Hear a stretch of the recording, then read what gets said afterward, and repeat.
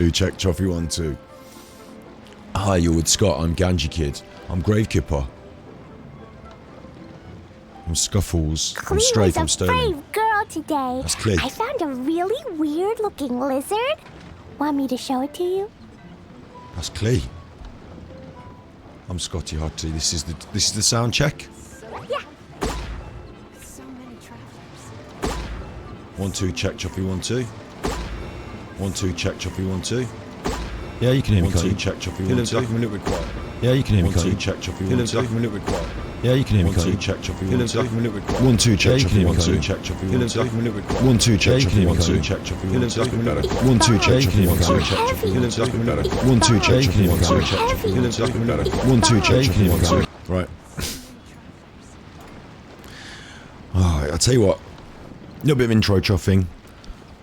I'm feeling a bit under the weather, but then the weather is blazing hot and great and lovely. Oh, I should have been out all day enjoying it. Oh, well. 1 in 20 people in the UK has got COVID at the moment. I feel like I might be one of them. Got a bit of a sore throat. I had it last week and like passed it off because I was saying, oh, I've been on the stream a lot. Did a test last week as well. It's negative, but I've been seeing a lot of these tests come back negative for people who are actually positive. So, I don't know, man. Just feel a bit rough. Dog's had 2 walks. He's lying down, he's hot. Explosion inside city wall. Grounded be thy woe. Explosions can hurt people. Gin can be dreadful.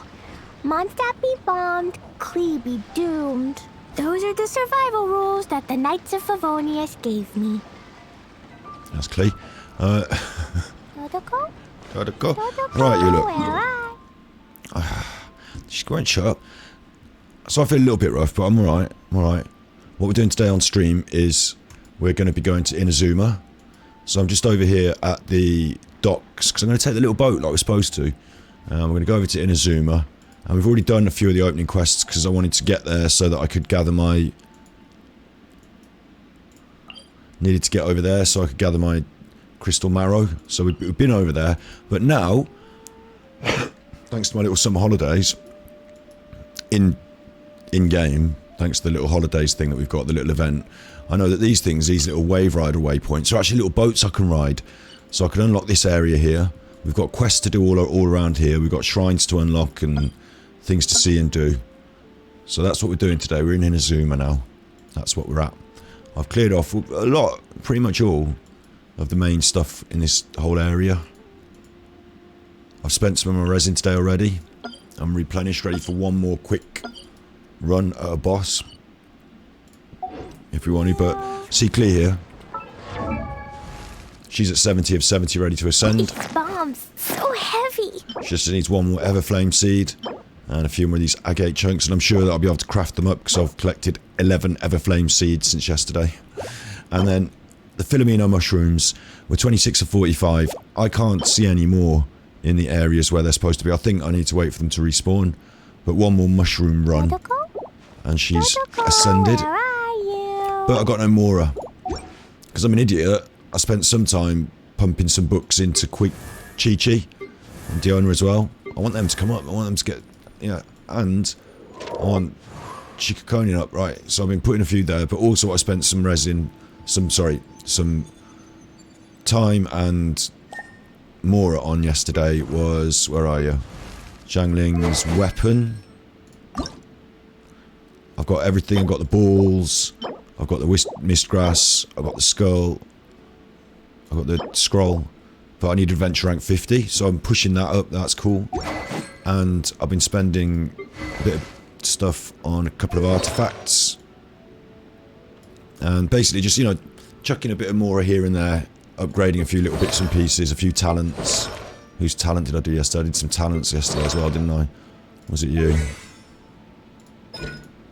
I think it was the hot chef. Yeah, she's all on 6s, look. So the next talent level for her is the last one, I think. I hope. And it requires Divalin's Claws, Philosophies of Diligence, like the gold things now, right up to the top there. So no more for that. I'm hoping that exploits in Inazuma will provide some Mora. But I just wanted to show you another couple of little cool things I've been doing. I just ran around and did my commissions earlier. This is now the main squad. Clee. Shang, I can't say his name. Wet Boy, Rosie, and Sayu. We now have interchangeable main characters.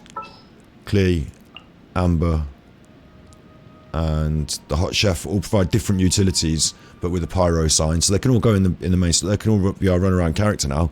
Amber's our main one, of course, but we've got those, and the Kipper, the Tripper, the Traveller, got them as well. So I swap my main one around a few, and if we're fighting the wrong, you know, if we're fighting something water based, I don't need Wet Boy. I'll change him out. But generally, that's the main squad, isn't it? That's our main squad now, and we're looking to bring up some of these lower rank characters up to these levels. These top 4 rows. Look at my characters now, man. I've got 1, 2, 3, 4, 5, 6, 7, 8, 9, 10. All utility, all usable, all reasonable. You know, I've got 2 full squads plus a substitute on each one. I can have pyro. If you go in the, and we will have another look at the Spiral Abyss. If you go in the Spiral Abyss, they want 2 teams, one on this side and one on that side, and I can do a good mix here of pyro, electro. Need to bring up a couple of these cryo characters, so I've got another cryo character. Something else that's cool, right, is we've got the full little squad. I got my full little squad. I'm a pro streamer. I got my full little squad. Hello, Shaz. Bill Kaya, he's good for sub DPI. The only problem I got with Kaya is he was mean to Amber. Seems like I should have just stayed in bed today. He was mean to Amber. The very first time Kaya and Amber met, he was mean to her, and he stood really close to her and was mean to her. So I just said, look you, I don't like the cut of your jib, I don't like your attitude, you're getting relegated. I did level 20 so I could have the wish, but left him alone really. Done the whole game without him thus far. Have never ever took him out for a run. He wasn't mean. He was. He's got a bad attitude. I mean, it's his way, isn't it? It's his way. I've learned more about him since. So, and then he was sneaky. We did a mission. We did a thing where, God, I'm trying to remember what I've been doing in Mondstadt now. We did a thing where, like, he was like, oh, maybe it was this, and we were like following these people around. It turned out all the right way around. It was him behind the scenes. Not to get too specific. He's a naughty chuffer, so I've left him on the back burner. And, you know, there's only so many books. You've got him at level 90. I'm sure he's very good. Thing is, I'm sure he's very good at fighting and, you know, doing all the things that, and, you know, but in my little world where Amber's my favourite, and she's the best one, and she's nice and positive and peppy, and you've got her in the squad. Kaya, like, and it's this fire and ice thing, isn't it? It's this fire and ice thing. Amber doesn't get on very well with Kaya, and I've gone with Amber, so. It's that fire and ice thing. But yeah, eventually when I got a few spare books lying around, because the books are hard to come by. Look, that's what I'm hoping to get out of Inazuma today. People either love him or hate him, do they? It's not, you know, I don't hate him. I just said, right, you're staying at home, you chuffer, until you can pull your socks up and start acting nicer to Amber. You can stay home. And also now what I've got is like, I'm the luckiest person alive. I thought I did really bad luck. I did my entire, you know, I did 170 wishes before I got my Klee. 170. I did the full double pity. And I did the first pity, I got Chi-Chi, and I was like, oh my god, that's good, but it's bad. Because what I really wanted was this full squad of little ones. And that's what I've got, and now I'm happy. I want Hu Tao, of course, everyone wants Hu Tao, but like, now I've got that full squad of little ones, I am happy. I just need to get Diona and Chi-Chi up to speed, get them up to the higher level so that we can play with them. But this is what I was doing yesterday. Check this out. Now, because I'm a free-to-play player, and I only had like 2 or 3 characters knocking around extra. But now, I've got this. I've got this elemental resonance kicking off. Fervent Flames activated. Affected by cry for 40% less time there, but increases attack by 25%. Ooh. Ooh, that's nice. That's, once you get used to that, you won't want that to be knocked there anymore. That's lovely. That's lovely. Is Klee worth it? Is it Klee or Amber you're asking about? Because they're both worth it. Because, I'll tell you for why. I'll just quickly say I've also got movement speed up by 10% and shortened my cooldown because I've got two. That's cool. Having this elemental resonance, that's another layer of gameplay that I've. So now I've got like a super duper. They're a bit squishy, but they're a super duper hit squad there. That's my super duper. Like, they'll kick your head in, right in. top attack.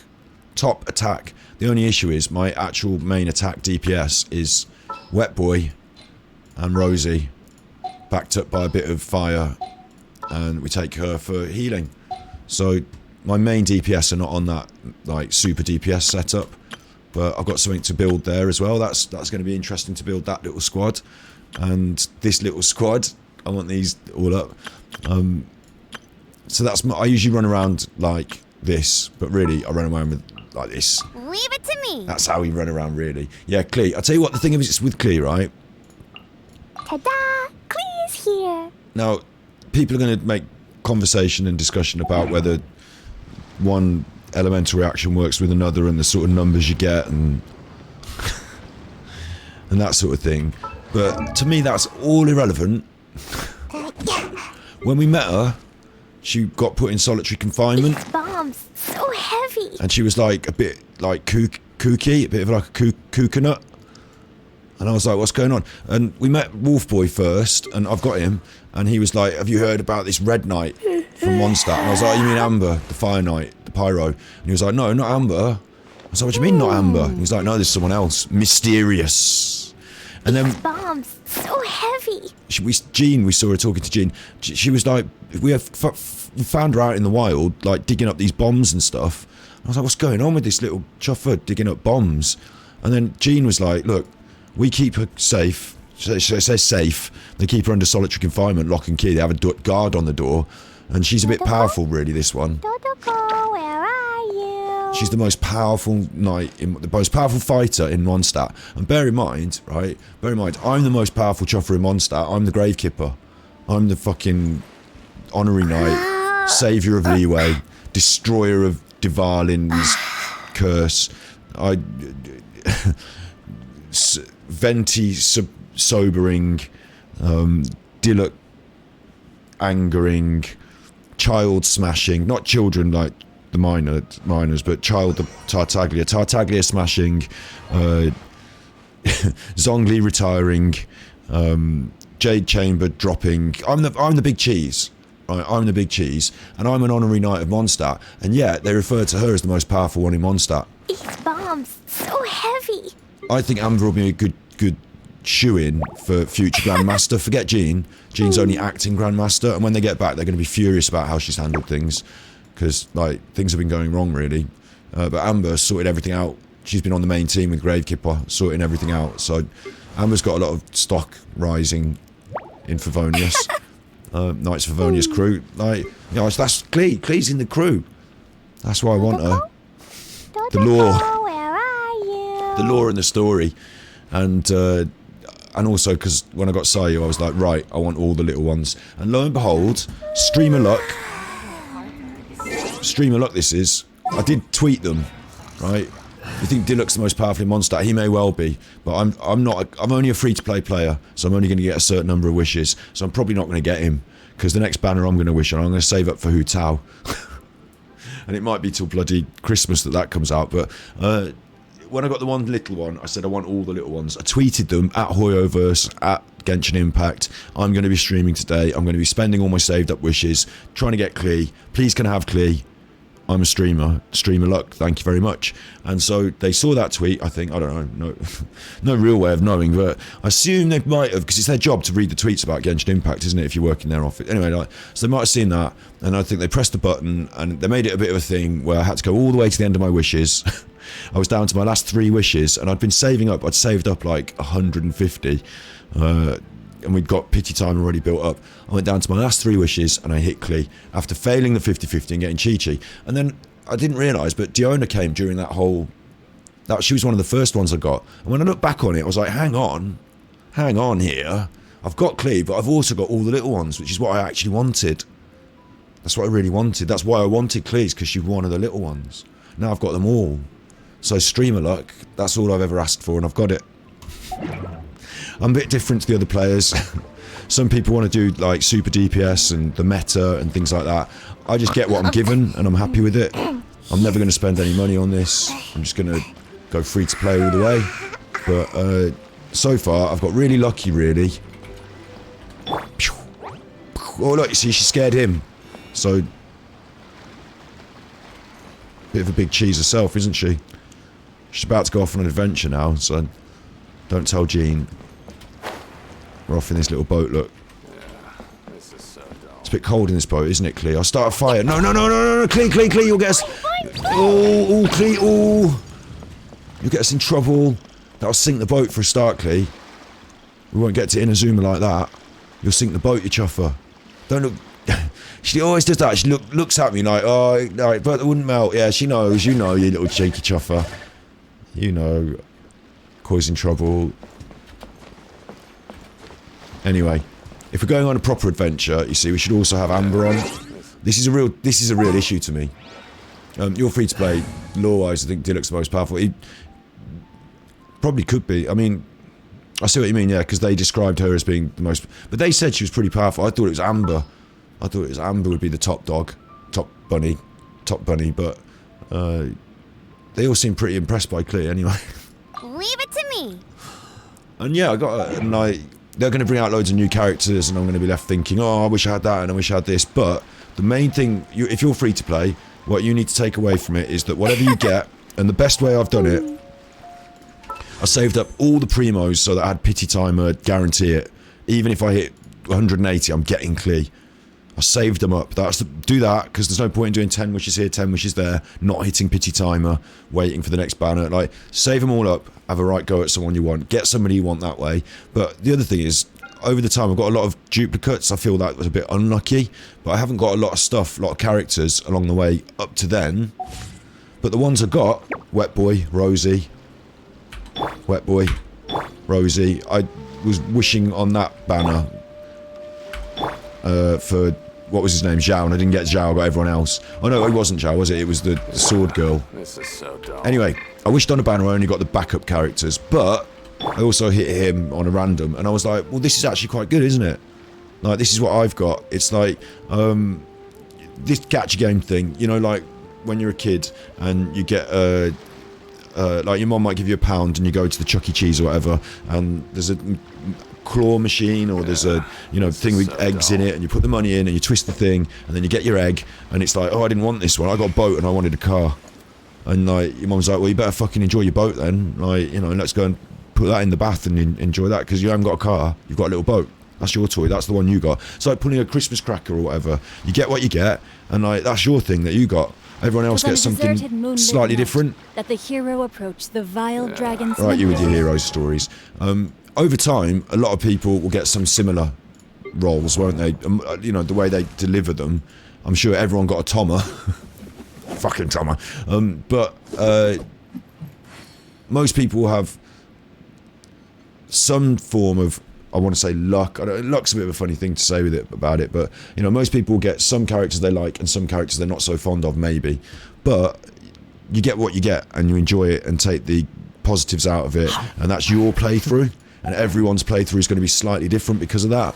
So I think that's kind of cool in a way. Like, I'm not going to wish I had, because I worked it out the other night. I worked out, and we'll do it on a different stream because I can't be asked to do calculations today. But I worked out the financials of what it would be like if I wanted a 5-star Clee, or you know, the C6 Constellation Clee. It's quite fucking expensive, I tell you. It was quite fucking expensive. So I'm already guaranteeing myself as a free-to-play player, I'm not getting everything. And nor would I expect to. I don't walk into a car showroom and say, I'll take the lot. You know, these things are quite expensive on this. If you wanted to spend real money on all this, and you just keep spending the money until you get it, it's thousands. It's about £270 just to guarantee a Clee. And then if you want a C6 Constellation, it can run into the thousands. Like, it's scary. So... yeah, I'm not going to have all of them, but yeah. What's my highest damage with Clee? About 300.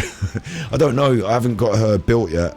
She's on the way to getting the numbers of books up her jumper. But I need to get some more stuff. It's these mushrooms are holding me back. Because they only respawn periodically. So there's that. I've got to do that with her. And then her artifacts, of course. Look, she hasn't got all her artifacts. Her weapon is, she's borrowed that off Lisa. That's Lisa's weapon. Lisa's having this shit book now. So we're passing this around. She's got to have her own weapon, and it's got to be red to go with her costume. So I'm waiting for something red. looking out for a good weapon for her. But yeah, all this stuff has to happen, doesn't it? And then once you've done that, then there's her talents. They're all at level 1. So I'm not going to get good numbers off her for a little while. That's okay. That's okay. Look at her. It's fine. It's fine. All will be revealed in good due time. What I am doing is I'm really close to like 5-star artifacts at level 20, getting a character to level 80, 18 Triumphs of the Depths. Like, I'm close to all this stuff. Storm Terrors, I can piss that level 3 one, but I'll do it now, yeah. So I'm clearing off this book and I'm heading to Inazuma. And through that process, I will get all the things I need and Klee will become strong. It will all just happen. It'll all just happen. Leave this one to the adults for now then, Klee. It's time for Peppy Amber to take the lead. You want to go out to sea and catch some fish? No. I want to... Not the Pearl Galley. I want to go to Inazuma. Am I tripping? I got nothing. Alright, bye. I thought we took... Oh no, we went on a boat with Bedu, didn't we? Yeah, that just takes you out to the... Alright, I'll just use my magic teleporter. Just use my magic teleporter instead, look. Forget it. Forget your boat. Forget your boat. Here we are. Oh, it's pretty, isn't it? It is, you know. Oh, look at that. All purple and that. I'd like to go on holiday there. Yeah. Amber's technically on holiday right now. This is like a jaunt out for Amber, isn't it? So fits in around here. She feels at home, but for Amber, she's like, oh, this is exotic. Hello. Oh, look what they've got in the shops here. And like, you know that when you go on holiday, right? Everything and anything. And you just go in like a normal shop, like a, you know, like a supermarket or something, and then you, oh, look at the chocolate bars here. Look at what it says on it. It's like called Plop. Look at, oh, look at the, look, they sell funny different drinks to what we drink. What's this? I'm gonna buy one of them. And you buy a little fun, you know, strange thing. You take it back. It's like licorice drink. Oh, yeah, that's horrible. I don't like that. What's the chocolate like? Oh, it tastes like Plop. No wonder. Over there. Come on, let's take a look.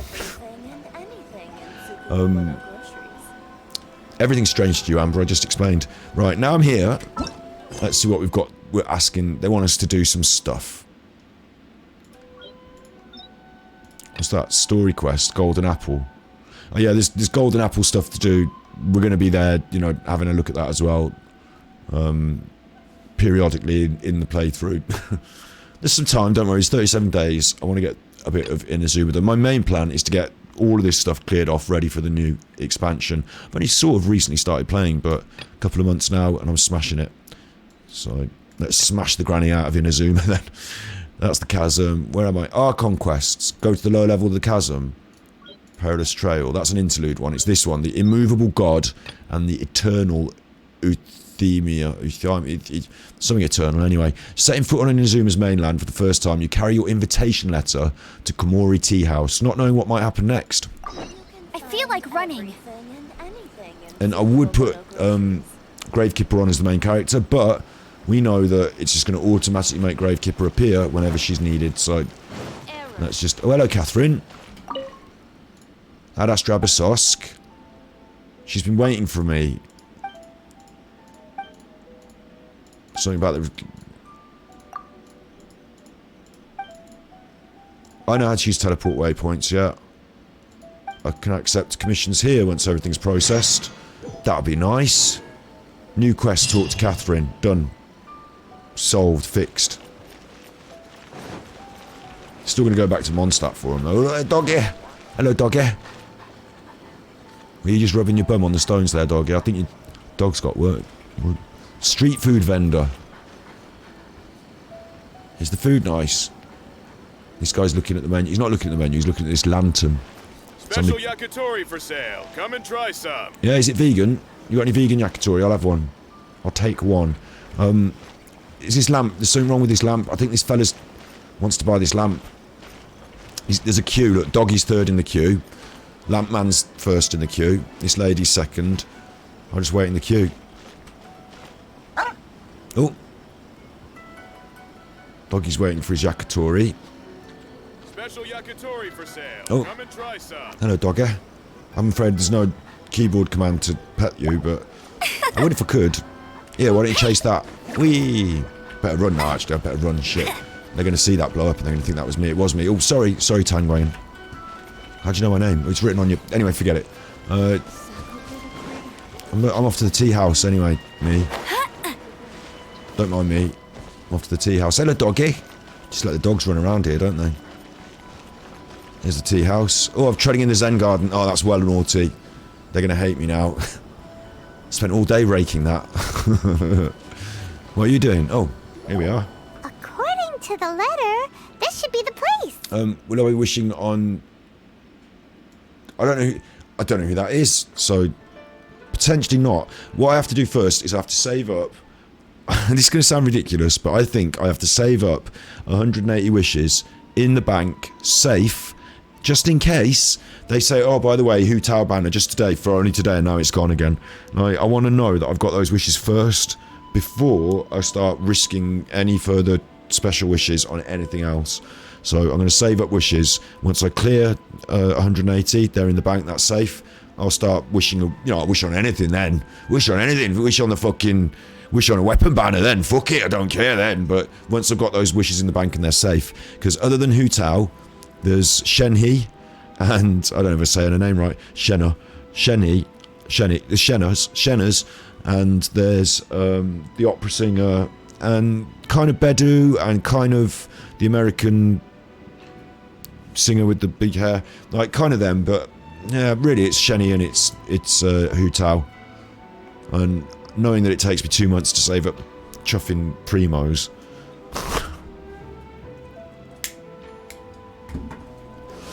But like I said, not tempted to ever start spending money on this, so I think I'm getting the world's best deal.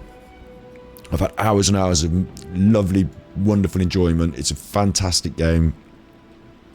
I'm absolutely enjoying it. Sorry, we don't serve the general public. I'm afraid you'll have to leave. Alright, yeah, we're not the general public, so I'm afraid you'll have to leave, you chuffer. Yeah, we're not the general public, you'll have to leave. In fact, I don't even know how... Paimon, tell her she shouldn't be looking at me. Look down. Look down, Cozy. Cozy, that's a nice name. Sorry I was so rude to you, I like your name. Wait! We're not the general public. Told ya.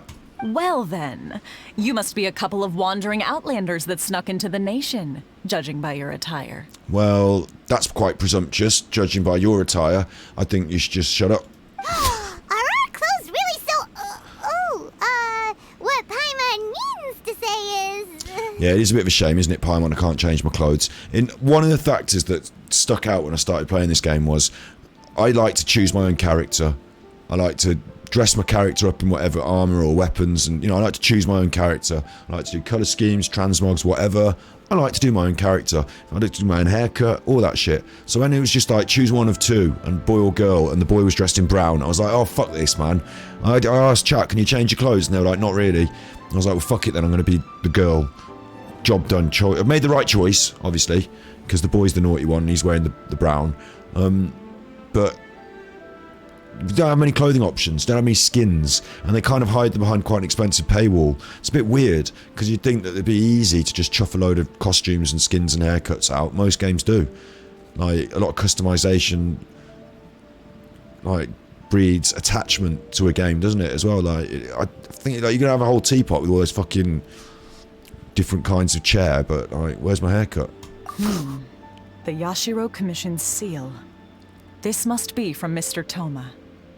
It seems there's more to you than meets the eye. Yeah, exactly. Don't judge a book by its cover, you. In which case, welcome to the Komore Tea House, a safe haven for the Yashiro Commission. I don't know if I even want to drink your tea now. I've heard they do nice coffee over the road. Come on, Paimon, we're going. Well, that sounds more like it. Come on, Paimon, we're going. What are we doing? No, we're going in. Right. It's nice when you get to go in places. Ooh, I blacked out. Oh no. Now that we're here, where's Toma? He was just there. I saw him when we went in. Paimon doesn't see him anywhere. Do you think he forgot his promise to meet us? Look, there's a little dog on the table. What are you all going on about? This fucking Toma. Who gives a shit? Look, there's a dog on a... Dog on... Someone clip that. That could go to the moon on one of those memes. Look. Who forgot their promise? I was beginning to think you'd forgotten about me. That's not Toma. It's not him. He's hiding behind the counter, pretending to talk as the dog. What? Is that dog talking to us? No. Relax. No need to look so surprised. I take it this is the first time you've seen me in this form? Shut up. You're not a dog. Huh. So you didn't see anything like this when you were in Liyue Harbor? Okay, so if you could turn into a dog, right? If you could turn into a dog and choose and be a dog or be, and change when you wanted to. When you wanted to go for a poo, would you go on the normal toilet in the house and wipe your own bum? Or would you change into a dog and go out and just go and shit on the neighbour's drive? Get someone else to pick it up for you. There must be some times where you'd be like, oh, hang on, just going to quickly change into being a dog. Go out and take a piss up a lamppost. Oh, that was better. Don't even have to wash my paws. Now that you mention it, this does suddenly seem less out of the ordinary. It doesn't really add up, Paimon. I know a dog when I see one. Yeah, I don't think he's a dog. Told you, I fucking told you. Alright, I've had my fun. Right. Now I think what we should do is launch, and I mean it, like launch. I mean, I don't often go in for these sort of things, but I think launch at him, right? Like really quick, launch at him, put him up against the wall, grab his arm, try and bend his arm, and he's going to be like, oh, what's going on? Oh, there. And say, look, don't fuck with us again, Toma. I don't like being fucked with. I knew you weren't there. I knew you were a fucking dog messing me around. We were busy. Come all the way from Monster. Go on the fucking honorary night of Monster. You think, messing. Oh, it's a dog. Let that be a lesson to you, Toma. And he's like, oh, careful that tea. And you careful that tea. And I'll grab his hand and put him on that hot thing. And, yeah, let that be a lesson to you, Toma. Right, now fetch me my tea. Hey, you're this close to getting an ugly nickname, mister. Told you, Paimon didn't like it. Told you Paimon didn't like it. Well, I've had some time to kill, given that I've been waiting here for you for so long, as was the case in Rito.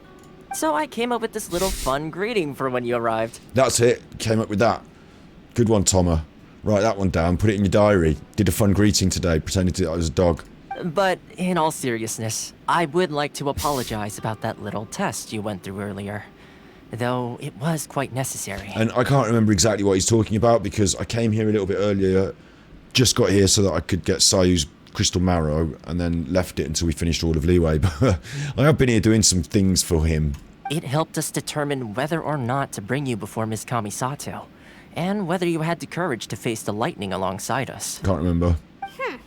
Don't think that Paimon's gonna forgive you just because you're getting all serious now. That's it, Paimon. You tell him. Paimon, look, once you've blotted your copybook, once you blotted your name in Paimon's copybook, that's it for you, you chuffer. In fact, I shouldn't be saying this because I've got him. He's one of our characters that I actually have, so at some point I might have to give him some books. See, this is what happened with Kaya. This is what happened with Kaya. Sorry, did I overdo it? My apologies. At least he's apologising, right. Let me just say this. You've often found yourself skirting the rules from the very beginning, haven't you? Don't know what you're talking about. Naturally, this is due to your unwavering and resolute determination. Can we have some tea? A long time ago, we had a friend who was much the same. But when the lightning struck... What about the tea? Is that tea going cold? So you've heard of his story. His light still burns all the more brightly. Are we going to be allowed to meet the Shirishikashi Himejimimi? Yes, of course. I will bring you to the Kamisato residence where the Yashiro Commission is located. Come on then, But what are we doing in the before tea that, house? There is one other place I was hoping you both would accompany me to. We're here at the tea house. There must be some reason for us being here, other than like you having a chat. Like I'm not even having tea. Oh? Where? Where are we going? Come on. I would like you to come with me to the statue of the omnipresent god. It's still under construction now. Right, fine. Come on. We'll go there. Where is he? He's not turned into a dog again, has he? Where is he? Is he just gone? I'm gonna go around here see what he was looking at. Precious chest. Raw meat. On the kabuto. That's fucking weird. Hello.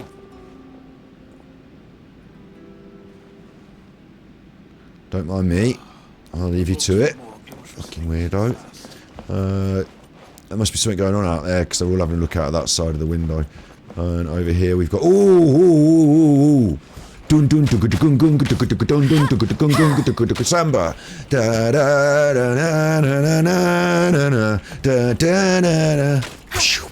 Bang. What's going on in the tea house? There's a party in the tea house. Why would you put a... What's this? Oh look, you go down. You sit like that on the floor level, but your legs go down and so does the table. It's a novel concept, isn't it? It's much more difficult to construct that than it is just put a normal table with chairs. Isn't it? You got to take a divot out of the middle of the floor. And it's dangerous, health and safety. You'll do your ankle, end up with your face in the butter. And what's the point in having this here? This is the raving room. Got the deck set up, got the big drums, setting up for a rave. And then what's this bit here? I suppose it could be the sound engineer bit, couldn't it? The sound engineer sat down behind a desk here. Sound engineer. And then this is the dance floor. Tea house. Thanks very much. Just say thanks very much to the doggy. Thanks very much. Woof says the doggy. Woof woof woof. Thanks very much. I feel a bit bad that I stole all its raw meat. It's going to go hungry now on account of us being a thief, but like we do thief all the chests. It is like it's sort of. I mean, I can't really. Most of the chests in Mondstadt, I said they were mine. I was like, oh, that's my chest. I left it there. No, honestly, I left it there. It's got my name on it, but around here I can't really claim that, so. Just tea leafing all the chests. Going to the statue apparently. I'm following this line on the floor and it's taking me for a nice scenic route. Look, someone's left something in here. That's mine. Honestly, it is mine. I left it there. Did you? Because I haven't seen you around here before. No, you haven't. Can I buy kimonos? Kimonos. The high quality silks from Leeway are out of stock, but we have many new kimonos. Kimonos. Feel free to have a look. I certainly will. May I ask who you are? She's the owner. I don't care who you are, I just want your kimonos. Can I not have a kimonos? You just said I could have a kimonos. Ah, it's teasing me now. Bulletin board, you can stuff your bulletin board up your arse. I want a kimonos. No kimonos for me. Go to the statue of the omnipresent god. Nice big bridge, isn't it? Hello, did you turn that light on just for me? Thank you very much. Must realise that you're being graced with nobility and dignitaries at this stage. Yeah? Did you realise that, or are you just not very talkative, are you? Moody chuffer. Has anyone seen the... Do you know where the statue of the omnipresent god is, mate? I'm looking for the statue of the omnipresent... Is that it? Could be, couldn't it? I mean, it's a big... Oh, this is... They said they would put... Oh! Do you remember? They said they were going to adorn the statue with visions. And like visions are pretty fucking valuable as far as I've heard, and that'll be them all on the wings, right? Get ready for the I thought, is that them on? Oh no, I can't get on it. I thought that they were going to encrust the hilt of the sword with them. Falling down into this maze of woodwork reminds me of the climbing frames that we used to play on as kids. Bet you can't keep up with me. You're right, Amber. They're always out in front. Right, here we are. Get me up these stairs. It's dangerous, leave them lying around, someone could trip and... Ah! I nearly fell then. Claims direct, where there's blame there's a claim. I was climbing up the statue of the omnipresent god and I fell and tripped and broke my ankle. I got £3,000 and 6 weeks off work. Where there's blame there's a claim. Here we are. This area sure feels gloomy. Gloomy. People probably don't come here often, do they? It does seem unfinished or something, doesn't it? Is this the permanent structure? Huh? Are Paimon's eyes playing tricks?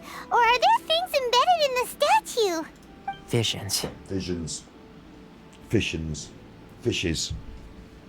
Fishes. Visions? Fishes? You mean all the visions that are collected from the Vision Hunt degree are put into the statue? That's what they said, isn't it, Paimon? You don't have to repeat it all the time. But yeah, and I thought there'd be a lot more, to be honest. I thought the thing would be like, you know, encrusted like a Chuffing. Hello, Snippies. I think there'd be, I thought they'd be like encrusted. Do you know what I mean? I thought the statue was going to be like covered in these visions, like Rhinestone Cowboy. But instead it's just like they've got 3. I'm going to be up there levering them out with a screwdriver later. So you've already heard of the Vision Hunt Decree? Screw your Vision Hunt Decree. All of my mates have got visions. And you have, you chuffer. You better hide that. Before I try to explain, I should perhaps remind you first that Mondstadt is the city of freedom, and Liyue is the city of contracts. Yup. As for Inazuma, it's known as the Nation of Eternity. Forever Inazuma. Inazuma. Do you know what's weird? Before I knew that, I labelled one of our streams Inazuma Forever. Or it might have been Liyue Forever. Genshin Forever. The Nation of Eternity. Anyway. The Raiden Shogun is both the nation's most powerful ruler and its deity. Glad that we figured that out, because I've had trouble guessing who the deities are. The Eternity in question is her endless and unchanging will to rule over Inazuma. Unlike Zhongli, who gave it up because he's fed up of it. As such, she relies on the Tri-Commission to regulate the nation's affairs and the Sakoku Decree to limit the people's movement. The Sakoku Decree sounds a lot like cocoa milk. Cocoa milk, coconuts. Do you know what I learned? We'll have to wait for Capital K to talk about this, but I learned that coconut song was actually made by a lady who used to be a man. That was a transex. It was a lady who used to be a man. And I didn't know that when I did my review yesterday. So there's two things that really stand out to me. One, where I critiqued the backing dancers as having more feminine physiques. I think I need to take that out of the edit. That doesn't stand up to the same scrutiny as I thought it would, looking back on it. And number two, like, I think everything else I said still stands because I'm judging her as a woman. Yeah, I didn't know, and I didn't know, so I just judged her. I don't think that's the point. I think that's what you should do, isn't it? You should just be judging her as a woman. I think that's fine. But there is then a further conversation to be had about somebody who was born in a man's body, who perceived themselves to be a woman internally, who has transitioned, and their perceptions of female attributes that they're then, like, you know what I'm saying, don't you? It might have been an interesting take on the importance of the boob. You know, their take on it. You know, I was saying that I was doing my thing about this song. This is a real little tangent now for a second, but I was doing that because I'm gonna have to repeat all this in a proper episode because I can't release that yesterday's clip until I recover this. But boom, boom, boom, boom, tits, tits, tits, tits. It's a very masculine way of thinking about tits, wasn't it? Which I'm not saying, that's not my colouring perceptions of that artist who is a woman, but it could have been perceived as a masculine way of presenting tits. So there's something to be said about that, to have like a conversation about that. I need to do that, and I need to get ahead of the game because I want to release the clip where I review the song, the Coconut song. I want to release that clip, but I don't think I should release it until I'm ahead of the game, ready with the next backlash response. That was, I didn't know. I thought it was a woman. It is a woman. So what are you on about? But I come up with something else. Where's my phone? My phone's in the other room. I come up with something else. I thought I should write a song myself. You know, I've got that computer music program. We can do it on stream together. We can write a pop song ourselves. And I started penning the lyrics. They're a little more thoughtful. And it's about, like, I didn't realise all the things I never knew I missed till I got tits. And it's about how people might look at you differently when you gain these tits, and what tits mean, to have tits, to be a woman. Do tits define a woman? They certainly seem to for that woman. You know, I wrote a more thoughtful set of lyrics that I started writing a guitar song. It can't be a guitar song, it's got to be a doom, doom, doom, doom. And, you know, the chorus has really got to be like tits, tits, tits, tits, hasn't it? But I think we should write our own song, and then we could volunteer it, and maybe she might want to sing it. Or at least, you know, I'll be ahead of the game then anyway, because if I release what I said yesterday, and don't give it that, you know, PS, but also apparently she's the youngest person to ever transition, so here's another, you know, spectrum angle. Like the Gay Times celebrated that song and for a different reason, like as like a celebration of a young transition. Like, do you know what I mean? So, like, I can see that. Oh, it's tongue in cheek. Oh, it really. I said, oh, it's parody like Ali G, but it is a bit more like if it's coming from the gay community, like, you know, you got like, you know, drag queens are a bit more tongue in cheek, aren't they? Like, you know, there's a bit more of a spectrum there that you sort of a different spectrum that you context and culture that you sort of give more acceptance to, I suppose. So, but ask, yeah, that's a really good comment. Yeah, ask a woman who's lost their tits what it means. Yeah. But I was just writing a little song about what it would feel like to be a woman inside and to not have any tits and then to get tits. I mean, that actually happens to most women, doesn't it? Because they start out as young people with no tits and then they're like, oh, I hope my tits grow, and then their tits grow and they're like, oh, here are my tits. Like, but for that young person who transitioned, they didn't think, oh, I hope my tits grow. They thought, my tits are never going to grow, what am I going to do? And then they transitioned, they were like, tits, tits, tits. So that's, I'm going to just draw a line there, because I've said enough now. That's something I need to say with the music video playing behind me in conversation, so I can add it onto the edit of the clip from yesterday. We'll talk tits another time. The Shogun wishes to keep Inazuma in stasis, allowing the stream of time to flow from one end to the other without disturbing it for all time. But it was funny, wasn't it? I did all that ranty review of the song yesterday, and I didn't know the full context, but that's fine, I think, because like I said, I think 2 points. One, I would probably remove that critique about body, image and shape, which was only a little, like, you know, point about the backing dancers looking like they could more likely be the lead singer. And the other point I was still stand by, which is that I was judging her as a woman and she presents to us as a woman, so that's fine for me to judge her on that footing. Seems like every god has their own will. Of course, this is my own limited understanding. As for the reason behind the recent Vision Hunt decree, perhaps the Shogun believes that visions grant people the power to change, and that her eternity doesn't allow for such instability to exist. Right. Whatever the case, the fact is that the Raiden Shogun has dispatched the Tenryou Commission to scour the nation for visions, embedding each one in this statue. And this statue of the omnipresent god can be seen as Inazuma's symbol of eternity. But what that does say to me is, like, you've got two Dendras, you've got Cryo, a couple of Electros, Hydro, and a Geo. Whose are these? I mean, we're going around killing people for these. You know, what's going on? Who's missing their visions? But if that's the case, wouldn't you say that the Raiden Shogun is being, oh, I don't know, selfish? Only outlanders such as yourselves would ever dare speak out so directly against the Raiden Shogun. I think it's really interesting as well that in each place they've got their own god, and their own god has a very different perspective on what's going on, like both to the people of the world and to the other gods. There's like no consistency.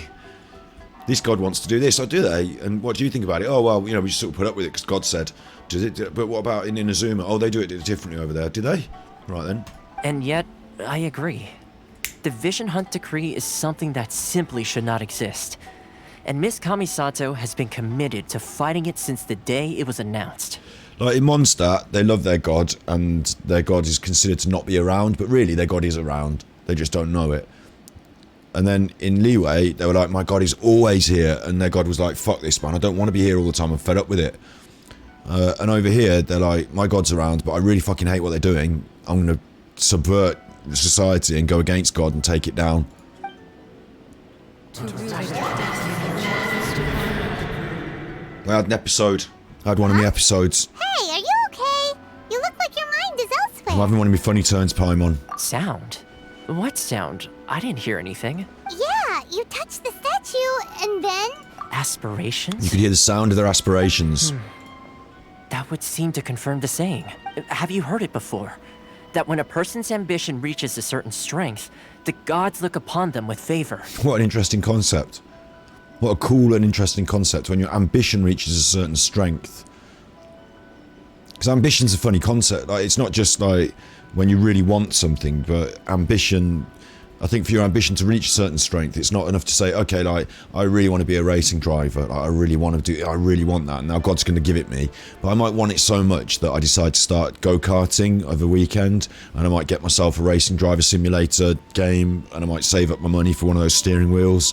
You know, I might want it so much that I get myself actual track lessons, and then work experience at a racing team doing stock car races or anything. I might want it so much that I work part-time behind the scenes at the stock car racing garage depot or the motorbike racing track, just because I want to be near racing. And then I might want it so much that, do you know what I mean? And then when your ambition reaches a certain strength, the gods look upon you with favour because you put so much effort into it, because it's your ambition.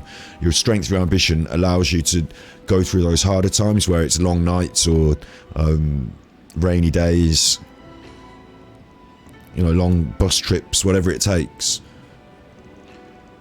You know, the harder times when you're running through the rain, gritting your teeth, those times, that's the strength of your ambition. And that, I'm pretty sure, yeah, the gods do look upon that with favour, don't they? Certainly you've got to force yourself into positions to make your own luck.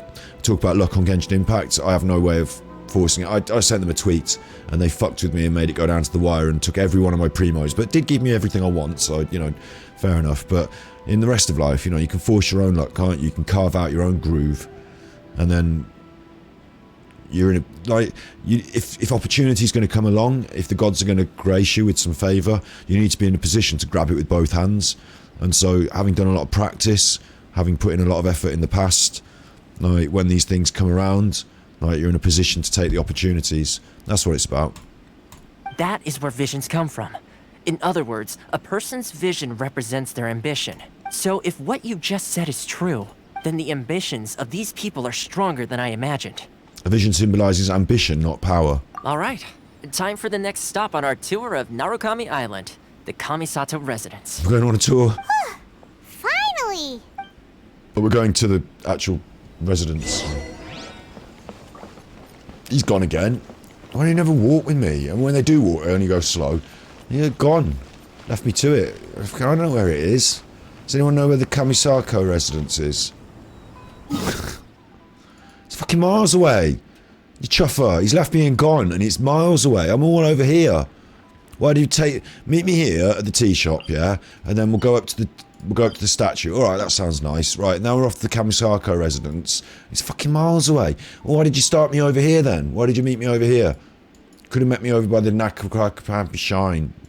No, you didn't. Got to go all the way. I haven't unlocked these teleporters yet, so I'm going to have to make my way across the landscape. Oh, there's a little boaty there. You can have a go on the boaty. It's up to you, however you want it. Let's see, have I got an ass-kicking team together? Because we might have to do some ass-kicking. And I have recently upped the world level, but I don't care, because I'm so tough. I'm so tough. Hot chef in Leeway on tour. I can't wait any longer! In fact, most of my squad are Mondstadt and Leeway based. I've only got Sayu. Who have I got? Oh no, the new ones are all... I should have him on for this, shouldn't I? She's Leeway. He's Inazuma. Favonius, Mondstadt, Leeway.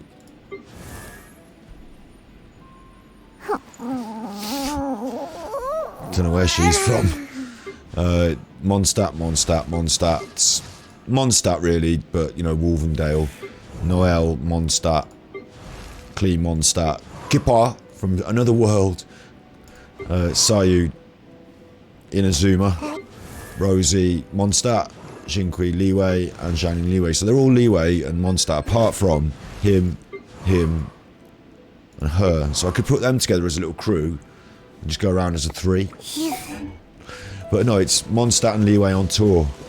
We're all here now, all together, having a nice holidays. Nice little holly bob. Should we use the boat? Bear in mind, I've saved all of this. Look, there's a chest over there, so we ain't going on the boat. Going for the chest. I've saved all of this. I haven't done any... Oh, there's someone's got a problem up there. They need a quest doing. Leave it for now. Oh my god, look at that chuffer. So I'm glad I saved this, because what I was going to say, because I want to discover things on stream. Look at that chuffer. You know, crystals and...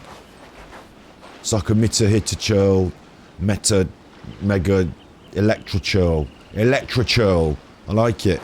Right, it's going to have to die. Not gonna have that running around, scaring people. Judgment!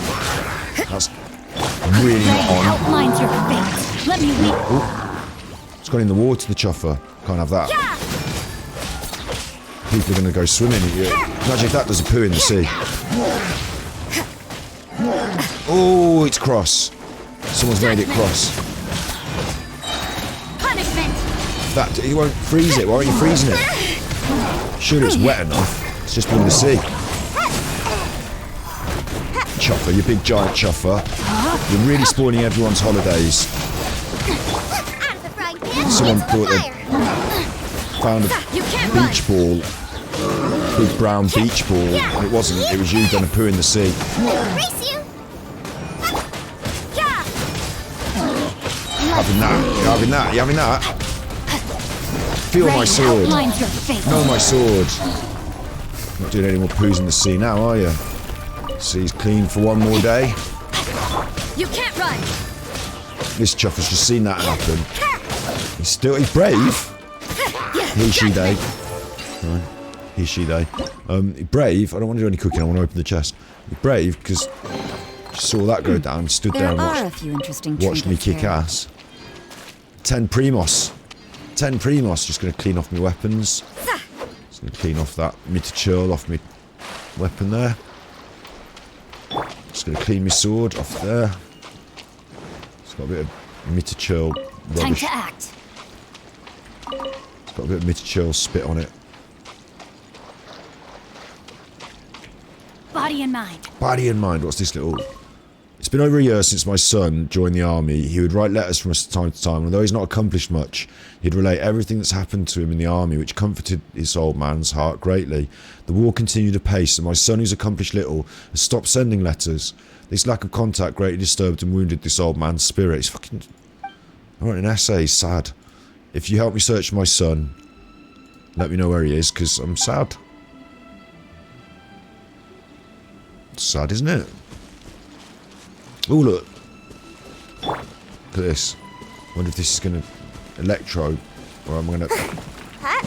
No, I'm going to need something else for this. What am I going to need for this? Do I need one of those electro things? Nice and spicy.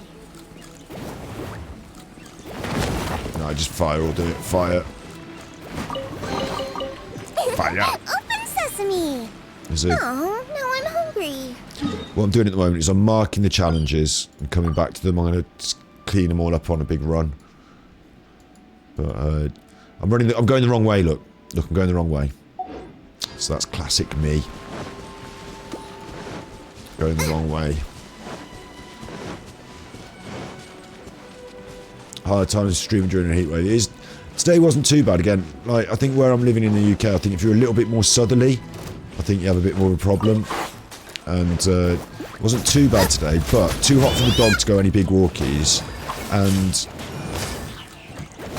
I should have more fire characters on here, shouldn't I? Or at least an electric. No. Oh, she's dead. Ruined. I'm messing about and she's dead. Right, run, run. Oh, he's coming after me. You chuffer, I haven't got the squad for that. Not got the right team on. There's all sorts going on in here, look at his forest. Teleporter reached. Look at this. The sacred forest in the moonlight. It's lovely, isn't it? Little pigger, little pigger dog thing. Little dogger pigger thing. Stone pigger dogger. And little waterfall. Wet boy's liking it. He's like, oh, this is giving me inspiration for my books. Shut up, you. About your books. No one needs to hear about your books.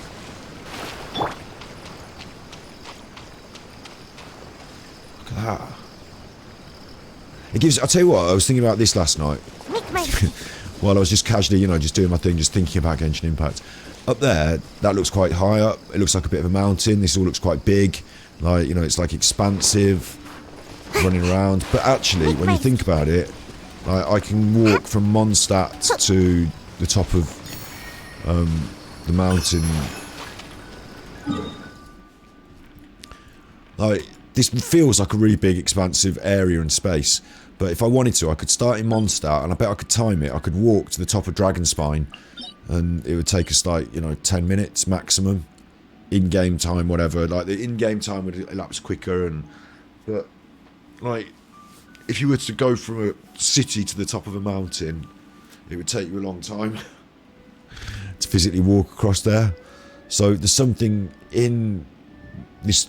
There's, like, something in the balance of how big the space is, really, how you cross the space at whatever rate and speed comparatively. I know we can teleport, but... there's something in that, and it feels real enough for it to not feel small and silly, and, you know, I can run to the top of a mountain, so it's not much of a mountain, is it? It actually feels big. But if I were to actually set my character up to, you know, run up it, it wouldn't take us all day. But in real life, if you were to stand here and say, I'm climbing up this big mountain, then it would take you all day. So it's weird, that is, isn't it? Like, you don't feel like you're zipping through this landscape. You feel like you're walking at a reasonable pace and that everything's quite laid out and spacious. But you get there quite quick, so... I don't know. I'm just going to swap out Xinglang. She just got killed.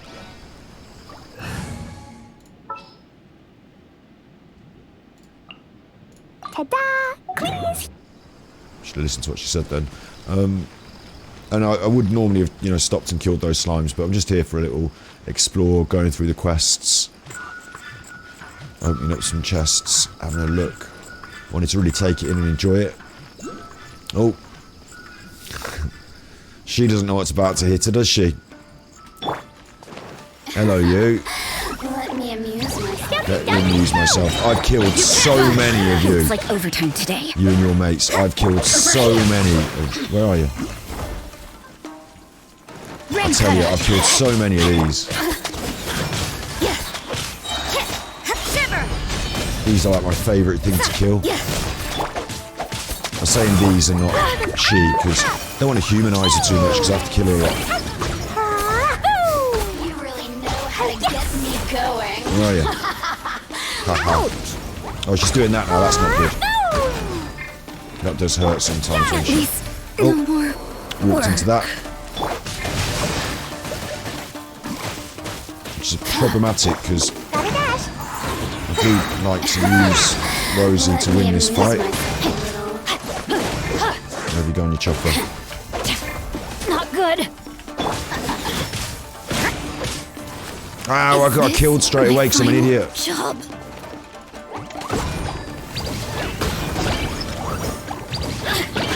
Yeah, you don't like that, do you? Over here. Where have you gone? I hate it when they run away. That's why I like freezing them. They're picking on me! Wrong button. Was an accident. Wrong button. Rain outlines your fate. Look at me.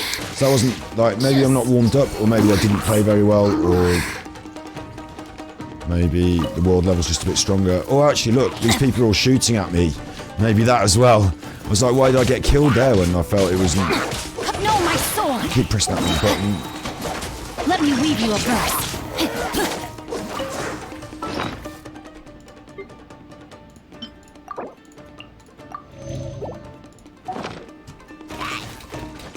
Didn't realise you were shooting arrows at me, Chuffing.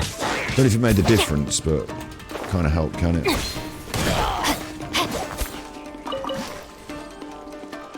Ding ding ding ding ding ding ding ding ding ding ding ding ding. I wonder if that's a famous Japanese song that they're ripping off.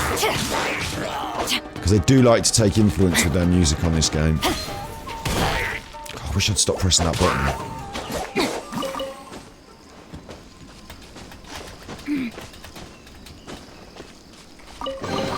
No, it seems a right shame that everyone's dead. Valiant endeavor.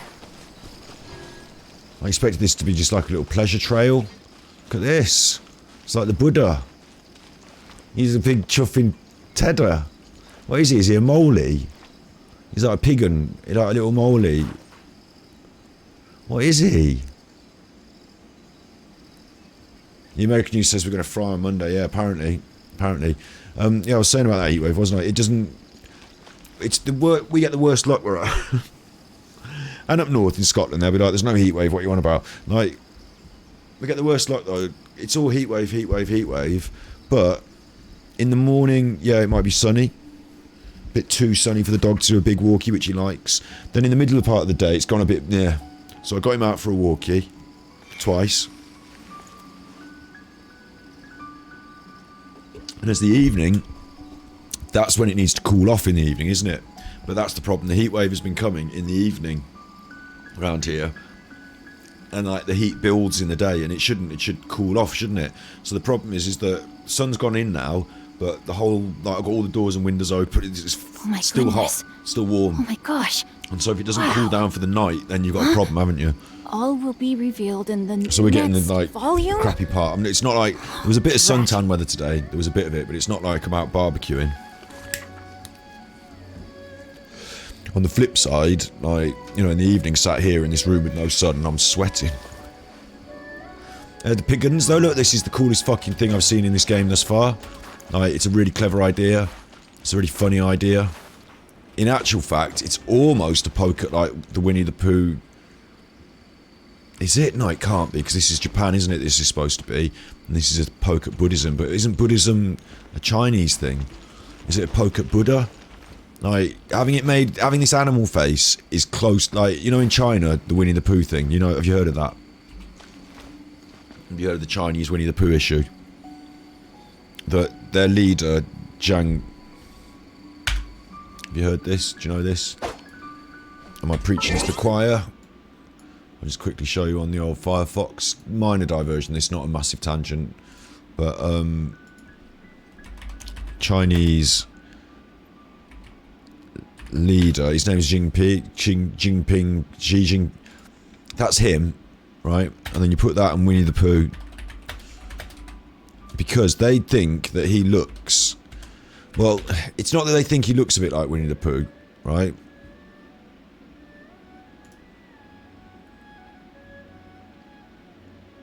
It's been sort of, you know, joked about that he looks a bit like Winnie the Pooh. Right? That has been said. And then he didn't fucking like it. And you know what they're like in China? They don't fucking like it. If you do this in China, like if I had this picture on my phone, anyone wouldn't have a phone, would I? Wouldn't be allowed a phone. Not me, wouldn't be allowed. If you have that picture on your bedroom wall, they'll come in and kick your wall down and take you off to the prison. You know, if you for any reason, I mean, this is like racist in a way because he's yellow skin, Chinese. It's kind of racist, but it's not about the race, is it? It's about the teddy bear resemblance, and he doesn't like it one bit.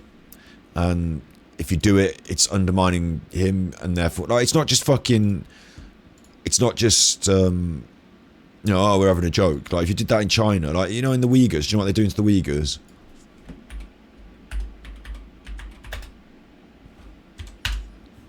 Like the Uyghurs are like a rural, I'd say rural, they're an ethnicity, like a rural people. They're northern Western Chinese people, and they live up near the mountains of Nepal and stuff. Some of them actually don't live in, hopefully some of them don't live in China, some of them do live in Nepal, but they're, you know, they've been there for a long time. They're traditional people from that area, and they're Muslim, and the rest of China are not Muslim. So what they've decided to do is just fuck them off, really. Like, do the old Hitler on them. This is all the Uyghur men. They're in a, you see, they've got the camp. It's not Butlins, this. It's not holidays. This is not holidays. They've got those, they're not in prison either. They haven't done anything wrong. This is a cultural re-education centre where you're behind the barbed wire fences with the police and the soldiers, and they'll shoot you. But what you have to do is you have to learn about your real Chinese identity, and obviously not be a Muslim anymore, and forget about all that traditional home cooking. Basically, you're not a Uyghur anymore. You're to be a normal Chinese person, you fucking dickhead. Otherwise, we're going to fucking kill you, they say. This is what the Chinese are doing. And then they're like, oh, I don't like this. Blue's not my favourite colour. Right, get him out. Get him out. So, and then they're sterilising the women as well, which is pretty bad. So they can't have any more babies. I think they're doing it to the men as well. Like, it's all pretty bad, isn't it? It's not very nice. You don't want that happening. I think it's genocide. Is that the term? I think that's what the term is. Genocide. We should all be pretty cross about that. It's the sort of thing that you could actually have a serious world war over. You know, looking at what Hitler did and all that. I'm a bit surprised we're not so swift to go and say, hang on, what the fuck? Obviously, I can't do anything about it. I can sit here and say it, mention it when it's important, but... And it is important all the time, but, you know, for some reason it's not important all the time to us in the West. It's like, you know...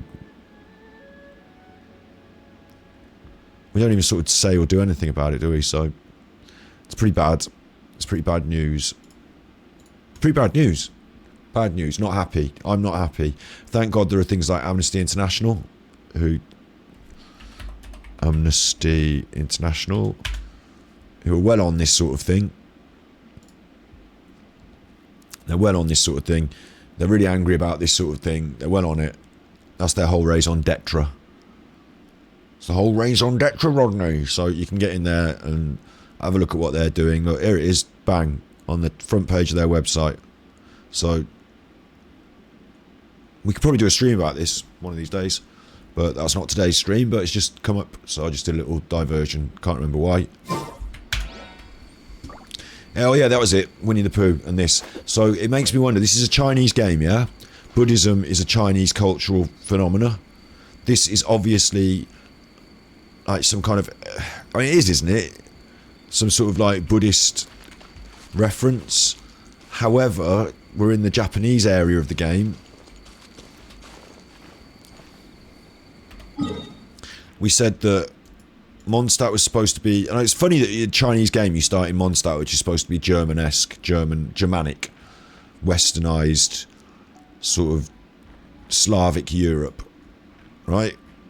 You got that. That's where you start, which is weird. I mean, it's not weird to me because I'm used to playing Breath of the Wild and going to places like Springvale and Windrise, but then Breath of the Wild was set more in an Oriental setting, wasn't it? And you went to Kakariko Village, wasn't it? In fact, it's always been set in a more Oriental setting. It's just was more pronounced in Breath of the Wild, and so you do come over here to what is supposed to be emulative. It's an emulation of. It looks a bit like, feels a bit like.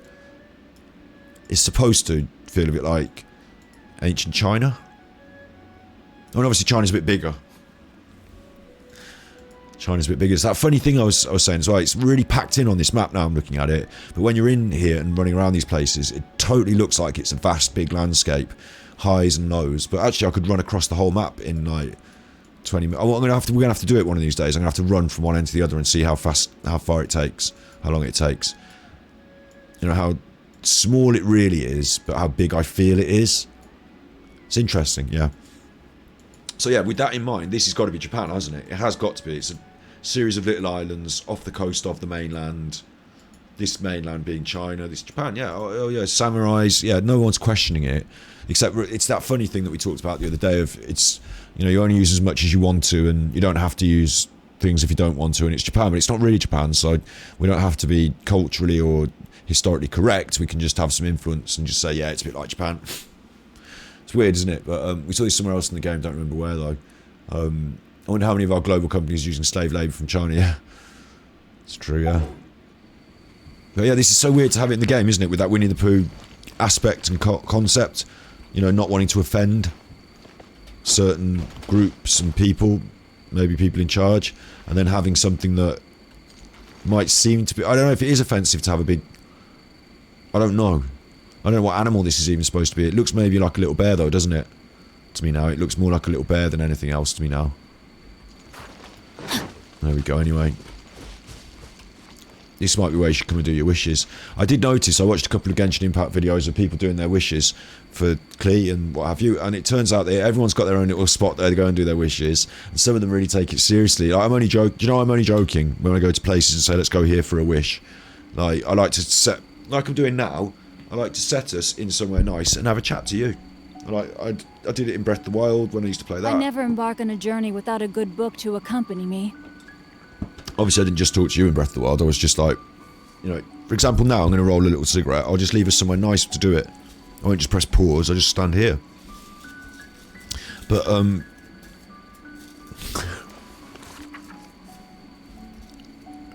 forgotten what I was going to say now anyway. Fucking chuffer. Super chuffer. good though, isn't it? The old Genshin Impact. It's good. I've got an Asmongold to react to as well today. I've got an Asmongold to react to. When I'm feeling it, if I feel it, we'll react to It it. was on a deserted moonlit night that Asmongold. the hero approached the vile dragon's Yesterday, limpid lair. Asmongold dropped the GI into conversation again. He mentioned Genshin Impact. And I like Asmongold, he's one of my favourites, but the things he was saying yesterday weren't all bang on exactly what I think, so I can make my own video and react to the Master Reactor. So I think we might do that, and it's funny because he mentioned Genshin Impact, so you know, we can do that. It's only a little thing, but it might spiral out of control, so I want to get Genshin Impact played and slayed and, you know, in the can first, and then see how I feel, because we've got Sunday as well. I could always do it tomorrow, but you know, today's news, tomorrow's chip paper. Things move very fast on this internet, don't they?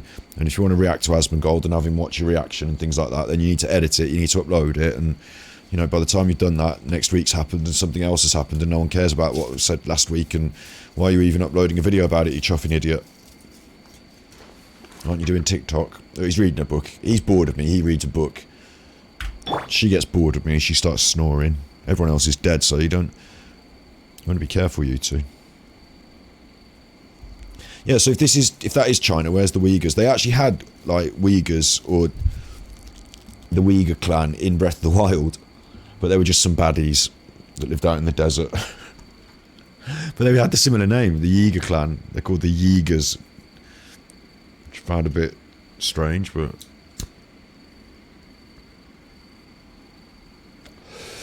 they were some of the coolest enemies in that Breath of the Wild, actually. And you got cool enemies in this as well. I hope we don't bump into many more of them right now, though, because I've got everyone killed.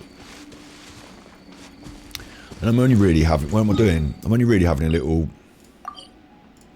like, wander up through some bushes. I didn't think it was going to be all hectic. I thought it was going to be like a little holidays. Of course, you do see things along the way, don't you, all the time? You know, things to kill, people to... Well, hello. That's that little bear. He's got a leaf on his head. I've got a leaf on my head. That's a little tanuki. I'm dressed as that. Look, I'm dressed as this bear.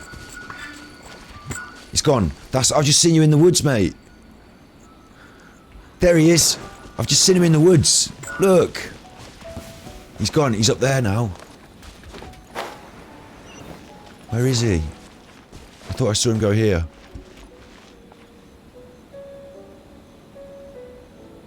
Well, that was good. I like that. That was... You might want these berries. I'm going to leave one berry on the bush, look, for the little bear, just in case he wants one. I didn't know where that... It was good, though. That was good, though. I am going to have to change up the squad, so I can get an electrode to pop this thing. Oh, I've got an achievement. Find the bear. Come into contact with the statue of the omnipresent god. Claim. 5 primos for touching that statue, which you have to do as part of the story. But if it said it on a list, what I like to do is look down the achievements list and say, right, I'll get that, I'll work towards that, I'll do that this time. And if I'd seen touch the statue of the omnipresent god, then I would have been like, how'd you do that? I'm glad I'm not looking at it. Squad, mate, squad. We need someone Electro who's not dead. Is Wolfboy dead? I'll scout ahead. Yes, he's dead. Got everyone killed. I don't usually get everyone killed. It's quite easy to resurrect them, but, you know. Just switch to Lisa, just for this. Here, let me help. She's even got a rubbish book. She's even got a rubbish book on, but that's all she has to do. What? The little bear come out. I got a circlet. I've not seen that before.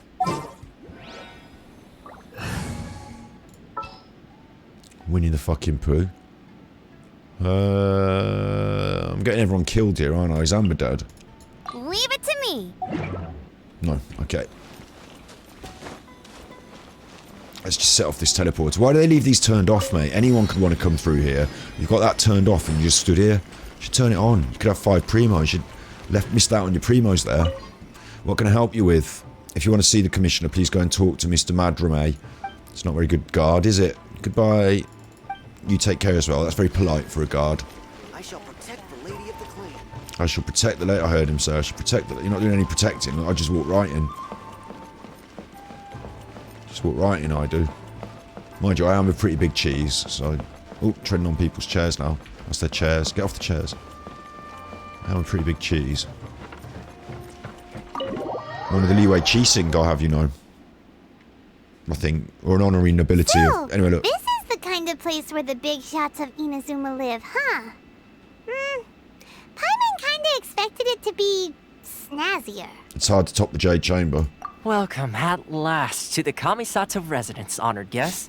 Miss Kamisato is delighted to finally meet you. Is this the Shirasage Himegimi you keep going on about? So, where's she at? Ooh. Oh, behind the screen? Now, bear in mind, right, when I started playing, she was on the banner. Or she was the banner that just came out. And I didn't wish for her... Well, I did wish for her a couple of times and got the B-side characters, didn't I? I never got her. So I can't get too, like, excited about how cool she is with her samurai sword. And she was wearing a skirt, wasn't she? And she had little socks on and she was going at it with the samurai swords. And we had the animation when she did her special move. Yeah, she's brilliant, yeah. But forget it, we're never getting her. Yes. As the daughter of the Yashiro Commission, this is how Miss Kamisato is accustomed to receiving guests. And she's God as well, isn't she? She's a god.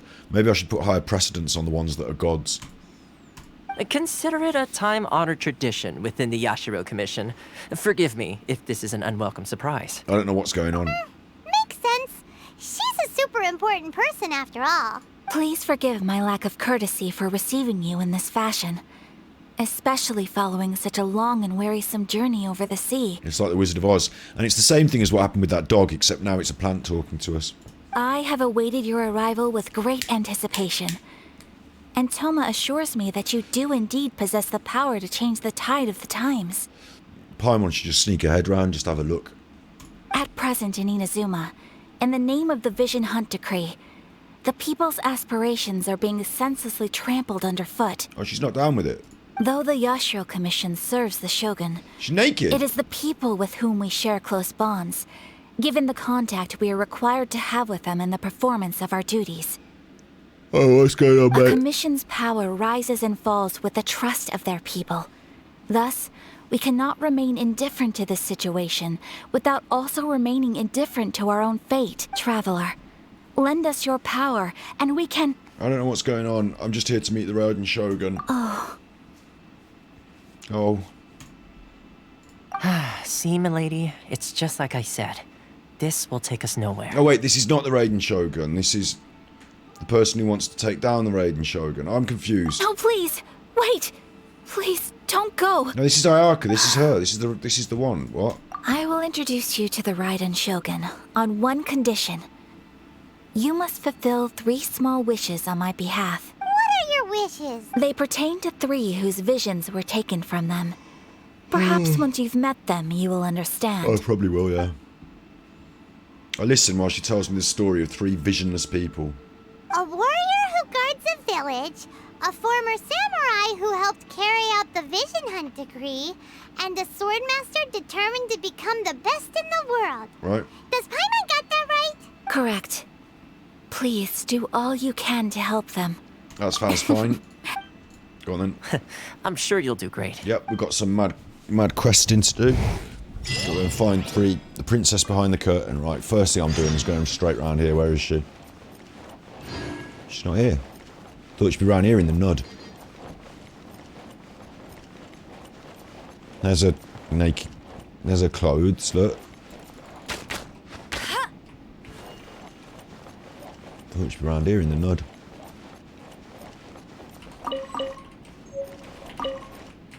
My books, they're my books. She's not here. Cheeky. Tom is there though. Tom is hanging out. He's gonna stay. She's in the nud, you're staying. Oh, I get it. Yeah, I get it. Alright, whatever.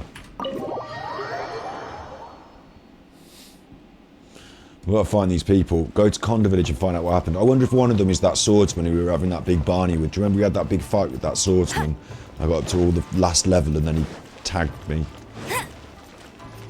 Right, hang on, where are we now? We've got to go over here. Well, that's easy. I've got one of those marker points. I think I need to resurrect the squad because I think we might suddenly get into trouble. So I might, since I'm doing magic flying, I might magic fly myself up to this. Up to there. Resurrect everyone. Go team.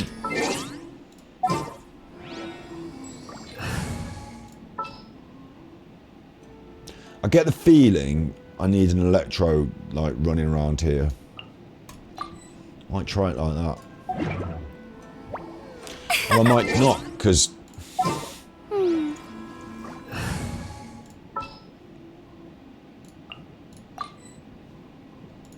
Character is down. Yeah, well, I'm here to resurrect him. What do you think I'm fucking doing? Now watch this. I'll press Statue of the Seven. Statue's Blessing. And he won't be down. Look, he'll be up. He's up. So what's going on? Chuffer.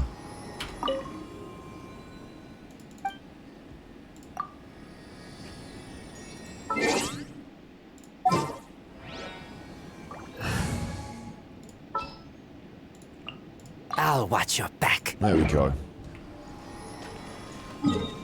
Right, so we're supposed to go there and do this, right? But, look, this whole place has not been unlocked. And I know how to use the boats now, so... All of a sudden, we're taking a slight diversion, but we're still in Genshin Impact, I'm still in Inazuma, and I'm not messing. Look, there's chuffers over there.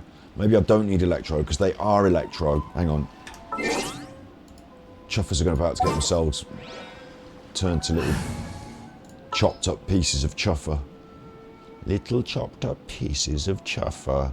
Right, let's go switch. Just sharpen my spear. And we have recently upped the world level, so I was able to cream these dudes the other day, and now we up the world level, so let's see what happens. I mean, I'll still cream them, watch. Judgment!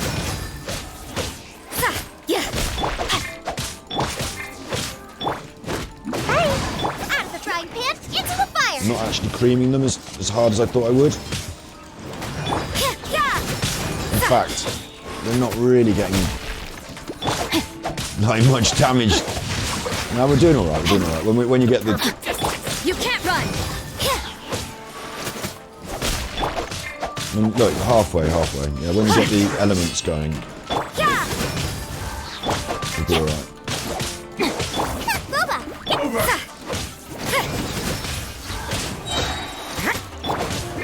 Rain outlines your fate. Rain cutter.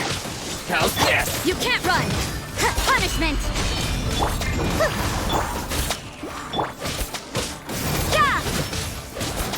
One down. But they are taking a bit longer than You can't run!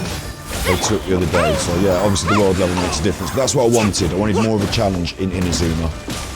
Oops. Pay attention. I didn't want to be completely overpowered. So that's cool. Right, I'm going on my little boat. General Crab is in the army. Army Crab. General Crab. Let's get these. These are mine. Where's my boat? Body and mind. Did I say there was one of these? Oh, there it is. Right, I should have been doing this weeks ago.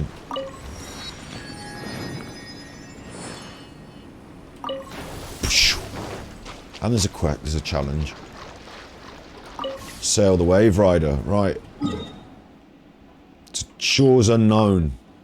Let's go. I mean, obviously it will tell us to go there later, but I just want to go and see it.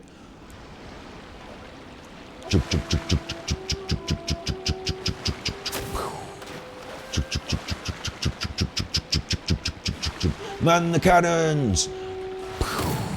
Man overboard! Why is it man everything? Sexist. Was piracy one of those? Do you not like me? Was piracy? Marlo, Daddy, Marlo. It's all right, bud. Daddy's just discussing whether piracy was a patriarchy. Chug, chug, chug, chug, chug, chug, chug, chug, chug, chug, chug, chug, chug.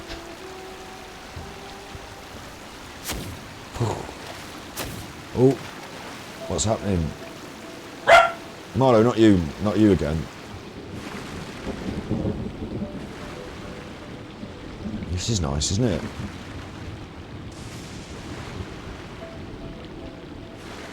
Look at this, don't go too close to the shore because I don't want to get run aground. Oh, there's one of those gates that you can fly yourself across on those gates, look up there. All sorts of ways to travel around here, mate. There's the statue up there, look, there's all sorts of ways to get around up here. There's a little viewpoint, might as well have that. Ooh, the swirling storm clouds gather. Chug, chug, chug. Oh god, I've run it aground. I don't know if this place is dangerous or what have you, but I'm just going to get us over to that statue and unlock it. And then it's all gravy, isn't it? Oh, I can't, I'm not allowed. Got to go on foot for this last bit. Oh, there's Naku weeds. We like Naku weeds. We want Naku weeds. I don't know why. They just seem to be in shorter supply than other things, so I grab them when I can. I've summoned an electrogram now. I don't know what that means. Do that by mistake. Took a photo. So enjoy that. Put that in your photo bag. Got a couple of radishes there, mine. But the main thing. Time to act. No one's going to stop me. Boom. The world opens itself before those with noble hearts. I got pain in my throat here. I think I might have COVID, you know. I think I might have COVID. Or it might just be the talking I do, and the smoking and the talking. Like pain in there. That might be where my glands are, isn't it? That might be where my glands are. Maybe. And it might be the right there where my thumb is now. Obviously it could be throat cancer. I think it's because I do a lot of talking and a bit of smoking. Sitting on the internet. And I might have COVID, you don't know. 1 in 20 in the UK does at the moment. And because I'm triple vaccinated, I know I had two of the Oxford AstraZeneca and one of the Pfizer, so I should be fairly... Oh man, we need to do an episode on the COVID. There's a lymph node in there. Lymph nodes. That's cancer, that one. Obviously, you know, being an anxious person, every illness is 100%... Like, and I don't want to jinx it by saying it on the internet and then it turning out to be, do I, or anything, you know. Oh, it does go through your mind, doesn't it, though, when you're anxious. Look, let's just enjoy this and forget my worries, because otherwise I'm going to... That's how you spiral yourself into an anxiety issue when I don't know for any reason that I've got anything wrong with me other than a bit of a hurty throat. You can tell from there, yeah, absolutely. I don't think you can, but it's more likely to be COVID because 1 in 20 people's got COVID at the moment. Anyway, I was going to go on one then about vaccinations and the new modelling and what's happening. Yeah, Marla, Daddy just did this. Why are you so worried all the time, you little chuff? But I won't. Now's not the time. Now is not the time. But things are going to get a bit icky in the near future, I think. I'll just say that I don't think our vaccine plan has... Like, I don't think it's finished. I don't think it's over. I don't think they should be like, oh, well done, everyone. We gave everyone a couple of vaccines. That's it, done. Like, I think they should be thinking a bit more further ahead than that, but we'll see. Now's not the time. We'll do that in chuffing, conversational chuffing on a different episode. Right now, I've just opened up Amakumo Peak, which is cool. It's a volcanic island out on its own. A lot of I'll tell you what's really fucking cool is it's a volcanic island style of layout. You would expect to see this of a volcanic island, but it's all electro, isn't it? Like, they've not gone down the obvious route of saying Volcano Island, Fire, Land, Pyro, Breath of the Wild, Volcano, Fire. Like, they said, right, okay, the volcano is going to be electro. How do we go about this? It's pretty cool. And there's some all sorts of... There's like a fort. What else am I seeing here? Wave Rider. It's one of those... Oh, that reminds me, I do want to go down these places and get my stuff from the ones in Leeway as well. There's some in Leeway that have got things that I haven't even approached yet. What I've tended to do is unlock them. I'll unlock that, get my Discover reward, and then not come back and run it for ages, ever. So there's some of those still to do in Leeway, look. This one's going to give me books, and a key, and primos, and money, and I haven't even done it. It's just there, sitting there. So, got those to do as well. Down the teapot. The chuffing Chubby the teapot man's here again. Fuck the teapot man, leave the teapot alone. Leave your teapot alone. So that's cool. I think that's everywhere now. I think we've unlocked everywhere, haven't we? Oh no, no, look, it goes south. It goes further south. Right, we're going to get in our little boat and we're going to go and have a look at that. And then we've unlocked everywhere. And the next place that will come is Surumua. But I want to finish all the quests on here. You know, my exploration progress at 14% is not good enough. You're right, little bug. You're right, cat. You're not bussing him. What are you doing with that? You little birdie. I want to make sure we do it all, but like, it's quite hot today and I'm feeling quite chilled, so just trying to walk my way through these story elements of the... Usually there's a lot of talking in these story quests, isn't there? Usually there's a lot of talking in them, so I thought we'd just let it roll. Do a little bit of exploring as well. There's a wave rider point there to take me south, isn't it? So let's get ourselves over to here. Where am I out? Where am I out? I'm there. Let's get ourselves over to here. Unlock this bit. Take the wave rider to the new island down here. Let's just see what it all looks like. Sound like a plan, Stan? Sounds like it's on the agenda, Brenda.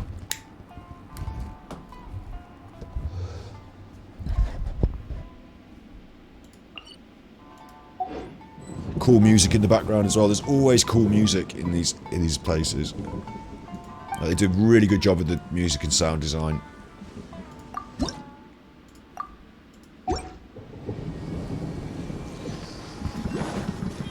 I've got to be careful not to get myself killed by accident doing something stupid. Because... There's no end to this. Shit. Body. You can't run. I'm not going to run into you, chuffers. Judgment. Gotta dash. You on your holidays as well? Let me weave you a verse.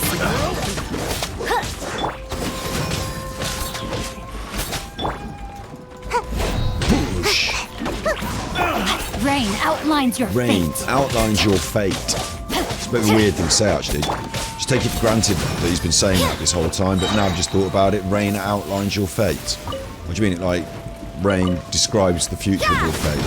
You know, it outlines, as in I'm going to outline the story and you fill in the blanks. You know, I'm going to outline what we're going to do today. So listen up. You know, is it that sort of outline, or is it like, you know, like when they do a murder and a bad murder and there's like someone dead and they draw a chalk outline around them?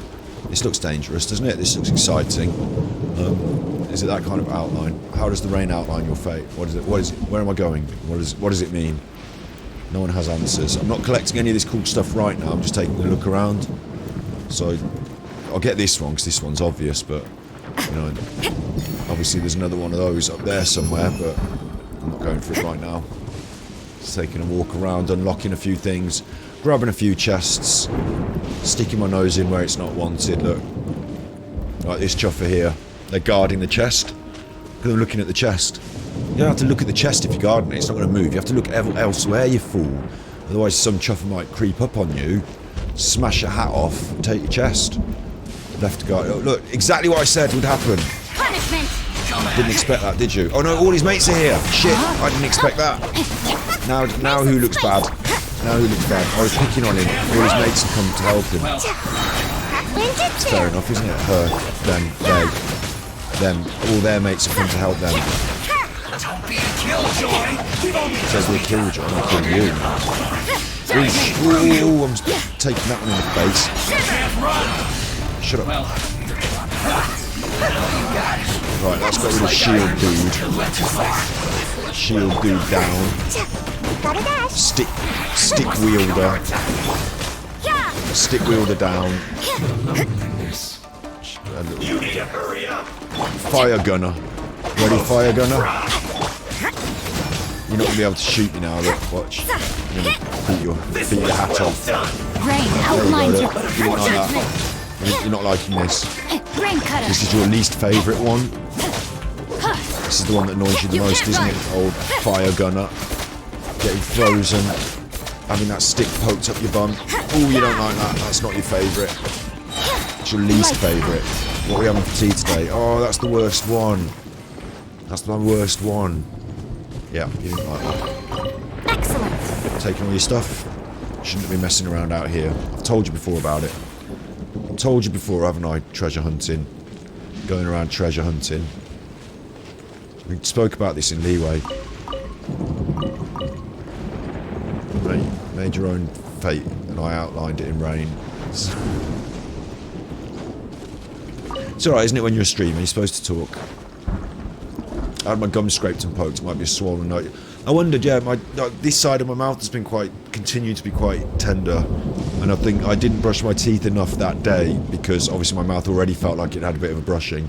But like, I wanted to give my mouth a bit of some time off of being hurty. But I'm like, oh, I should have been brushing my teeth more. Maybe I fucked it up. Wait. Look, I'm tempted to go over there and get this stuff and do that challenge, and I'm on just a little explore. Don't need to get involved. Don't need to have a big fight and accidentally get killed. They look killable, and I will kill them. But let's get the teleporter done first. Obviously, I'm going to pick that and that. I'm going to kill me. I'm going to get that. But let's just get the teleporter first, right? It's only over here. I've taken the mint. No one's going to be bothered if I take the mint, are they? See, they're all over there. They don't care. Sweet flowers and mint. Take that. Oh, they are bothered. Someone is bothered. Shit. Get them. It's fine. It's only a whopper flower. We'll burn this down. You can't run. Where's it gone? Judgment. Obviously, the freezing's not going to help. See, my main 2 DPSs aren't getting anything done here. This is why it's actually good to have a range of characters, isn't it? And to,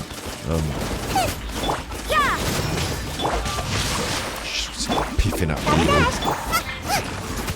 To have a range of skills, but you never really know exactly how to build your squad. And if you're going against a certain boss, I suppose you have a different squad for exploration than you do for a split boss, don't you? But it's all well and good for me to say, oh, I really like the combination of fire into water, vaporize, and then into cryo freeze, and then the elemental swirling. And, you know, I like those combos, but I might come up against something that needs electro, and I haven't got electro on my running around team. You know, that's always the way, isn't it? But yeah, you've got to have a lot of different stratagems up your sleeve. It could be this recent trip to the dentist, but also, I'll tell you what, the dentist, like, you have your mouth open. I know they're quite careful about all this sort of stuff, but you're there with your mouth open.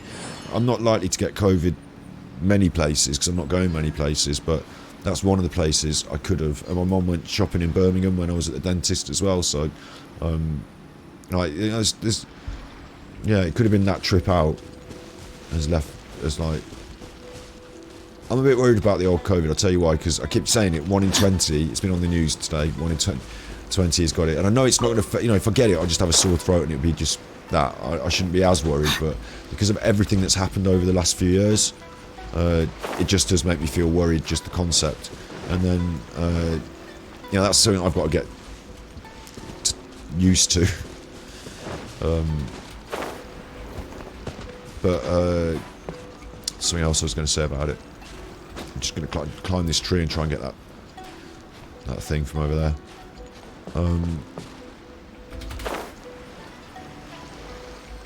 Hooray! What was I going to say about it?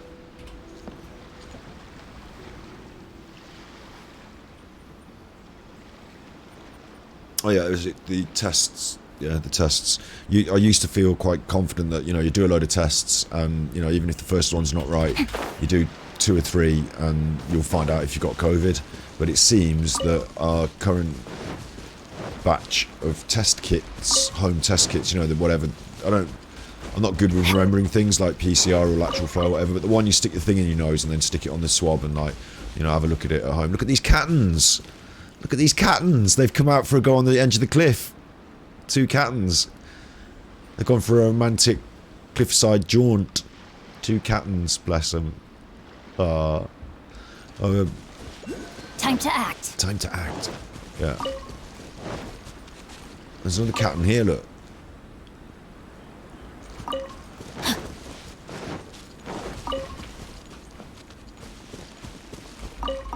Forgot what I was saying anyway, it doesn't matter. More cattens. There's cattens everywhere. It's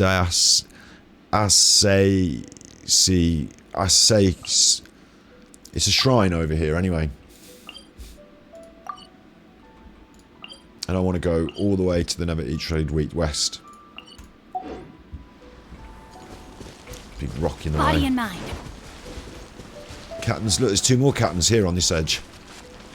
Time Cattens to act. everywhere. It's with all the cattens. There's a crabbin. Missing all the cattens now because I'm down here on the Body and beach. There's a mind. crabbin. General crab. Multi-purpose crab. Or is it... It was a... You know, it was a soldier crab and it's been promoted. Major crab. Private crab. Staff lieutenant crab. Alright, that one doesn't work so well. Oh, there's a catton and it chasing. Oh, it got in the sea. I chased a catton into the sea and it disappeared. Now that's weird. That is weird.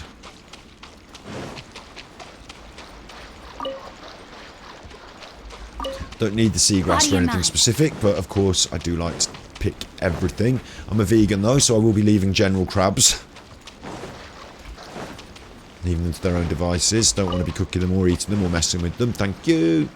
Let them do what they want. They've got their own lives to lead. They're busy being crabs. But that mint, on the other hand, that's mine. You'll grow back. Can I have my wave rider, please? Thank you. Get in your little boatin'. Get my little... I wanted to get that box. It doesn't matter. It's irrelevant now. We're going south. And we're doing it with the map because we need navigation tools if we're sailing. Because you don't just want to sail off into the middle of the Atlantic or whatever. Or round here it would be the Pacific, would it? The Pacific Ocean. If you're right, Chuffer, that would. I'll tell you... I'll show you quickly. Because I like looking at this.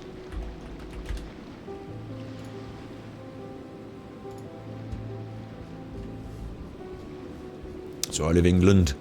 That's where I live in England. That's the Pacific. That's America.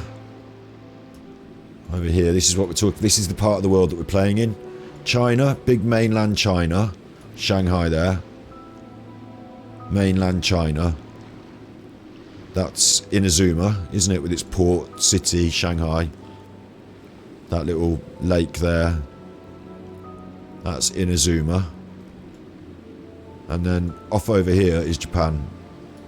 So actually, it's like slightly different geography, isn't it, in the real world? Maybe this is Inazuma. North Korea? No, that can't be right.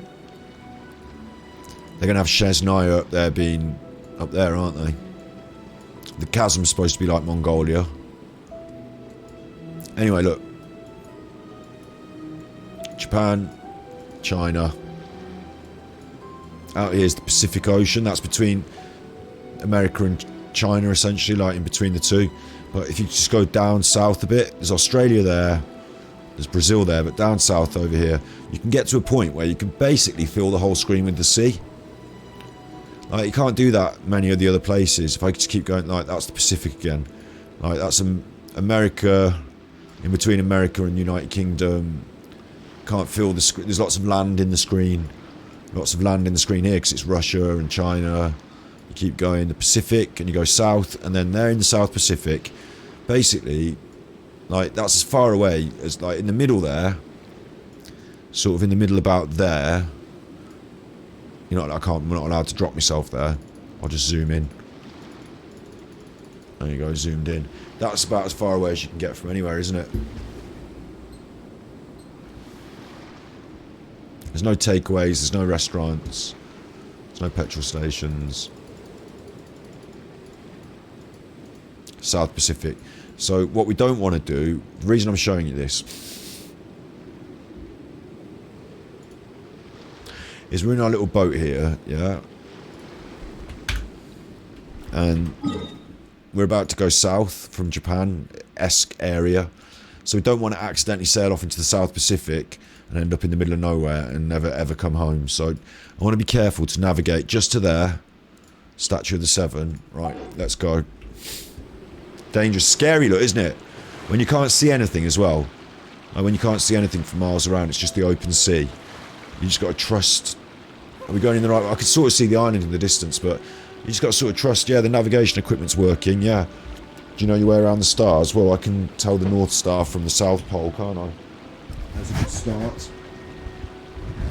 Well, you can't see the South Pole in the sky, can you? No, no, I just look at, I can find the North Star. I can do that. Are you sure, though? If you had to bet your life on it, are you sure that's the North Star? Not really, no. I mean, that's the plough, isn't it? That's the Big Dipper, but what does that mean in relation to anything? I don't really know. I know where Orion is from my house. If I'm out in my garden, I know where Orion should be. But I'm not in my house. I'm in the fucking sea. How do we get home? I don't know. I'm lost.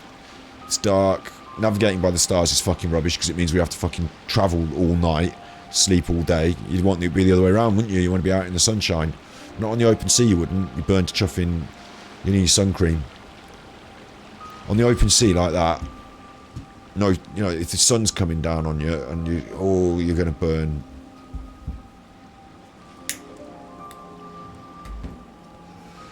Little islands, Cat Island, little islands in there. French Polynesia, Cook Islands. The Polynesians did it using the stars. There you go, yeah. It is achievable, absolutely. It would scare the fucking chuff out of me, I'll tell you what. It would scare the chuff out of me. In a kind of cool way. Like, you know how people go on roller coasters and stuff? I think this would be a bit more like that, but an extra turn up to 10. Like, certainly if the sea got rough and choppy and you're in a reasonably small, or even a reasonably big vessel, to be honest, still shit it, wouldn't you, if the sea was rolling you around. I remember once, we went from Dover to Calais on the ferry. You do this in England quite a lot. You take your car on the ferry and you go to France.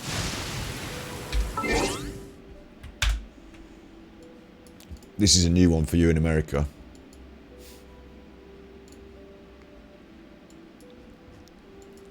So you drive your car in England from the Midlands. We did this with our friends from the Midlands, from Birmingham. Drive your car down past London, around London, past it, on the ring road, around London, down through Maidstone, down here to Dover, on the very end, tippity tip down here. This is where we are. See how it's close to the north of France there? You'd also think this southern part of the English Channel, Guernsey, Jersey here, little islands that we own that are very close to France there, look. See how they're very close to France there? See how Jersey is very close to France? You might think that would be a French island, being as it's really close to France. But no, that's us. That's Britain, Guernsey and Jersey. Get your fucking hands off it, you fucking French. Leave Jersey to us, thanks. You'd think that you'd be travelling from Portsmouth and the south, wouldn't you, to this northerly point here of Cherbourg. You can, I think you can, but it's not a big... This is more like shipping lanes for like... see, they go from Poole here, Poole Harbour. That's more of a pleasure boat sort of place, Bournemouth. But the shipping lanes, you know, you're probably more likely to be doing big shipping from Portsmouth Harbour than little pleasure boats. But you'd think you'd be good doing that, wouldn't you, across this part of the English Channel, but they're not. That's actually quite a long and sometimes quite choppy crossing.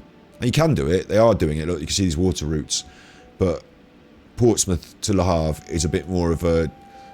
you know, if you've got a great big ship full of tellies and you want to sell loads of telly, you know, if you're moving all your cheese, you'd move it from like that. But anyway, over here on Dover, this very thin part, the Strait of Dover, you could swim that. The Hawaiians are still using traditional navigation methods. You could probably navigate across this, and I'll tell you what, you could swim that, being as you're fairly athletic and all that. You'd have a bit of a job, like you wouldn't enjoy it. It's like doing a marathon, like you're not going to enjoy it, but you could they cover themselves in Vaseline, petroleum jelly, keep themselves free of salt water or something. I don't know. You cover yourself in Vaseline, you get your goggles on, and you could conceivably swim it. If you were dropped off in the middle and they said, you know, swim home, you'd think, fuck no, I could die here. And people do. They're dying there every day because a lot of people are doing the human trafficking, trying to get them across in little boats and dinghies from, you know, the what are they called? The immigrants, the illegal immigrants are doing this trip. But there is a regular ferry from Dover to Calais.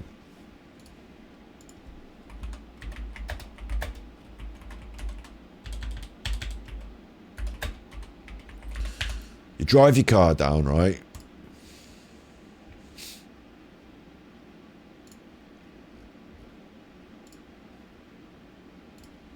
You drive your car down. I got more pictures of it. You thought you'd have more pictures of it. Here we go. Here we go. You drive your car down, and you literally, when you get down to the ferry,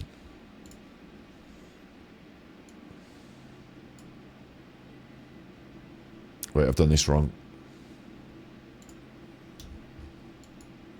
Let me zoom into the ferry bit. You get down to this road where the ferry is. You're getting excited at this point. I tell you what, you are getting excited. Because up to this point, you've just driven on all the normal roads in the UK. But you've been promised you're going to get on a... Like, I was a kid. And I went with my mum, my dad, and the stocks...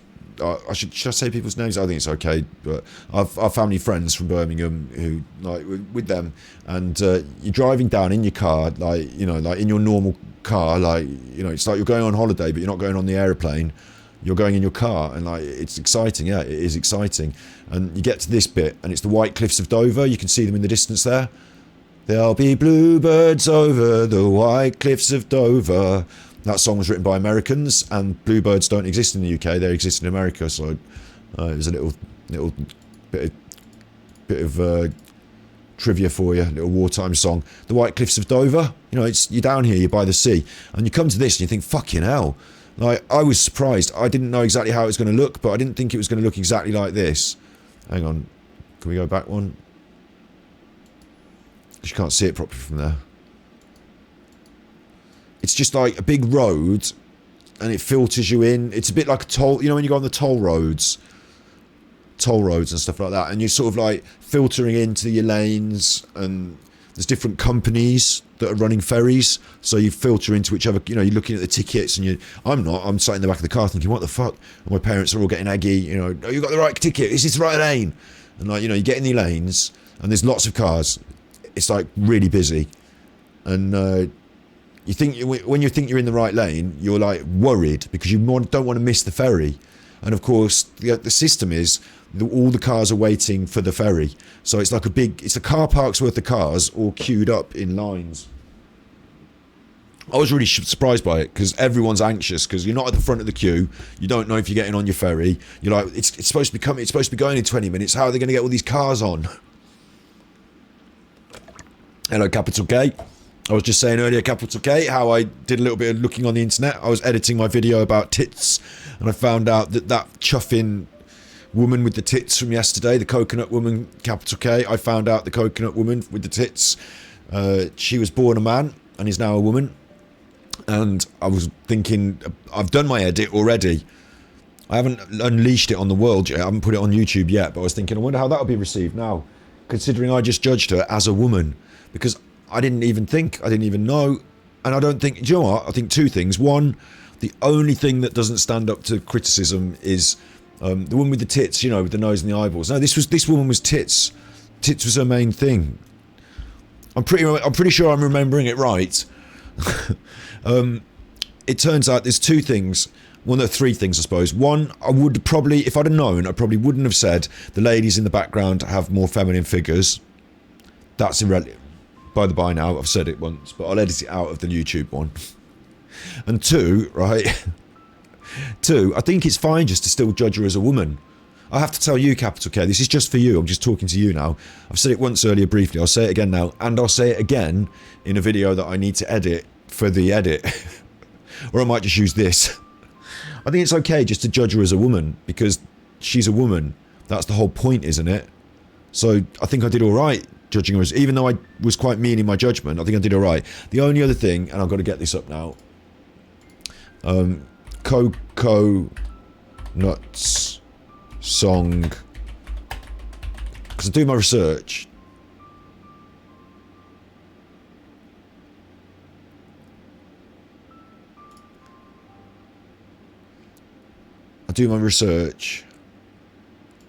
I didn't do it on this computer, I did it on my editing computer, so I haven't done this. Gay Times wants my consent. So, just... don't make any jokes about consent on the internet. Look, they're very positive. They're very positive. She's Hungarian, which... Is she Hungarian or is she... I think she might be German. Grew up in Germany. Anyway, the point is, in Hungary, they're pretty fucking negative about this sort of stuff. So, like, you know, I'm not... And then, do you remember, this is another point, actually, that one doesn't stand up to the same criticism. You've got all the gay men with you with all their clothes off like Madonna used to. Well, yeah, there's more context to it now, isn't there, though? So that makes more sense. That makes more sense. My critiques were okay, but saying the background dancers were more attractive was a bit... Well, I didn't say they were more attractive. What I said was they...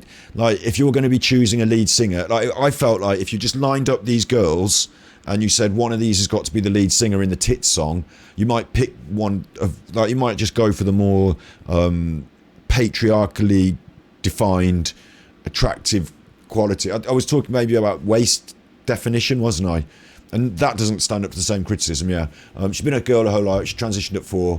I'm saying she's a woman.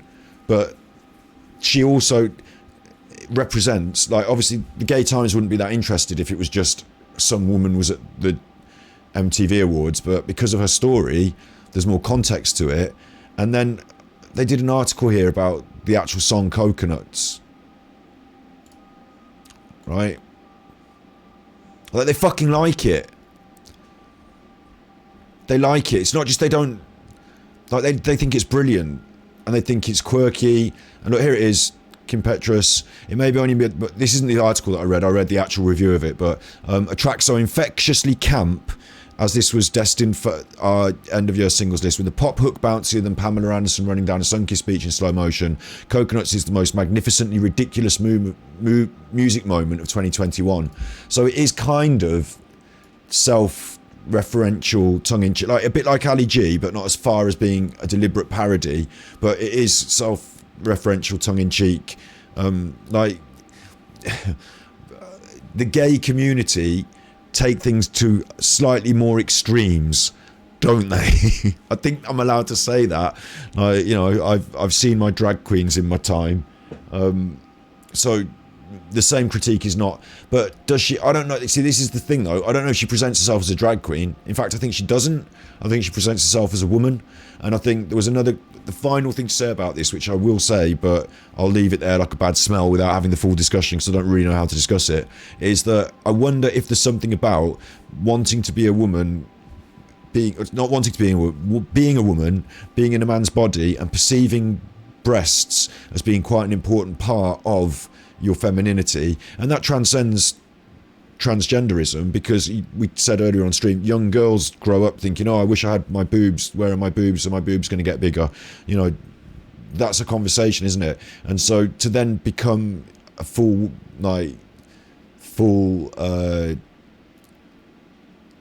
realised woman and to have the boobs, you might be quite like, yes, got the boobs, like there's more context to it then, isn't it? So like, you know, the fact that she was all like, coconuts, boobs, here's my boobs, like, you know, doon, doon, doon, doon, tits, tits, tits, tits. There's more to her story, like, you know, the tits mean quite a lot to her. And I still think there's a concern, or not concern, but a thing, like a buzzing thing in my mind that's saying, is that a more masculine attitude to tits? But I'm not saying it of her because she's a woman, but she, you know, like boom, boom, boom, boom, tits, tits, tits, tits, lacks the sort of nuance that I might feel. But maybe I'm wrong in saying that as masculine and feminine, you know, styles. Maybe I'm wrong in that. I'm still talking about Coconuts Girl. Hello, Roger. Yeah, no, I had to pick up on it just quickly because it turns out I didn't know some things and now I know them. So, I don't know if they should colour the way I perceive the culture or not, but they do now make... I've made those different comments. They're just like a little addition. I think the fact that it's more self-aware, and the fact that the gay community, like... what's the word? They laud and applaud that more outrageous behaviour. Like, certainly some of my critiques don't stand. Certainly I think some of them don't stand, but yeah. It's all a bit of a thing, isn't it? It's all a bit of a thing. It's Capital K's fault, really. She's actually good. Her current era is not good, though. Well, you see, the thing is, yeah, I still think my critique stands in that context, that I don't think it's a very good song. I actually don't think it's a very good song. And this is the final thing I wanted to say on it, that we're going to do on another stream. But, you know, I've got the music software. You know, I'm not going to do this, like, big style now, but I'm just quickly going to grab my phone.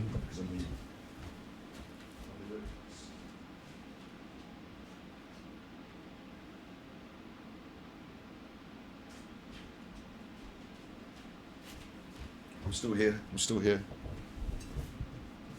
I need my lyrics. So this is just going to be a really quick bash at this. I'm not going to be making the track now, but what am I doing? Idiot. Control Z. I want utilities. I'd like a mixer, please. Thank you. And I'd just like a really simple drum loop. This is how they make her records, so, but I'm not going to make. I'm going to do a slightly better one. I'm going to make a pop track. We're going to make our own pop track about tits. Like, it's fine if I do that. It is fine if I do that.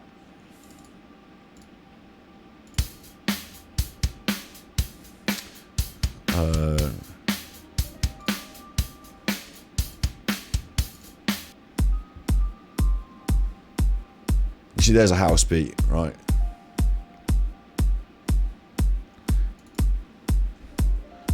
It just needs to be quicker. And then I'm just going to put one instrument in, like, just fucking...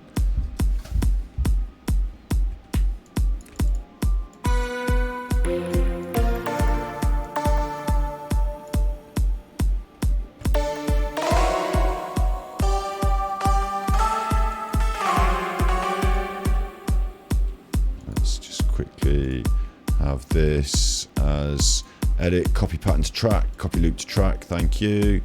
Turn that, and let's just...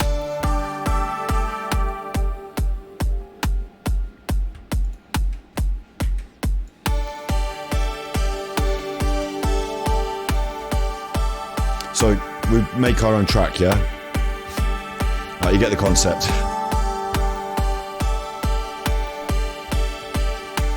So that's the basic sort of sound. It'll be a pop track, won't it? It'll have a thumping beat, and it'll go do do do do, and then it'll have a verse and a chorus and a verse. I don't have to work too hard on it.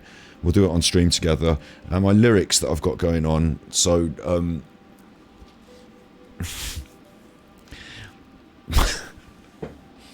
bear in mind, these lyrics are for Kim. Like, these lyrics are not my lyrics. They're lyrics that I trying to put myself in someone else's shoes, and like, I just think their song, I've got coconuts, you could put them in my mouth, fucking, you know, tits. I think it lacks nuance, and I think actually the story that she has is a much more interesting and nuanced story. So my song, the lyrics, I haven't written the chord progressions on the guitar yet, but the chorus is something like, all the things I had I never knew I'd miss, then I got tits.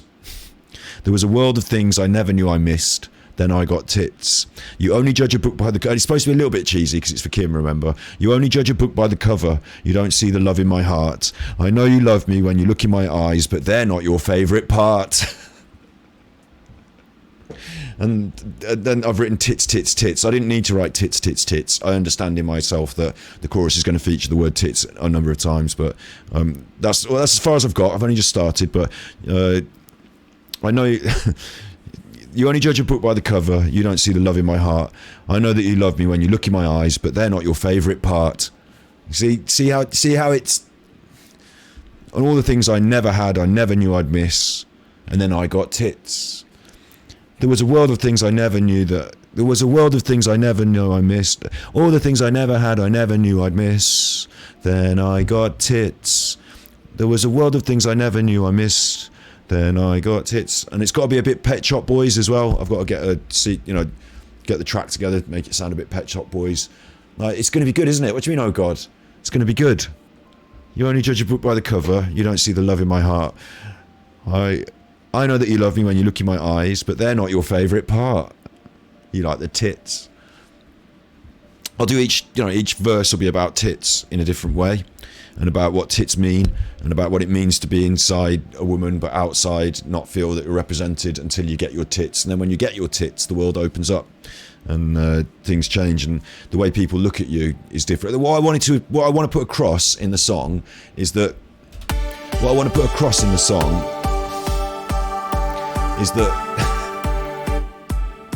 is that when it's not much of a song at the moment, is it? Is that when people look at you, they look at you differently because of your tits, and that's just an outward, like, you know what I'm saying. Judge a book by the cover is a cheesy way to, but obviously, like, it's about that, isn't it? It's about this outward and inward world of who you are and what the world sees you as. About that contrast and about how tits make the difference. So it's a song about tits that I'm writing. Should we get back to Genshin Impact? Should we get back to Genshin? It'll come out good, won't it? And I tell you what, if we work hard on it together on stream, then a number of things. One, I won't be entirely responsible. You'll have to take some of the rap. One, I won't be entirely responsible. You'll have to take some of the rap. And two, and we've got to do it. I've got to do this as a stream probably soon before I release the edit about the tits reaction, because I don't want there to be a backlash from the gay community. I want to be ahead of that. If there's going to be some sort of backlash from the gay community, I want to be well ahead of it. Because I think, like, it's interesting, isn't it? So we'll do our own song, and then I'll volunteer it up. I'll say, look, I'm going to say these things about I've forgotten what her name is now. Kim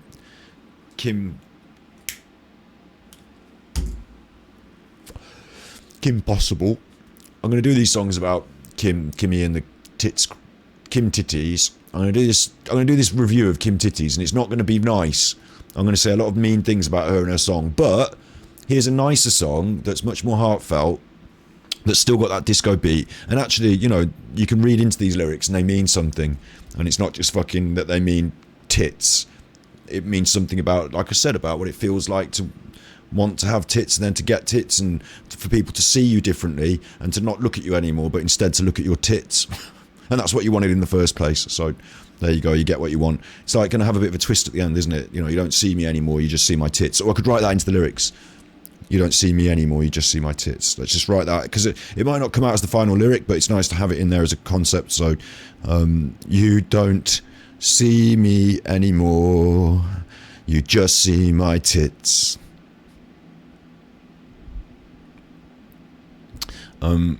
Which is what I want. I'll just open brackets, which is what I want. Which, I hope no one sees this on my phone. You know, I hope I don't accidentally, you know, I hope no one sees this on my phone. What's that you're doing? Is that a song you're writing there? It's called Tits. What do you mean? Like, if any of my mates see that, they're going to want to read that because it says tits. That's the headline. That's the header. Tits. So they're going to go, ooh, and open that and going to go, if only I had tits. Now the world sees me as tits. So something you wanted to tell us? Like, I'm a ghostwriter for that fucking Kip Petrans. Yeah, mate, yeah.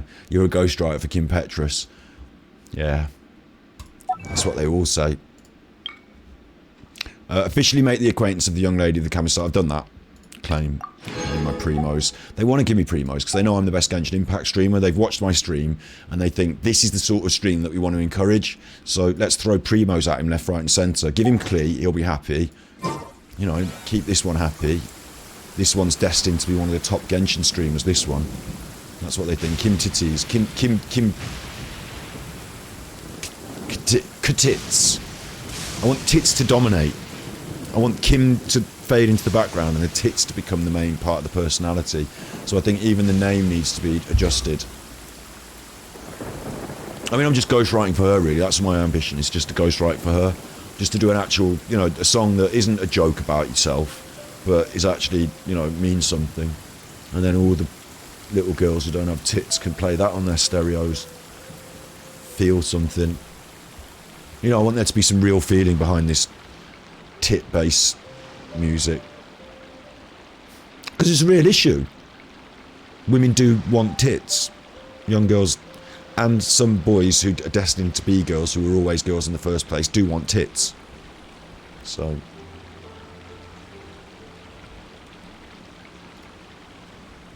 am I not moving?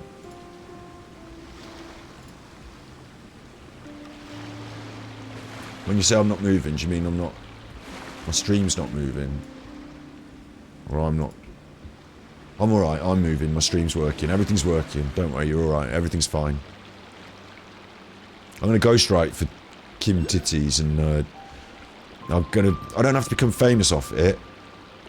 Like, she's already famous, she can do all the being famous. I'll just write the songs for her, because at the moment, whoever's doing that... I mean, although they're getting a lot of... I mean, to be fair, who am I to talk? They're on MTV. But I think I could probably do a good job myself. Body and mind. Maybe I'll just do the lyrics. Maybe you don't like my music, you know, maybe you think me just on my little music program's not good enough. Fine. Maybe just have my lyrics. But already you can see that my lyrics are coming along quite well.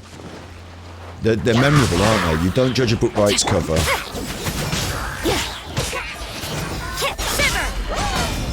Oh no, you do judge a book by it. You judge this book by its cover. But then you don't see the love in my heart. You can't run. You see the love when you look in my eyes. Rain outlines your But face. they're not your favourite part. You want my tits, tits, tits. She could do like more tits-based songs. You want my tits, tits, tits. I never knew what I wanted, but I knew what I missed. Then I got tits. It wasn't that, was it? It was, I never knew all the things I missed till I got tits. I never knew there was a world of things I never knew I missed till I got tits. Yeah, we could do like a Disney-fied song as well. We could do... I was thinking of doing it that way. Obviously I thought, what the hell's going on with this wet Miss Mage? Electro Mage. That's a new one. Fucking disappeared out of my special, you cheeky chuffer. Have that. Have the special, and that'll just do you. That'll freeze you down. Chill your boots right now, I'm in. She did run up the hill. I bet she's, you know, now that she's broken through with her tits, she can do what she wants, I suppose. Rain But, outlines your fate. you know, we shouldn't forget that there's a market there that's ripe for exploitation. She's proven it. Everyone wants a bit of I suppose tit-based. it wasn't too much trouble. Look, if I've started writing this song, I better finish it, and I better hurry up, because before I know it, tits will be out, and it'll be all about Fanny. Or in America, you know, Minge. But, tits, isn't it? I'm up there, look, I'm up there for that. Basically, that's what I'm doing, I'm up there for that statue. Yeah, I could write us, like, you know, some really good lyrics about the whole, you know, about the whole mammaries issue. The whole,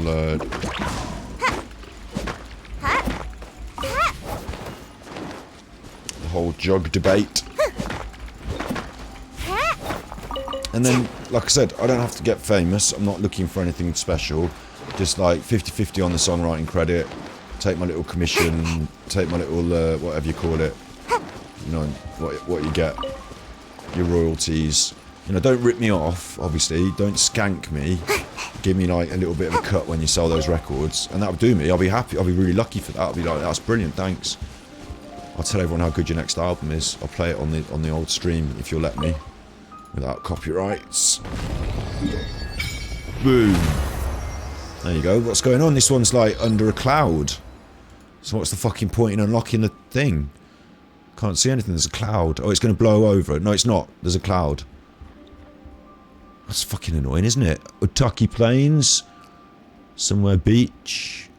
Sarah, you can see it, but only when the cloud blows over temporarily.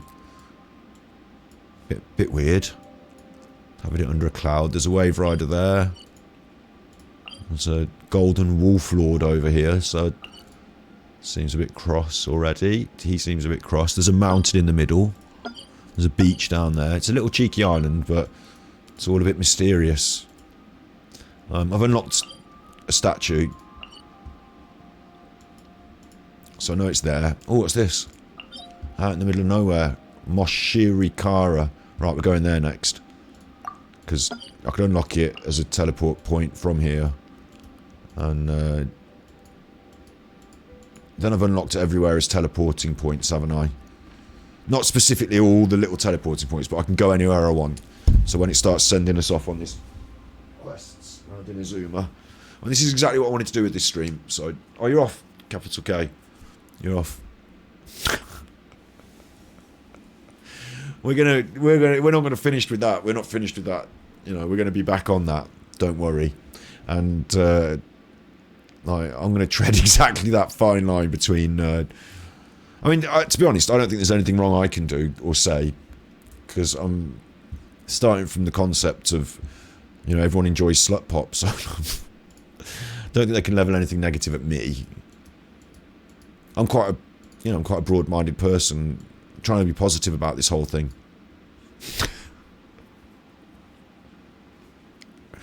Seen it in a new light.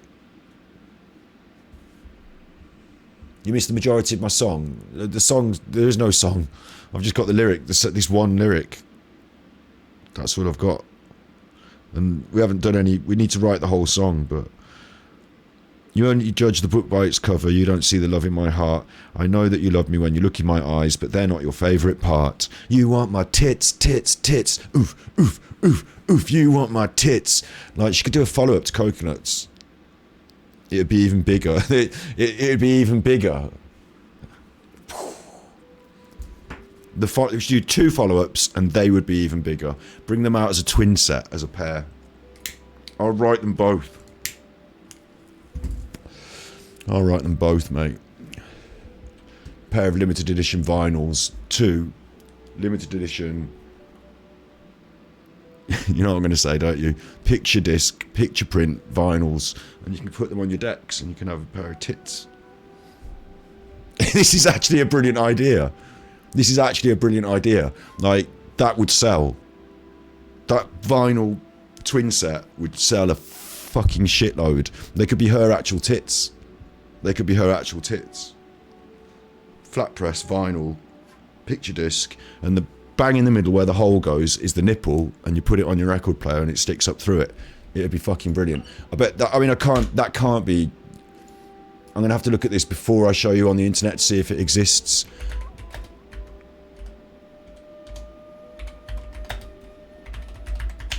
Like, there must be, there was a band called The Tits.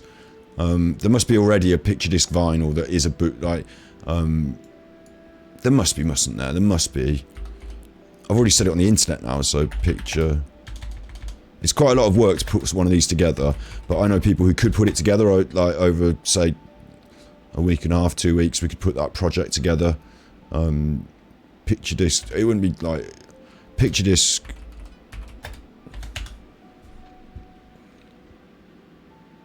I mean, I am surprised, and I'm not surprised as well, because, like, who's going to be making a vinyl with, like, explicit imagery of boobery? I am surprised, but I'm not surprised. But, here we go, then I'll show you what I found on the internet. There's nothing bad. There isn't already, it's not, the market is not already swamped with vinyl records that are a picture disc and are a boob. This is the sort of concept, though, that, you know, that... Obviously, I'm just using someone else's image here, but that would be the, you know, the folding... We'd make it look... They would be the 2 vinyls like that, wouldn't they? They'd look like that. Now, I'm a genius. I'm a fucking genius. Even if someone rips that idea off me now, even if someone goes ahead and just rips that off me, even if she... You know, you'll know I came up with it, and that I'm a fucking genius, mate. We'll all know. I'm travelling over there.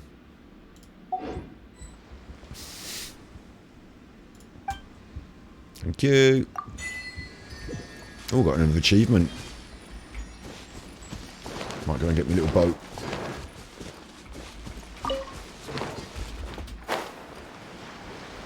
I'm definitely a genius, aren't I? I'm going to be richer.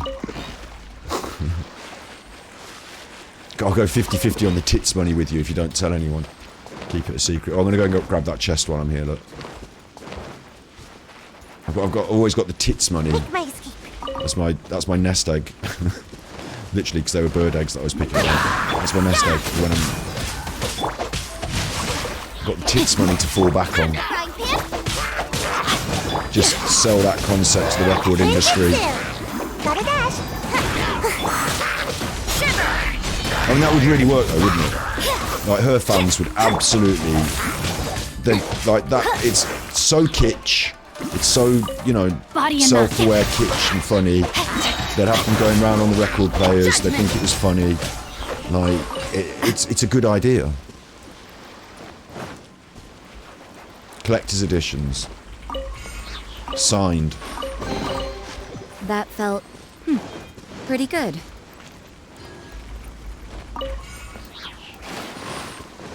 It's why I'm not allowed to work in normal jobs like normal people do.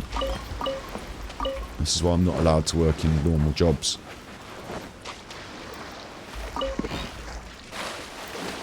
I was working in PR.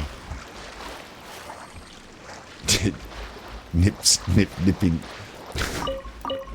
Nips. It's gone too far now. I'm going to make it a feature for a stream in the future though. Like I said, I want to get ahead of the game. I want to make sure I've written all the lyrics. Put a bit of a track together. I wanted to do the track together on stream, but it's a bit hit and miss whether I make a good one. Like sometimes I can start a track and it might not turn out that well, and I think, oh, I'm not doing that well. Scratch that, leave that. You know, and sometimes it can go quite well. Like, even if I know what I want it to sound like, I can fuck up and go, oh, it's not going well, I'm not on it today. You know, it's just music, it just has to happen the way it happens, doesn't it? So, some days you're more productive in that front, but, on that front. But if I get a bit of a track going, a bit of a dance track, it doesn't have to be special, because they can use any, you get hit by the auto mod. They don't use really special music, and they can just bin my music off and just take my lyrics, can't they? A bit like Elton John. You know Elton John? You do know him. Saturday, Saturday, Saturday night's alright. He's famous, isn't he, for the old music? Let's do the songs. I'm a rocket man, burning through the skies of Avalon. Like, so he's famous for that, but someone else wrote all those lyrics. Did you know? Someone else wrote all the lyrics. He just did the piano. But he is Elton John, so, you know. She can be Kim Possible, Kim Titties, and I'll be just the secret songwriter in the background with the tit-based lyrics that slay. I've never heard anyone write about tits in such a... Because I went to the same school as Shakespeare. So something must have rubbed off on me. I mean, some of the teachers must have rubbed off on me. Pretty sure they did. I'm not supposed to tell anyone, though. Well...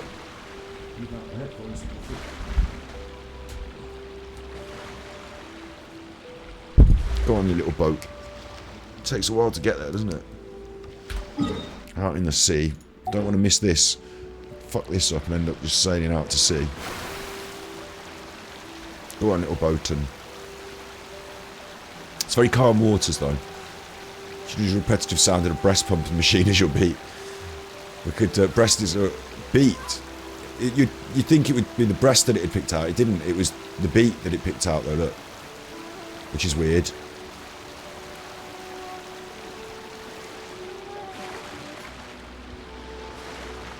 Pumping disco beats, DJ Tits.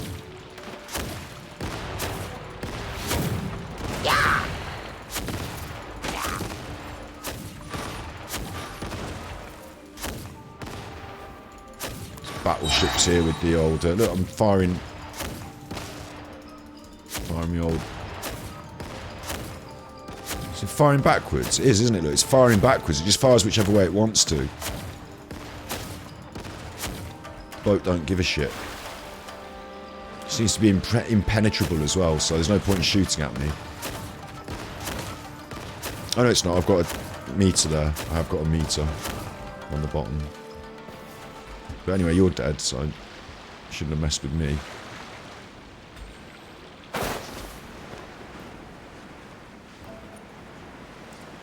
Nice and gentle. Nice, steady exploration. That's what it's like, isn't it, on this stream? Just nice, gentle, don't genshin impacts. Ring cutter. Having a big chat about tits.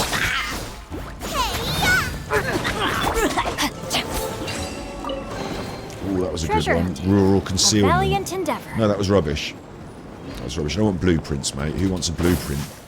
I want Mora and I want books. If you give me any more blueprints, I'm gonna Chuffing sink your battleship.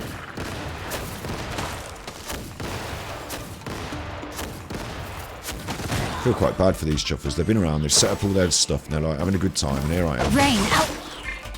Line's your fate. Judgment. Lights out. I'm not letting them play soldiers anymore. These two aren't even fighting, they just sat down having a potato. Sharing a sunsetia.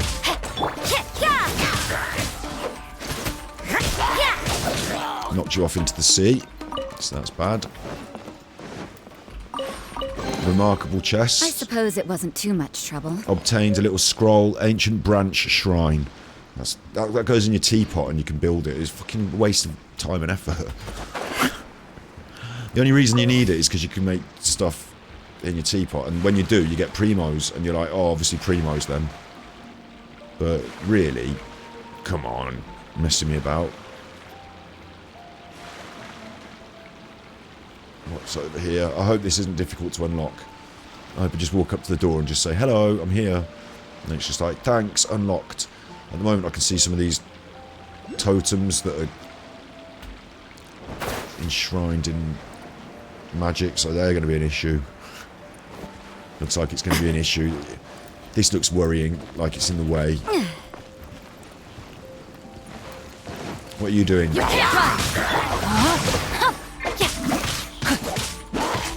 I need your masks.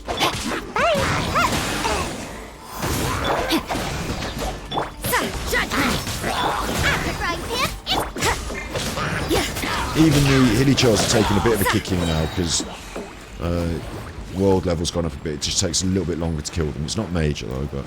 Right, investigate. What were they doing? Adventurer's tail feather. That's not it though. Right, what am I supposed to do?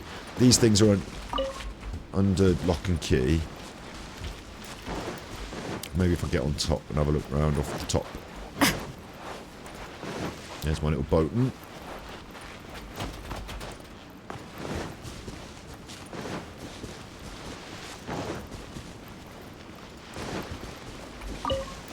Doesn't appear to be anything good up here, does there?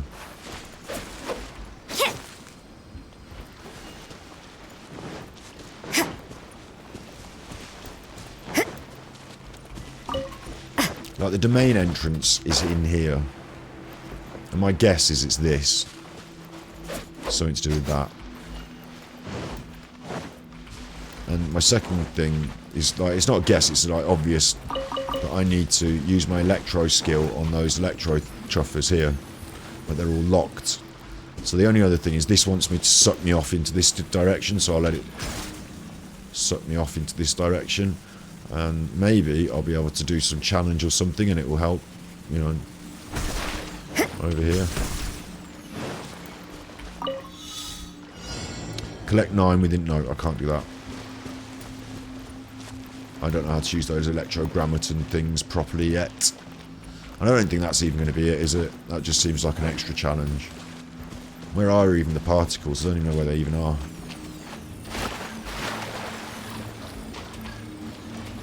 Chuff off you. It's very relaxing, but where's my... What is it I'm not seeing? I should just be able to...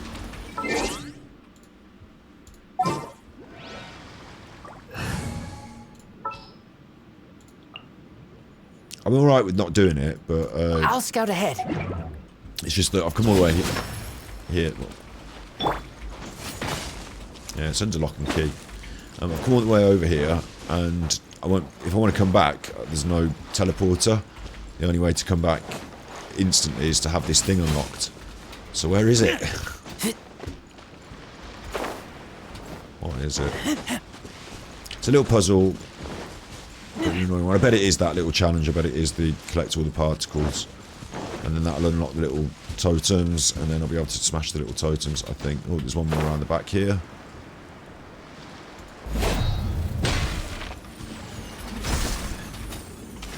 Balls that up.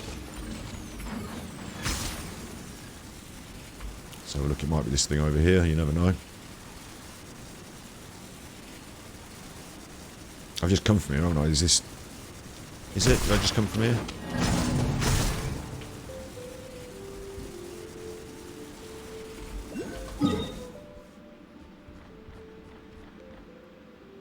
There's 3 little lines on the side. They've all got a little challenge on them. And each one will unlock the little thing in the middle, won't it? That's the system. So I've got to learn how to fly around on those electrogrammaton things and collect the particles. And to come back here, you have to chug your little boat. I can chug my little boat from this side as well, I suppose, can't I? Can I? There's my wave rider. Might be a bit of a faff chugging my little boat back.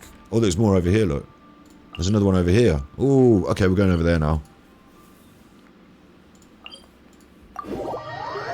Leave that one. I'll come back to that whenever I can. Whenever I have to. If you're scared of lightning, hide now.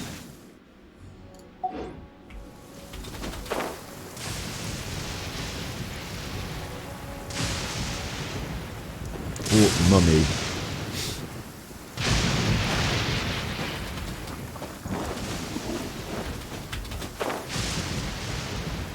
Oh, mummy. Said we're going to be doing the quest, but it's alright. We're like, you know, exploring Inazuma. It's all part of the same thing. Look at all more over there. Look, chuffers. Look at them all having a little party over there. The little chuffers. And it helps with the. I mean, obviously the quest will say, "Oh, why don't you go over here and find your way over there?" And I'll be like, "Oh, I've already found my way over there." But I do like it, doing things at my own pace. This is like lots of fun. So that's the main thing. Right, now I've got my little boat. We're headed out to here, aren't we? One more Statue of the Seven. Is that all of them then? After that? I think that is it, isn't it? I would like to say today that I've unlocked every part of the map and can freely travel around it. While our resin is recharging up there. We've got 68 resin, so we've got enough for another boss kill.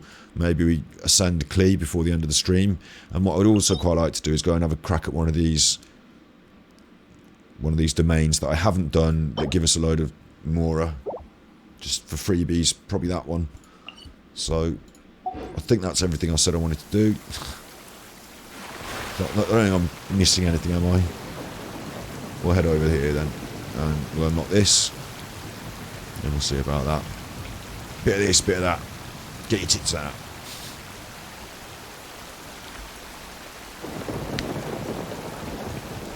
I'm the worst person in the world because I don't want tits to be a feature of my stream. If anything, I'm the sort of streamer who's sort of like, you know, because could you imagine if somebody just, you know, arrived in our stream that's never been here before and I'm like, yeah, tits, get your tits, I make a joke like that, get your tits out. And out of context, they're like, oh, this is one of those patriarchal sexists. And I'm like, oh no. ContraPoints will hate me because I said bad. I wonder what ContraPoints thinks of that tits woman. And I like ContraPoints, they're my favourite. ContraPoints is like my favourite, so I'm going to get labelled the fucking one that did the tits song. I'm going to be the one that did the tits song.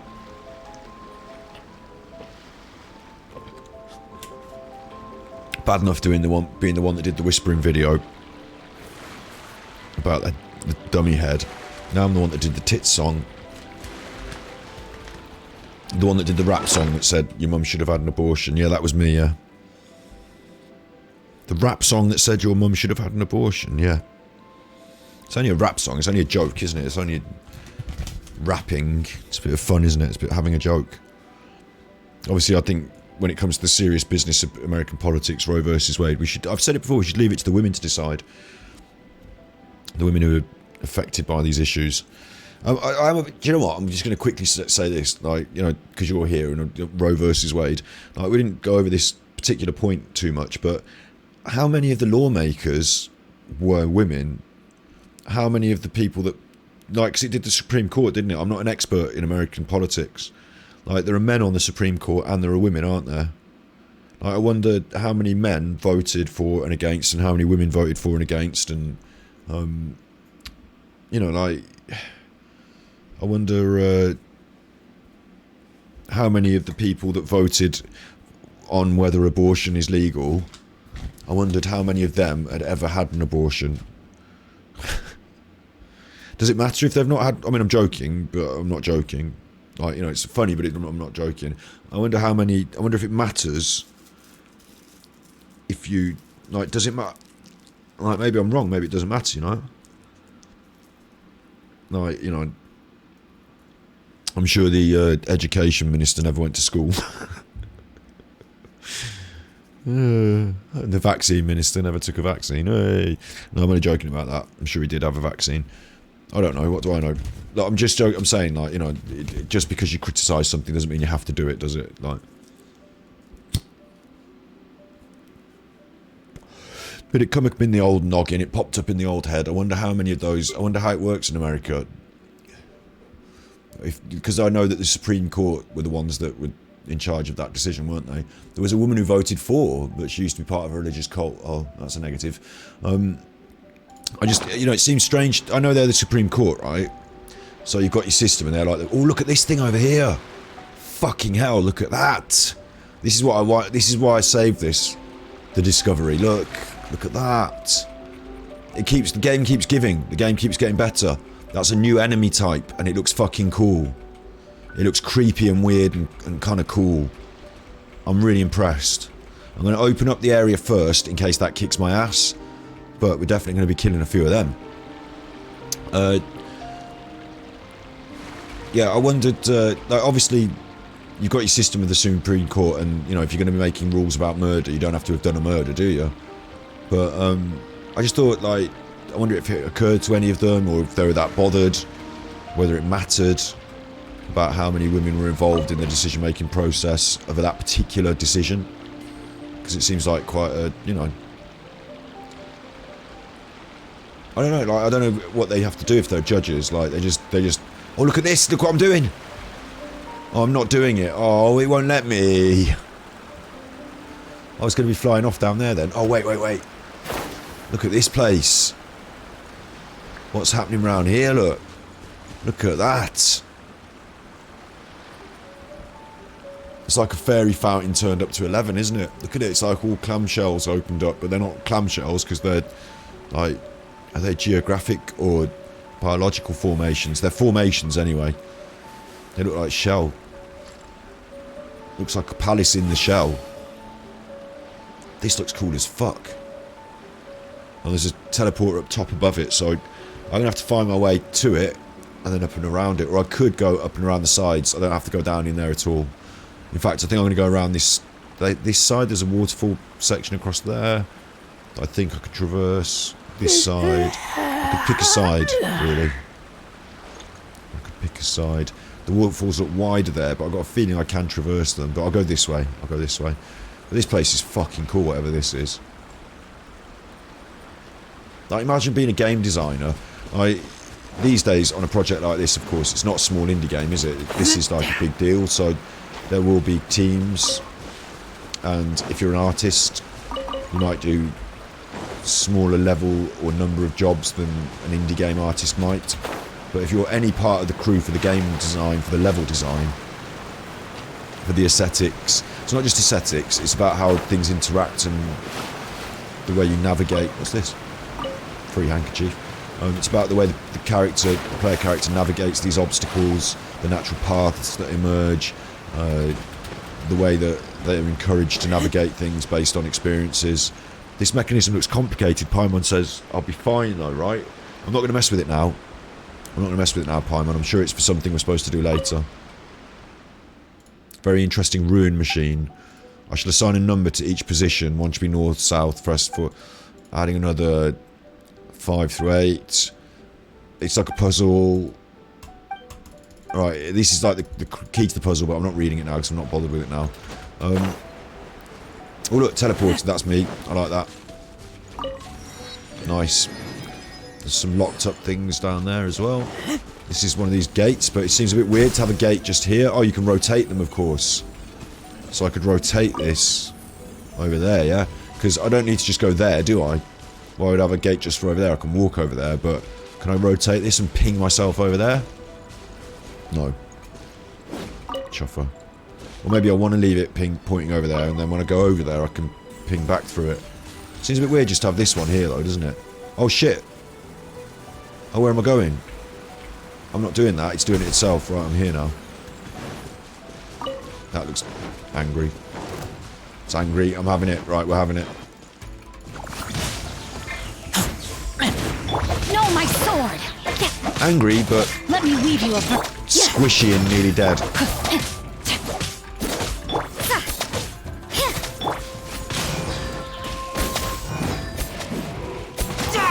Yeah, Spectral Heart, Spectral Husk, they're mine. And then you get these things, and the Electro characters can interact with the Electro Granums, and they can use them to fly around. I've yet to learn that. I'm going to do that maybe next stream. So I'm just chilling on that front at the moment, no stress. Not going to bother rotating them. I'm just going to make my way around these rocks up to that big chuffer up there.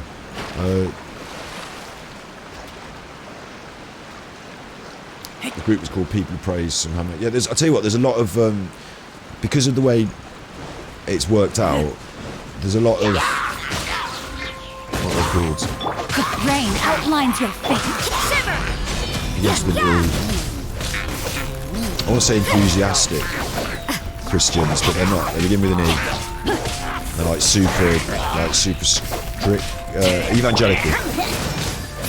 Evangelical. It means like you need to go and preach the gospel. You need to constantly be going on about it. Like they're quite into it. Like you'd call them quite serious. What's going on here? No, my sword.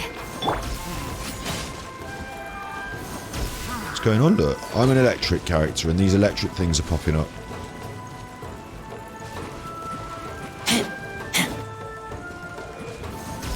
Look, when I stand on them, what's going on?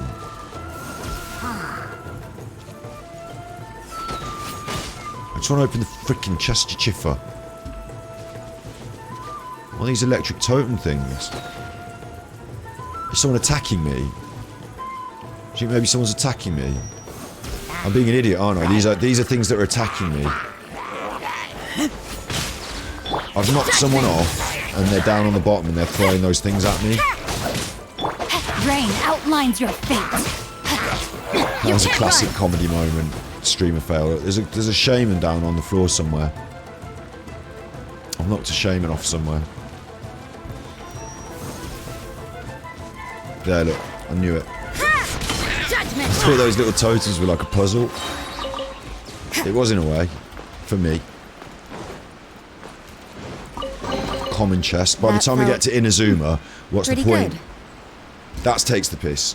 No character, no player in the game starts the game. Shouldn't say this. I bet there's someone out there, a streamer out there, who's like, right, the first thing I'm doing is going to Inazuma. But no, I imagine most people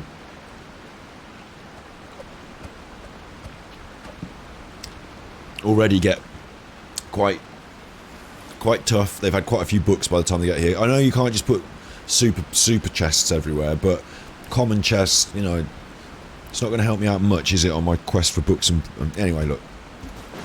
Shouldn't complain. I'm a free-to-play player. I'm not complaining. I'm really enjoying it. I'm not here to complain today. Yeah, and so in America you've got these evangelical... We don't have the same sort of systems in the UK. We don't have the same pressures. Say that. Our church has been long established, intertwined with the head of state.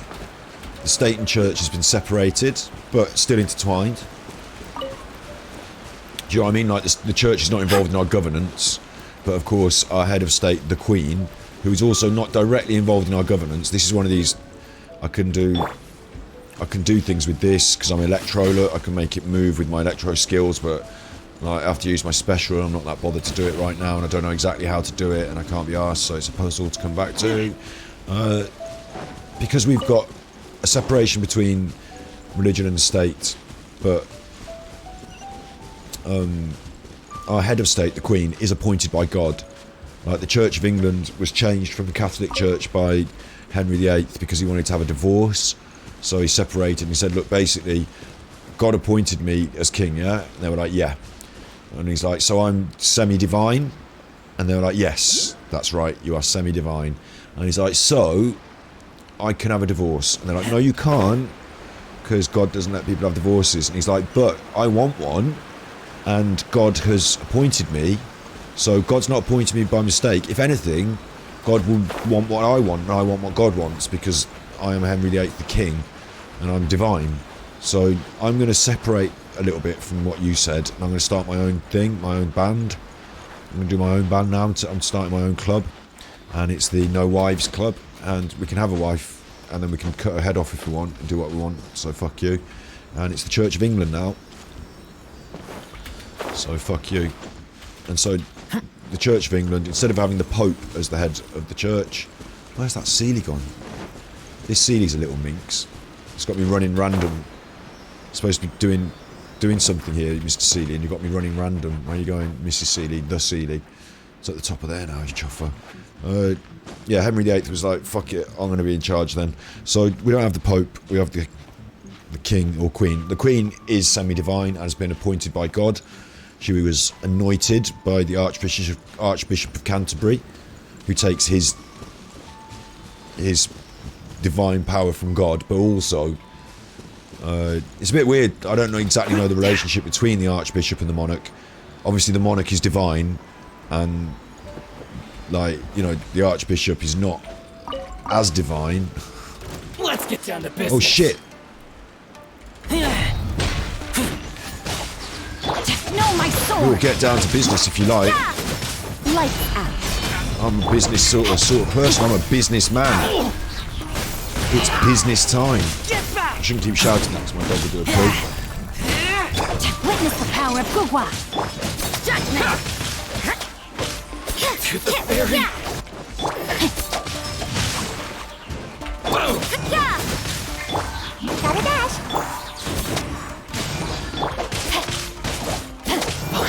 Sword play.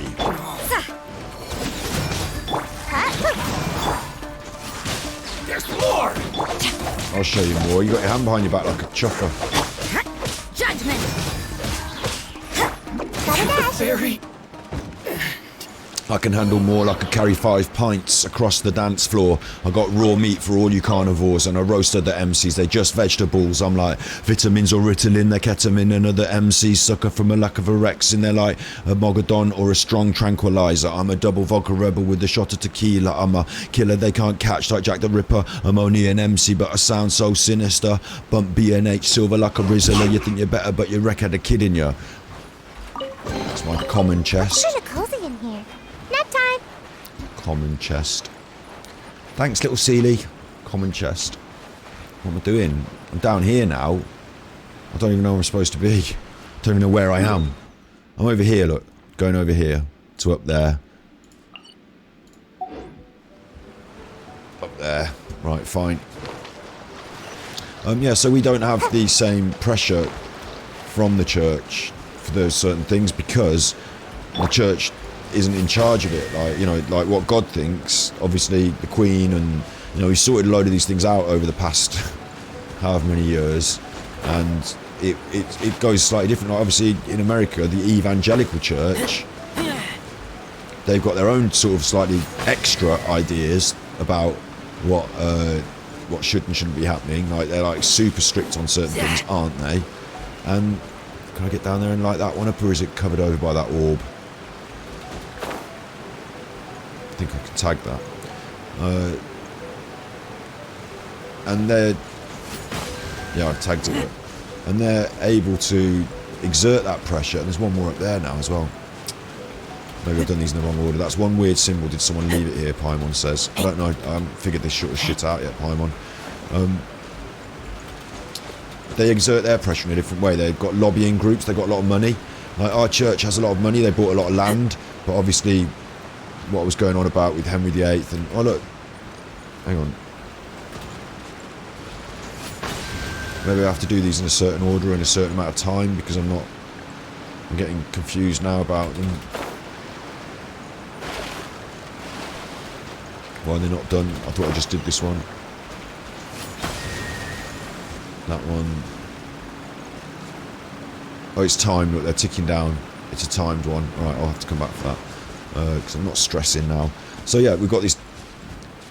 There's differences in our cultures, even though they seem very similar. And so the evangelical church in America have a lot of money, and they use that money to put pressure on the government to spend it lobbying. And they literally have like groups that live in Washington. Like there's this weird male club, like young boys that are quite religious, come out of university, and they're very clean cut, and they'll get a wife through this process because there's young ladies that join this club as well. But the young ladies like to be subservient and quiet, and let the men and like the men end up being politicians because they get backed by this evangelical church that's, you know, putting them up in this strange sort of frat boy house of evangelical church, and like they have their funny opinions and ideas, don't they? And then they push them into the politics. And they run the show. They like, who run the world? Girls. Who run the world? Well, the evangelical church in America, really. Because Donald Trump, for example, needed their support to become the candidate. So he couldn't, you know, forget that. So he had to, you know, it was obvious, wasn't it? You all know this. I'm not telling people things they don't know, am I? You all know this. So, the group had a strict male-dominated hierarchy, other males making decisions for other men's wives in the community. I've no idea how she can hold these views and still feel like she can be a scene crew. This is probably the same thing as I'm just talking about there. I watched a documentary about it. I've no problem with women choosing this as a lifestyle. How can you do that and be a judge? But that's how you get to be the judge, is that the men that surround that institution that are like, that put you there, are the men that are from that institution. So you live their way and they raise you up into the position they want you. Like, it's fucked up, isn't it? Yeah, this weird evangelical church network. I watched a documentary about it, and like it seemed a bit sinister, but at the same time, it was fucking down the line, apple pie America, and you know, name XYZ senator, you know, name XYZ Republican or even Democrat. They're in both parties. They push people into both parties. Senator, and you know, 30%, 40% of them will have gone through this system. So. It's like a political finishing school. You come out of university with a clean record, churchgoer. You come out of uni with a nice clean record and you're a churchgoer. You haven't done a rape and you're a churchgoer, and you join the boys club, you join the house in Washington, and you know, give it 5 or 10 years working, because they get jobs in Washington as well. They get jobs being the secretary of the office of the, you know, whatever, or because remember their peers, the people that they push through the system and become notable in politics, they give them jobs, don't they? So, you know, it's like a finishing school for politics. You do a few behind the scenes jobs on some campaigns in some offices in places, you follow the rote, and then you become a politician. You get backed, and once you're backed by the evangelical church, you've got the good backing that will get you into the... It's a bit like we have a similar system in the UK, but it's the Conservative Party.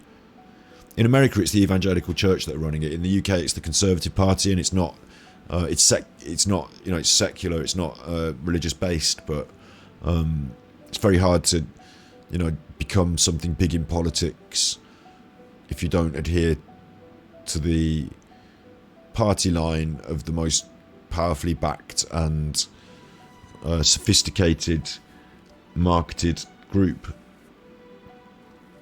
It's weird, isn't it? It's weird. No problem with women choosing this as a lifestyle, but how can they do that and be a judge? Yeah, it is just like that. I mean, I think it is a bit weird, isn't it? I mean, I'm just talking and having a bit of a chat and chilling, so I'm alright doing this. It's not like a big political thing, even though Josie said I didn't like the politics. I don't want to get too political, but it's just weird to me that like everyone's just alright with that. Like, it should be known, and everyone knows it, and like they're like, okay, that's how that is. Like in America, actually, like we don't have that same religious fervour in the UK. We have some of it, and there's more in Ireland, where they're a more Catholic country. You know, like the abortion conversation is different in Ireland, where they're a more Catholic country, and in Northern Ireland, which is British owned, you can get an abortion, and in Southern Ireland you maybe hadn't been able to in the past, and they had like a border crossing, you know, like abortion tourism. You know, there were more issues there because of a more Catholic country, but in the UK, in England, in Scotland's got secular problems. It's got Catholicism fighting with the Protestants up there. They've got a history of that, so there's that. I suppose that spills into this conversation a bit, but it's just weird to me that those groups are the ones that God, my eye feels really painful now, like I've got something in it. I haven't got anything in it.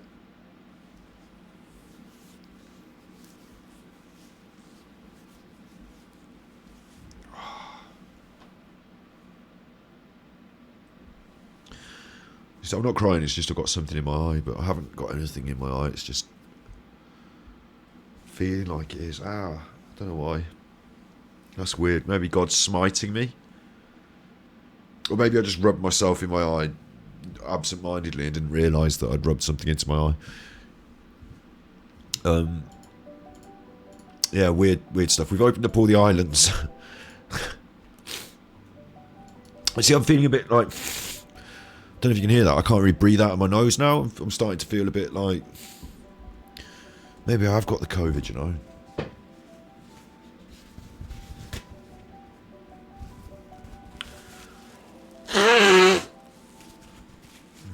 They'll hear that next door. Wipe it in your eye, you idiot. This place is cool though. Look, this Watatsumi Island is like a great big shell shrine. It's fucking cool. There's another shrine on behind it here as well. Cheeky little shrine behind it. Someone's got a quest for me there and a quest for me down there. There's some people around. There's a village. That's cool. There's a fort there, sunken fort. We still need to get that unlocked, but you know, we'll come and get that. That's no worries, we will get that.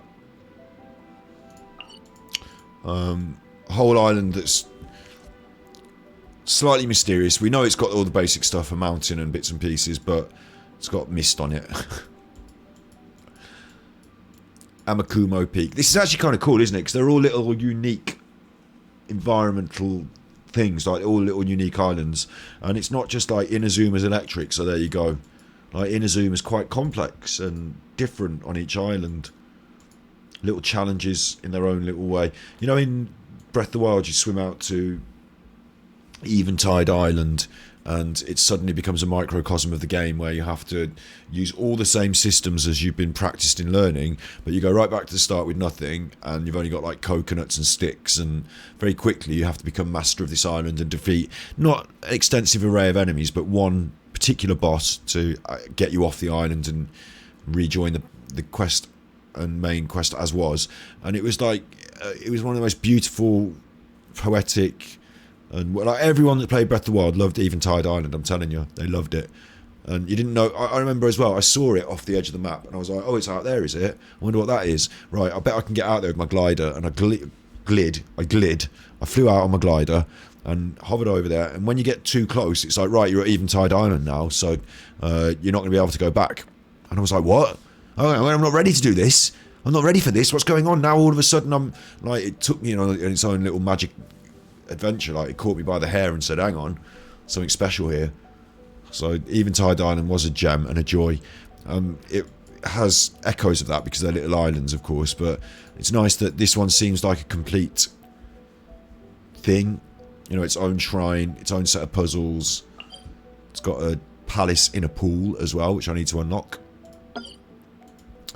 And this one's got the Majuken key and the dinosaur bones.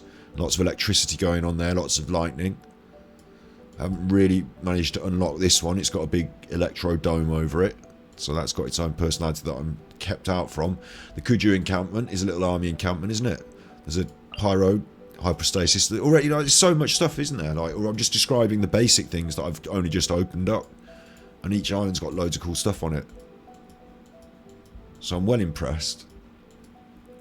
I'm well impressed. 3 hours. When I look up and wonder how long I've been going, 3 hours 4 minutes. I've got this internal clock in my brain for hours. I tell you, and hours plus 4 minutes. I'm always late. I'm always 4 or 5 or 10. You know, but I look up and I check how long I've been going, thinking, is it nearly 3 hours? And look, it's 3 hours 4 minutes. It's cool. You get a chemical in my eyeball. I don't know. My eye's fine now. My eye's now fine. I wonder if it was because I was getting backed up, not being able because I blew my nose, didn't I? So I couldn't breathe out my nose. Maybe my sinuses are getting backed up, and it's all connected, isn't it? I wear contact lenses as well, so if you do get a little something, it just fits on there. We are at Conda Village then. I'm going all the way back. Teleport's disabled. What? Oh, I'm doing this, sorry. And then I'm going to go back and I'm going to pick up the quest. I know it's a bit of a chuffer. I am a chuffer. If anyone's watching this and like, oh, I'm watching this for the quest, and like instead he's talked about tits and swam around and done his boat. I'm sure it's fine. Like I am really going to have to drive this point home at some stage, but you're here for me and my personality, not just this chuffing game. I know you understand that. I know you get it. I know you understand it, because the games are going to come and go. We're going to play Genshin. We're going to play the We're going to play the tits off Genshin, absolutely. But there will be more games. There will be other games, and it might not be your favourite game. But don't worry, there'll be more games. There'll be other games, and it might be your favourite game, and it might be that we do an episode where I make a song about tits. But don't worry, I'm a streamer, and streamers do all sorts of things. You're here for me, and so that's how it is. You know what? I really think this is what. What are you doing? A scholar from Sumeru. He was here before the decree was declared. He's dug up a totem. What are your conclusions? Inazuma must have played host to 2 snake gods. One of them was enjoined with coral and could not move, thus creating the Sagoima shrine, and the other snake god was a most ambitious being that dreamed of invading Narakumi Island, but was cut down by the Electro Archon as it was making its way there. See, this totem shows snake patterns with coral on one end and patterns on the other that are lacking. That's how you know it's the truth. Very reasonable. Once I publish my conclusions, I'll be famous. Quick, publish some conclusions ourselves and get famous. Are you sure? Of course, a researcher must always persist in their views. It doesn't matter how much everyone thinks that Mondstadt only has the 4 wins. I reckon there are 5. His hypothesis is flawless. The Shrine Maiden at Sagonoimia Shrine may shake her head at my conclusions, but it's she who's been blinded by her faith. I mean, it's not like she has any evidence to show me herself, does she? Alright, Eggy. Talking to the Shrine Maiden. This one talks about the Shrine Maiden sometimes. So, the Shrine Maiden at Sagi when you're my shrine. That's here. So that's where Sayu is from. This shrine. Because she talks about the Shrine Maiden. I'm just going to nip down to the shrine and see if I can have a little goosey gander at the shrine, and then we'll go and have a look at the main quest again. And I do accept, you know, I do apologise even for not really getting much of the main quest done today, but it's an exploration around Inazuma, isn't it? That's what I wanted, and that's what we're doing. And we've got Sunday tomorrow as well. Genshin forever. Inazuma. Also forever. Eternity, isn't it? Check out this shrine. Look, they got guards on the front, but we're coming in the back way, so no one will catch me. Sneaky little ninja. Is this your home, Sayu? Is this where you're from? I think it might be. The Shrine Maiden, look. Mochizuki. Our researchers are all careless nowadays. You seem upset. You want to know why? It's because this researcher from Sumeru is running around spreading false histories. We just spoke to him. I don't know what school of reasoning he's from, whatever. He's just spinning fantasies out and distortions. He's making it up. Fake news. You don't seem fond of every... Oh, anyway. She don't want him... Oh, she's going to tell me the true history. The truth is, the first shrine is not here. It's to the west. After Watasumi Omikami was slain by the Electro Archon, Sagonomiya Shrine became our sanctuary where we worship Watasumi Omikami. A long time ago, when our ancestors were still suffering deep beneath the waves, it was Watasumi Omikami who defeated the Dragonair of the depths and brought them to the surface where the sun shone.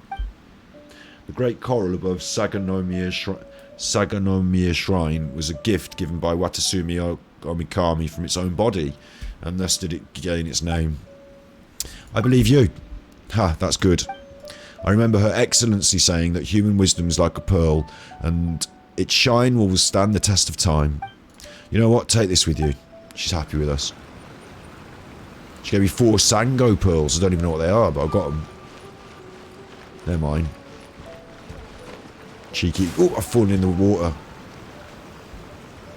Here's another one. Another shrine maiden. I can't really be asked to talk to her, though. Already spoken to one. Once you spoke to one, you've spoken to them all.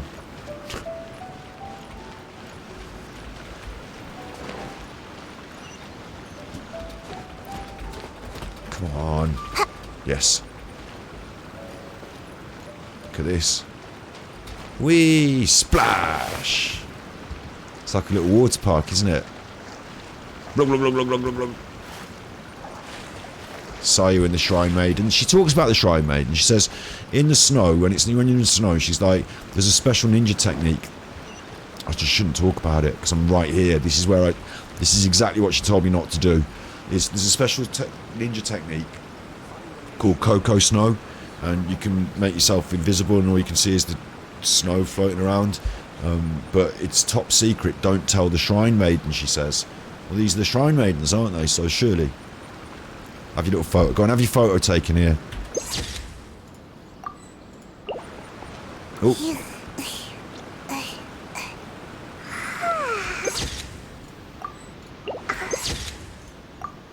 Thank you. Don't mind me. You just carry on guarding the shrine.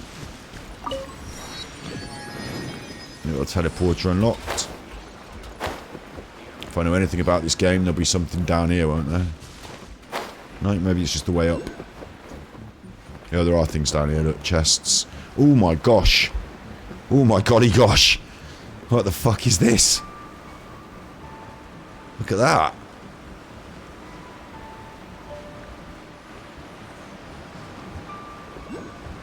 Fucking nuts that, isn't it? I wonder if you can swim in it. I don't want to, I'll die. Just gonna go over here. This is that thing that we were trying to light up earlier, isn't it? That little puzzle.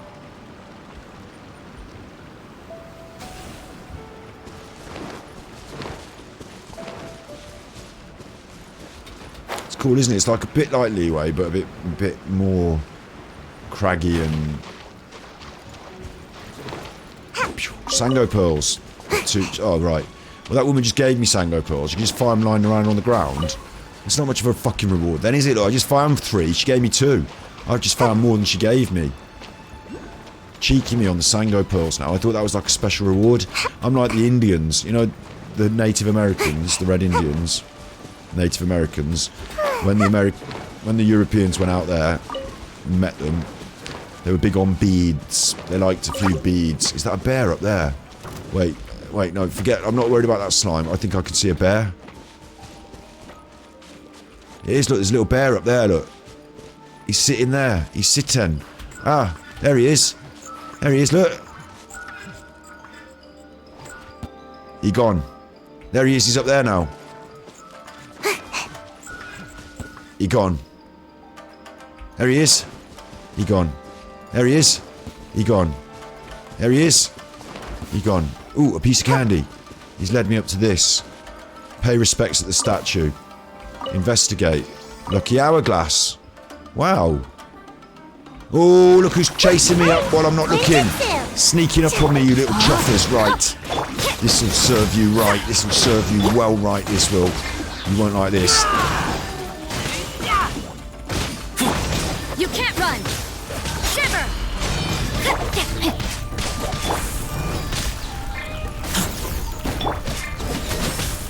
Got a dash. No, my soul! There you go. Have that, you chuffer. Sneaking up on people. It's rude. Rude, frankly. It's a chest I got out of that as well. I got a chest. Don't know how. Got a chest. So yeah, the Native Americans were big on beads. I'm going to jump in here. I can't help it. I'm going to have to find out what happens. Let's go. Let's go. Ah! Oh, it's just water. It's quite cool water though, isn't it? It's like pretty cool. Pretty spooky. Spooky. Spooky. But, yeah, so the Native Americans and the Europeans, they gave them beads. And they were like, what? Because the Native Americans thought that bead technology was pretty difficult. And they thought that, like, making a bead was like some kind of magic. Like, we were, say we, it's not me, it wasn't you. It looks like you. But, you know, the Europeans, they were like, oh, beads are easy, we've got fucking loads of beads, mate. And they were like, shh, don't tell them. Don't tell them. Yeah, you want beads, do you? Well, I'll tell you what, I'll swap these beads, these really expensive, difficult, hard to come by beads. These beads that are, you know, very, you know, because the native Indians were making their own little blue beads, like little fingers, little, you know, delicate work. But in Europe, we could just pump them out in the factories. So to them, they were quite valuable, but to us, they were very cheap. So effectively, we flooded their market. Like to them, they used them as currency as well. These little tiny beads, you know, very valuable, tradable, like a currency. So we flooded their economy with beads. we quite like your pelts. We quite like your clothes.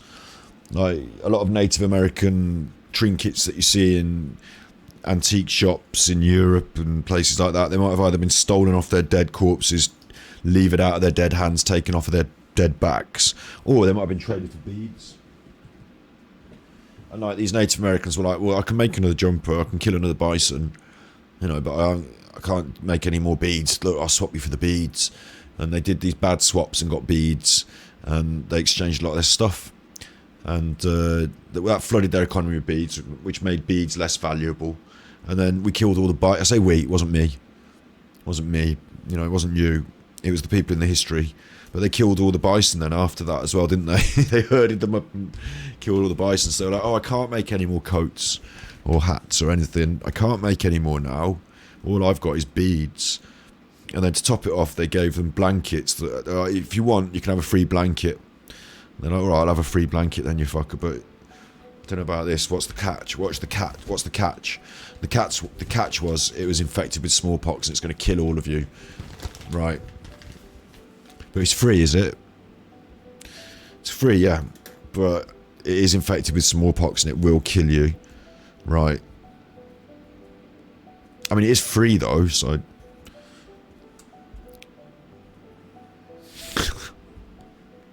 Go on then, I'll have two.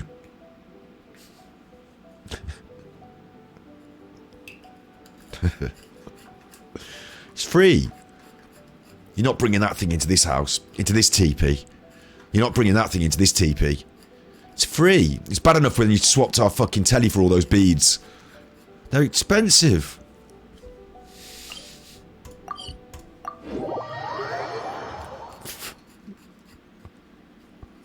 You're not bringing that into this teepee. Let's see. Where's the person Ayaka told us about? You can leave that outside. You're not bringing that into this house. I don't care if you did get it for free. No wonder it was free. Someone's throwing it out around by the bins. It stinks. You have to take it round the back and leave it in the shed. You're not bringing that into this house. Shed's full of beads. Why are you doing this? Why leave all of a sudden, after all these years? Some family issues, look. Precisely. It's much too sudden. We've had no time to prepare. That's wait. I'm not desperate for you to take them out to play. Please, we urge you to reconsider. It's a bit weird. Like, I assumed they were his parents, and they're like, look, like you can't leave and live your own life because we're not ready and prepared. But like, they've already got time. They've had time to prepare. That must be the guy Ayaka told us about. I don't know what's going on. Let's go over and see. Let's go and see. Let's see what Paimon thinks. The meaning of meaningless waiting. Ask the crowd for news. You must also be here to try and convince Tejima to stay.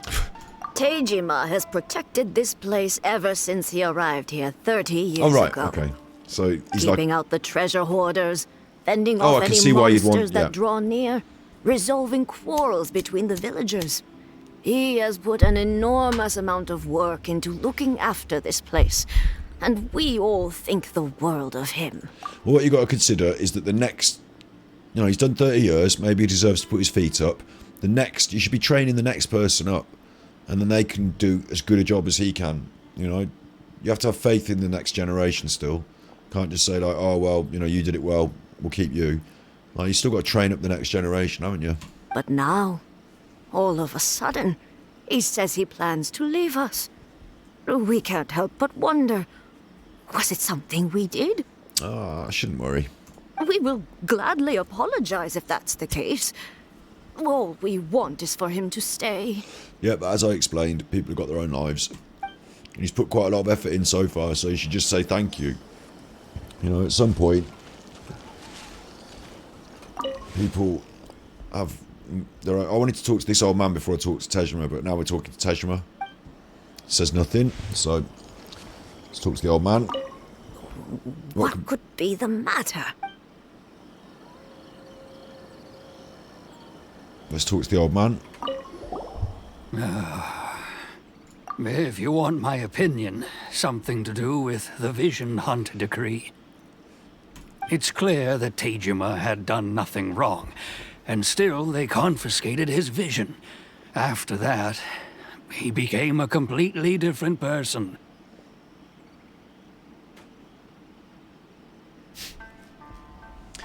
Still backing out on deals with the Native Americans. I was just thinking to myself then, your comment, just looking at this, I don't know, like, we can genetically engineer things now, right?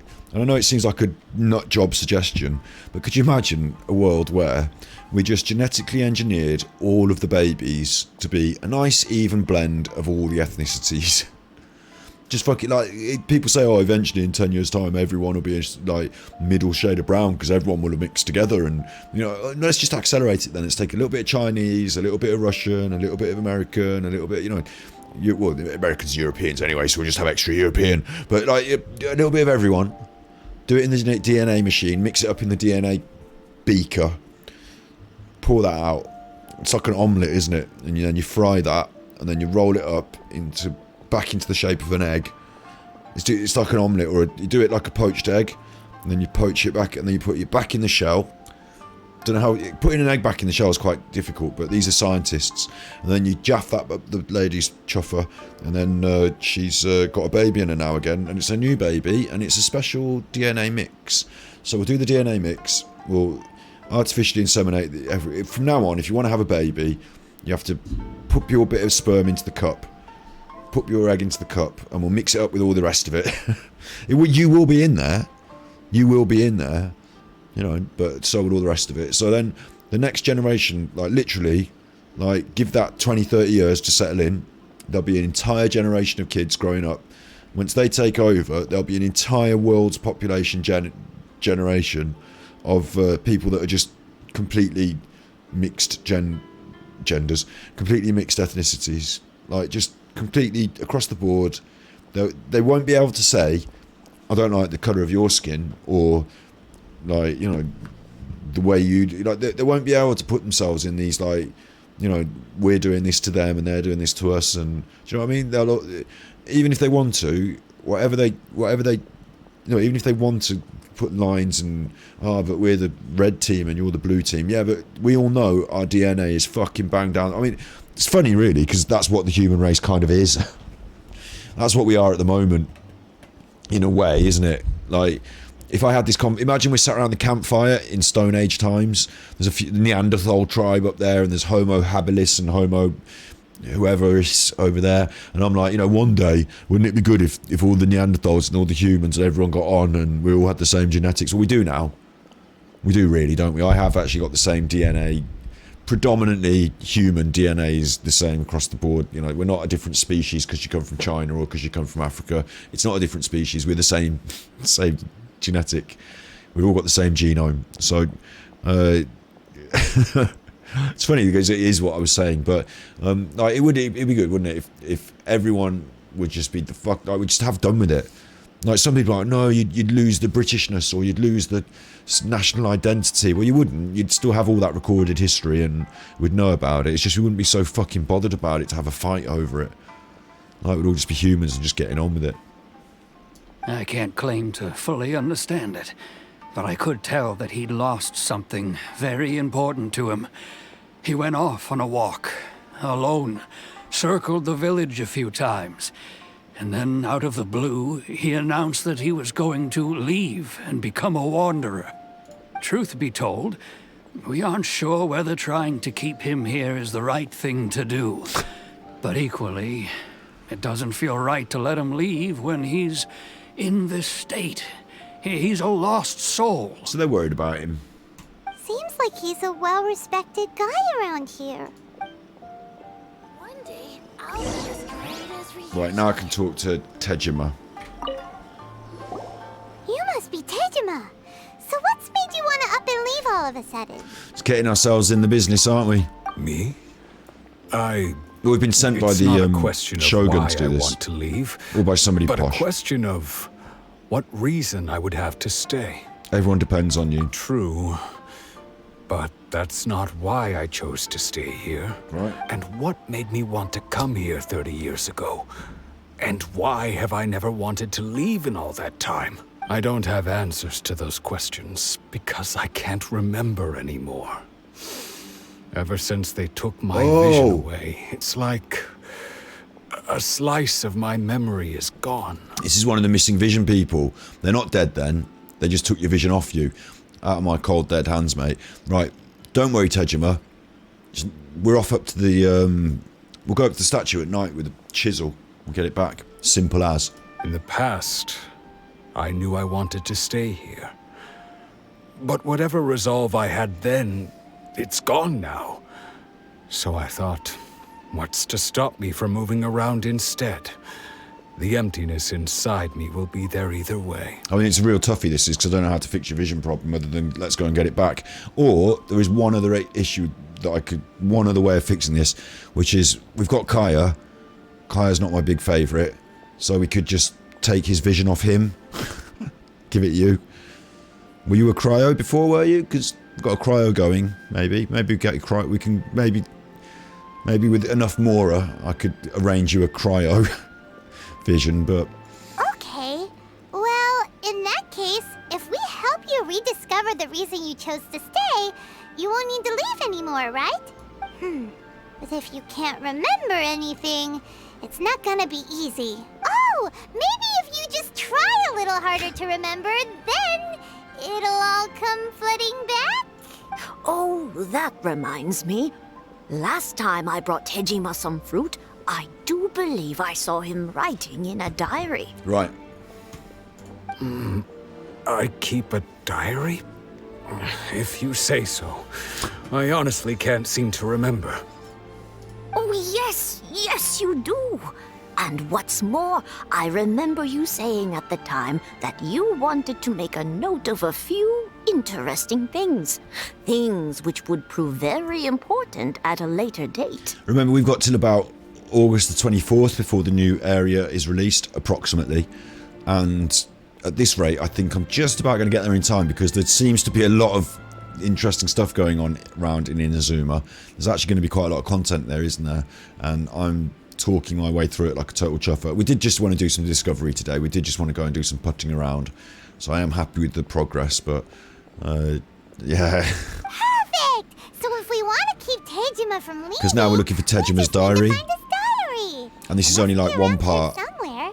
Let's take a look. Like, this is only one part. Like, there's 3 of these people that we've got to help. And this is only one part of 1/3 of the If you don't first mind, quest. we will leave you to find the diary. We should head back to the village to inform the others of Tejima's situation. And I bet, because I've been around and looked at these different islands, I bet quite a lot of these quests are going to end up with me having to go and fight some big boss in some of these places and, you know, find my way around them, learn to use those electrogrammaton things. They're called electrogrammatons. Have you heard of the tetragrammaton? Well, they're only around. They're not on the map, are they? I was about to start doing my thing then. If I can't see one in I'm going to save the I never tetragrammaton embark on a talk till I journey see without a one. good book to accompany me. Find the clues to his memory. Right here. This looks like Teijima's diary, all right. Let's see what we have here. Yeah, let's read his diary. Today, the Why can't he villagers read and I it? got together to cook dry braised salted fish. I messed up and burned mine a little, so I had to pretend that it was black snakehead instead. That was one of the funniest things Pymon's ever said, and I talked over it a little bit. Today the villagers and I got together to cook dry braised salted fish. I messed up and burned mine a little, so I had to pretend that it was black snakehead instead. Who would write that in their diary? Today, I helped rescue a kid who had fallen in the water. After I pulled him out, he told me that his best friend Bamboo was still in the water.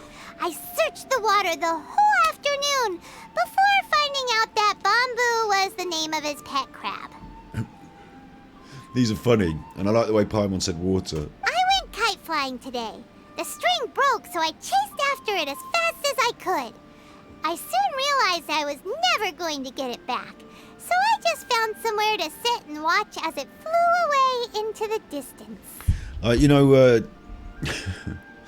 those Zen koans we were looking at in Mental Health Monday the other day? We were looking at those Zen stories. These stories, these diary entries are very well written because there's only a few lines, but you've got the beginning, the middle, and the end. You've got something that like you set up a premise, then you go ahead and resolve it, and at the end there's some kind of return to normality, but maybe some learned lesson. They're like little Zen koans, aren't they, these little stories? I would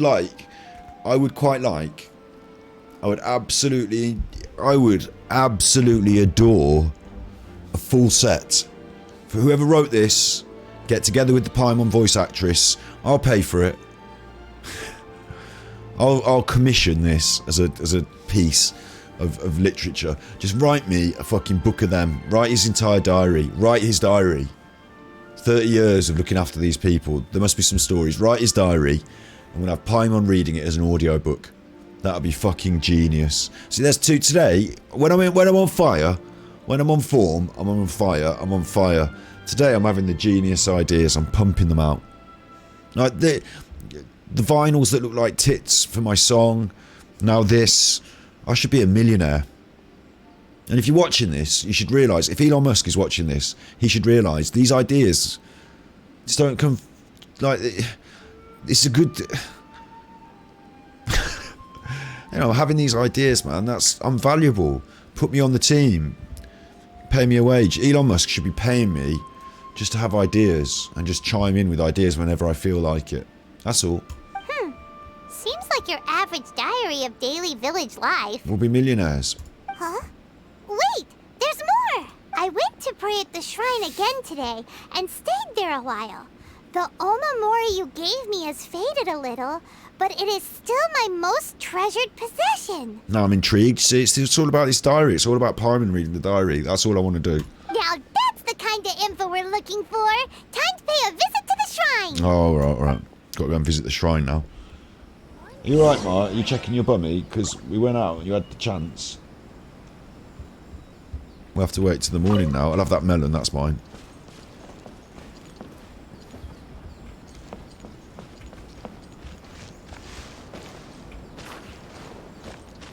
You can always go in the garden, can't you? Investigate the shrine nearby. It's nearby, it's only here. This is nice. See, this is nice when they're not... In all those other quests we've done thus far, it's like investigate the shrine, and the shrine's like all the way over here, and then when you get there, it's like, oh, by the way, go back to the village. And then you come back to the village, and it's like, did you leave anything at the shrine? I think you might have left your keys at the shrine, and you have to go back to the shrine. And then when you get to the shrine, it's like, these are your keys, but you can't pick them up because you haven't got your gift card that says your name on it. And you're like, I didn't need to know my gift card with my name on it. And then you have to go back, and then, it never ending. It never ending.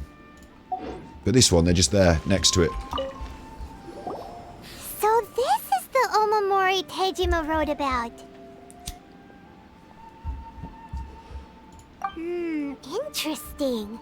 Looking at the color and the design, Paimon would have thought it belonged to a child. But anyway, if he had this with him all the time, there's a chance some of his elemental energy remained on it. Do you think that it might come in handy? Paimon knows an awful lot of stuff, doesn't she? Paimon, Elon's jealous, he'll never help me. Me and Elon will be the Ultra team. Be like the tag team champions of the WWE, me and Elon. Ultra team. Yin and Yang put together in one world-ending combo. We could sort it out. Use elemental sight to find clues in the diary. It's the old elemental sight. Oh.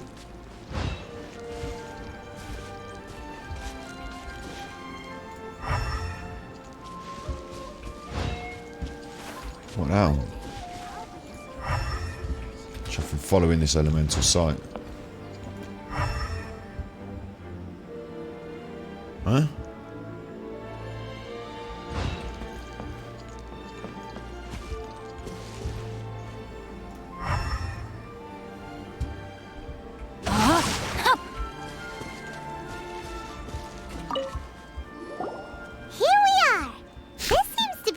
That Tejima visited a lot. The soil looks like it's been disturbed. Maybe Tejima buried something precious here. Something that kept him in the village all these years? Paimon's a bit of a detective. Must be something pretty amazing if it made him stick around for 30 years. Let's dig it up and take a look.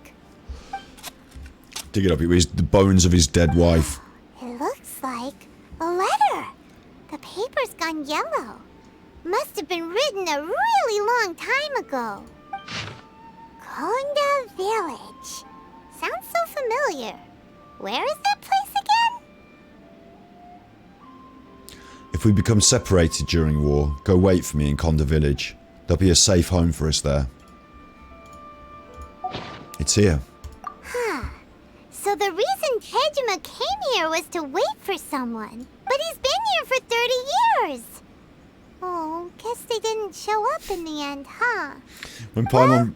Let's go give Tejima his stuff back and take it from there. When Paimon realises the tragedy, she takes it on board to heart, doesn't she? Good old Paimon.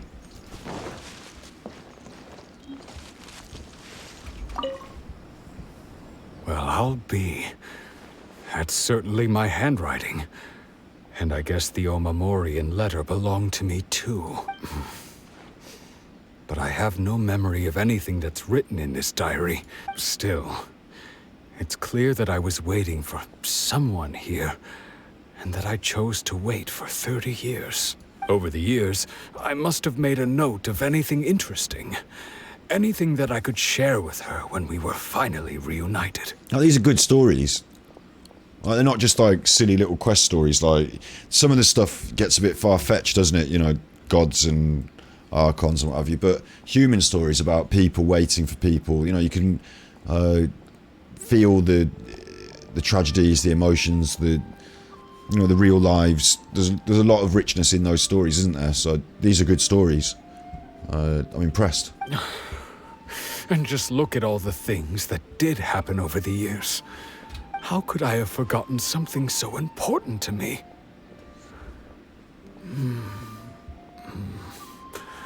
Now that I think about it, when my vision was taken from me, it felt like I'd suddenly been hollowed out. Love, regret, everything I felt for her, it's all disappeared. Does that make you feel sad? I don't think that's the right question, because he's just saying he can't feel anything. No. Not especially. After all, I've forgotten who she was. Her face, her voice, the things we experienced together.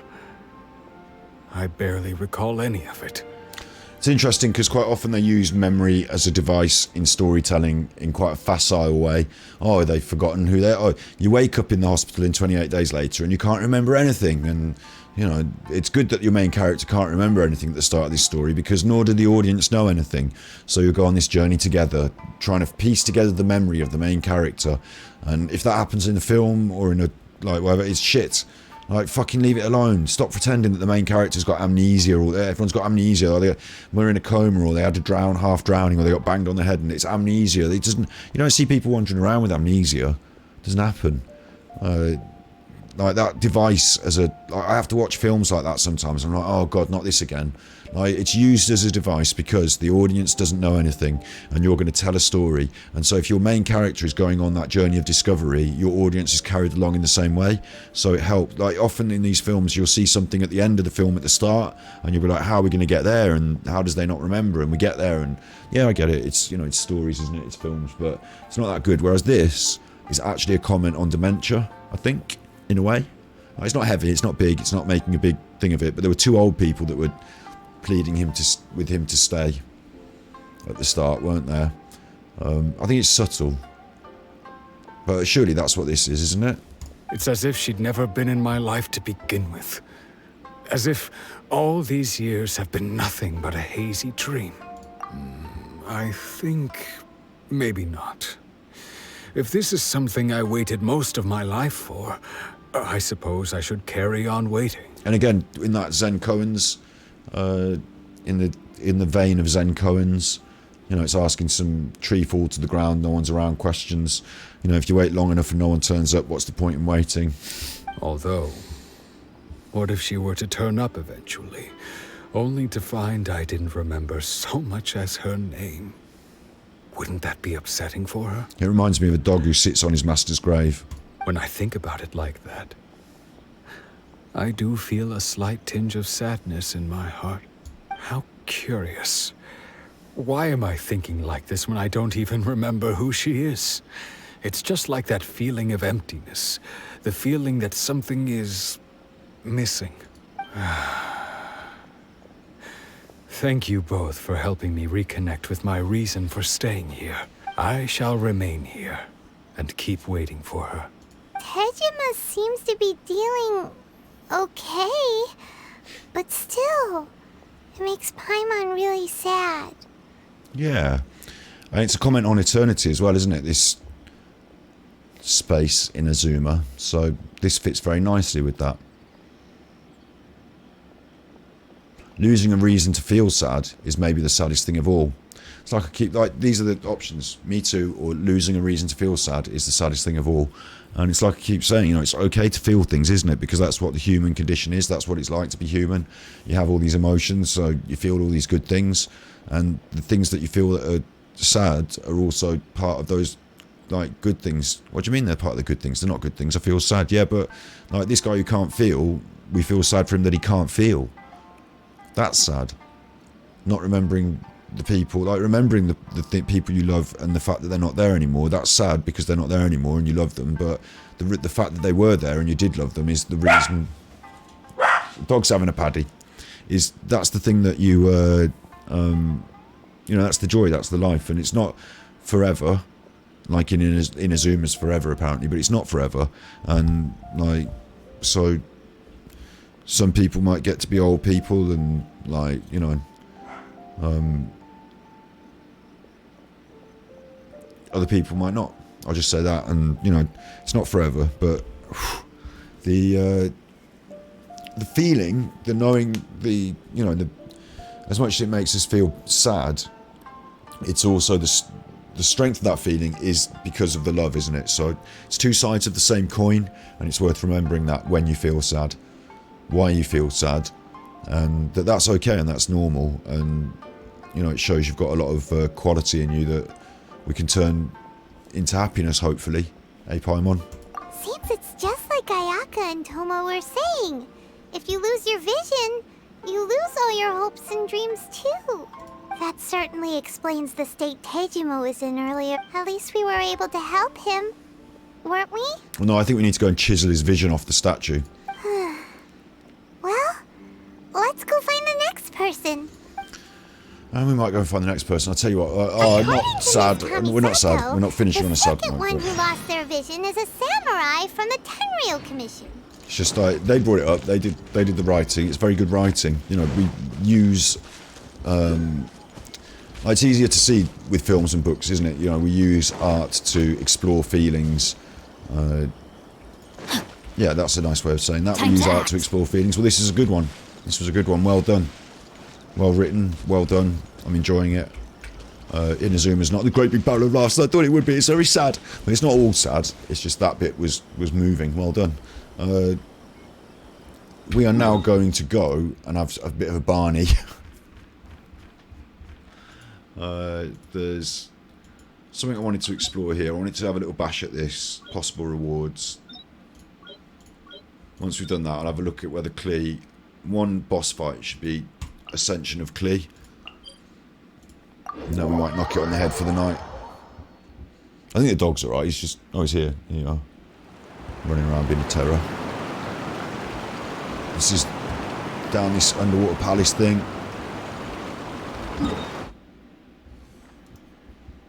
In Liverpool.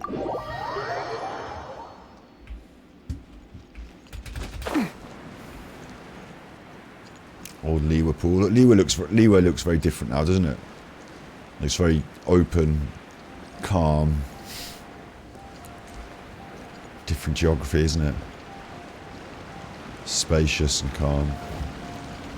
And unlock this place down here. Sploosh. Chuffer. Down here. But to get down there, you have to basically kill yourself. I don't want to kill myself. But every time I put the thing on, it flaps me back up. I don't want to flap back up. There we go. Right. Hidden Palace of Guizhang Formula. It's got a funny name. Hidden Palace of Guizhang Formula. Right. Explore the travels of the Moonlit Venturer and voyage the Sanguine Sky? Sanguine, is that right? I don't know. Not good. I'm not going to bother learning a new word right now. This is the realm of clouds. Huizong is former ruler. I recognise the word sanguine. I think it means peaceful, but acquired several ancient and evil artifacts during her research into mechanisms. The Adepti created this realm to contain them. Okay, level 60, but we're above level 60 now, so we should cream this. And we're going to get a little barrel, which I've never seen before. That looks interesting. I'm going to get 40k Mora. A key. Primos. We're going to need a fire sign on our team. Let me just check what we need is. We need electro, cryo, animo, and not water, but pyro. So we're not taking Wet Boy. But as we know, Wet Boy is our best. So, see, it does this to me. I don't mind though. We'll not take Wet Boy. We'll just not take him. We'll take, what did it say? Pyro instead. Taking the hottest chef in Leeway. Where are you, hottest chef in Leeway? Can't find my things now. There you are. I can't wait any longer. But it feels a bit weird having that and no Wet Boy. And I bet when we get in there, Wet Boy will be great. You watch, Wet Boy will be great when we get in there. But this is what we're taking. We'll bash this up, and then we'll have a look at bashing that boss up and ascending Klee. Oh, hello, look at this. It's one of these. Look at this. There's a chest, and there's... Uh-oh. 3 of these chuffers. Now I wonder what's going to happen. This is right. Wet Boy would have been great. I'd have been able to freeze this, and it would have made it much easier. I can't freeze it now, so no Wet Boy. Made it much harder for me. I feel cheated. I feel like I want Wet Boy more than ever. Because the freeze does nothing, because they're not wet. This is quite difficult. I'm trying to... I can't see properly because the Chuffing missed. Getting smashed about now.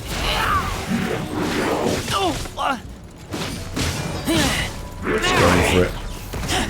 Getting stomped on. Switch. No, I'm dead. That was me. I didn't switch in time. I'm sort of caught in between them.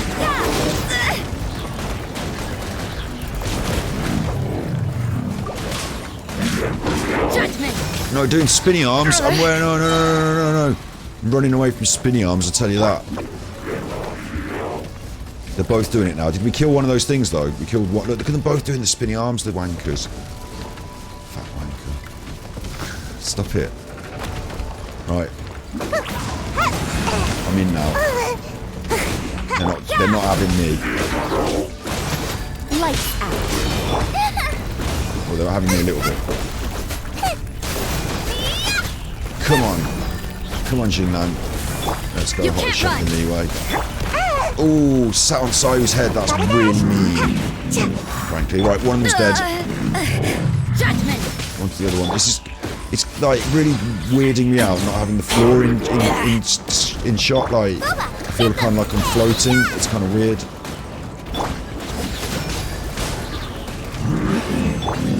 Challenge complete. That's it.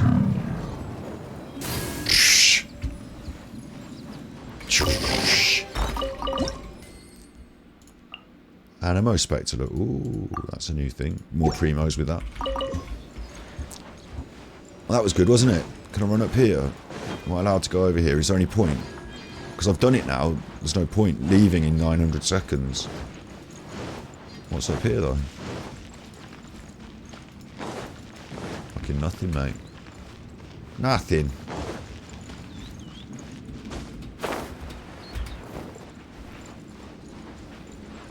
Alright. That was good though, wasn't it? There's another one of them that we have to do. Like, there's loads of them, but right now, I think it's Glee time. Glee time, Glee time. Glee time. Sanguine is bloody in medical. Oh, blood, like sanguine like blood. It might be like blood. Like, there's a lot of words, I'll be honest, that I read when I was a kid, and I was quite into reading when I was a kid. Like, I used to sit up at night reading books, and like, not always adult books, you know, like Terry Pratchett or Robert Rankin or Tom Holt, or I'm talking like sci-fi, fantasy, comedy. You right, Omar? Can you hear the cat?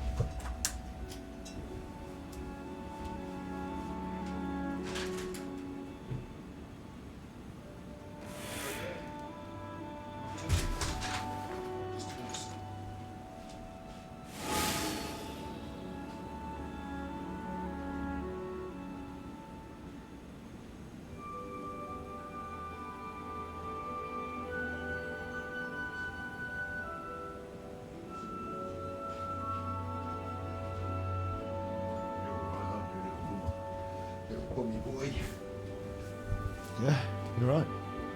Yeah, you got your guitar. Sanguine Reveler. I think that's a Hearthstone card. Yeah, so I used to read these books anyway, and I'd learn a lot of words, and I wouldn't get to say them in day-to-day life. And I think sanguine, I don't know how to pronounce it even, is one of them, because I don't remember using it in daily life, but I remember seeing it written down, you know, looking it up in a book. I will look it up now, just quickly, just for the sake of, you know. I opened up Firefox and I was like, what's going on my Firefox? Right, is that what we've been looking at, is it? I see. All right, okay. Yep, that's what it was today. Chuffing out. Oh yeah, if you check on my Ganji Cuts channel, the Kyala Bullies Brendan Schwab body language video's got loads of views. That's good. Lucky old me. Yay. And I was going to react to Asmongold today, but we might have to save that to tomorrow. Yesterday's chip paper will become tomorrow's old news. We wanted to look at Sang.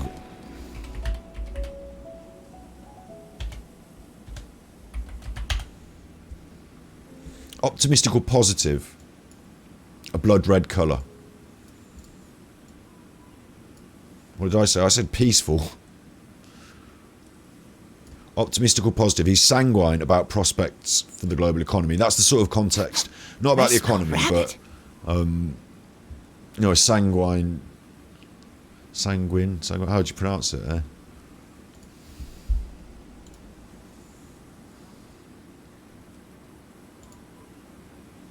Sanguine. Sanguine. Maybe it's a Shakespeare word. Maybe that's where I've seen it.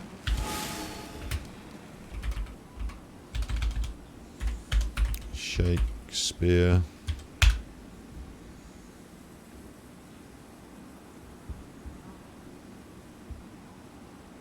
Yeah, something like this. Look, the hot, moist man representing the sanguine temperament is depicted as an active wooer embracing a woman. I'm hungry. Let's hunt. Describing it as a way of like a personality type. Jolly. Choleric, sanguine, phlegmatic. Oh, that's where we've heard it. That's also a yes. See, my brain's not doing well for me today now. I'm getting tired now. Do you remember when we looked at the 4 humours and we looked at them in terms of mental health? They used to think that you had these 4 humours: choleric, sanguine, phlegmatic, melancholic, and that's one of them as well. It meant full of blood. But the real meaning is blood red colour, blood red, or optimistic. In an apparently bad or difficult situation. You leave, you call me. Despite the ship sinking, he was sanguine. Still optimistic, despite a bad thing. Despite the ship sinking, he stepped in the lifeboat with a sanguine disposition. That's the sort of way I would have heard it and used it. But also blood red, yeah, is pertaining to blood red colour. His cheeks were a sanguine blush. Or her cheeks. Anyone's cheeks. Ah, Marlo, stop bucking. That was a loud one then. I've accidentally put the Firefox into the chat now. Right. Marlo, please, with your bucking. I'll sort the cats out in a minute. Find the next person who's lost their vision. No, not right now. Not right now. Don't even know where I am now. I can't remember where I am. I think I'm in Leeway again, aren't I? Yeah. Oh, we're going in to do this. We're going to go and do this.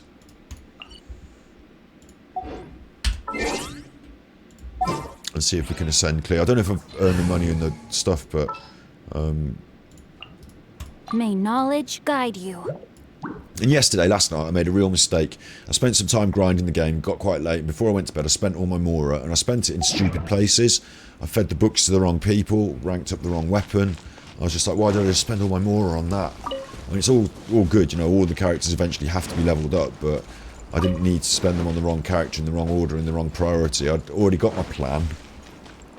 Already had my agenda, Brenda. Just did something silly, so I don't know if I've got the Mora for it, but we'll see. Right. Map. This, teleport. We're going to go and beat up this Pyro Regisvine. And once we do that, we should have enough materials to ascend Klee. And then Klee will be officially, in terms of ascension rank, equal to everyone else in our squad, even the highest ranked ones. The only thing she has to do is get a good book, a good weapon, and a good set of, what are they called, artifacts. She's level 70 of 70. We will get this one Regisvine thing here. We'll then be able to craft up the agate chunks, hopefully, from all the stuff we've collected. I still have to get the mushrooms. Oh, so I won't be ascending her tonight, because I'm not going to collect 40 fucking mushrooms tonight. But on tomorrow's stream, we'll set her up for ascension if we can collect the mushrooms. And I have got the Mora. So I'm happy to do this little fight. Get one more step towards ascending her. She's basically the same strength as everyone else, but artifacts. She needs a cup. She needs one of these good cups. It's, you know, why are we handing out purple cups when we've got legendary 5-star cups? So she wants a 5-star cup. You know, she wants a 5-star hat. At the moment, we haven't got so many to decide between.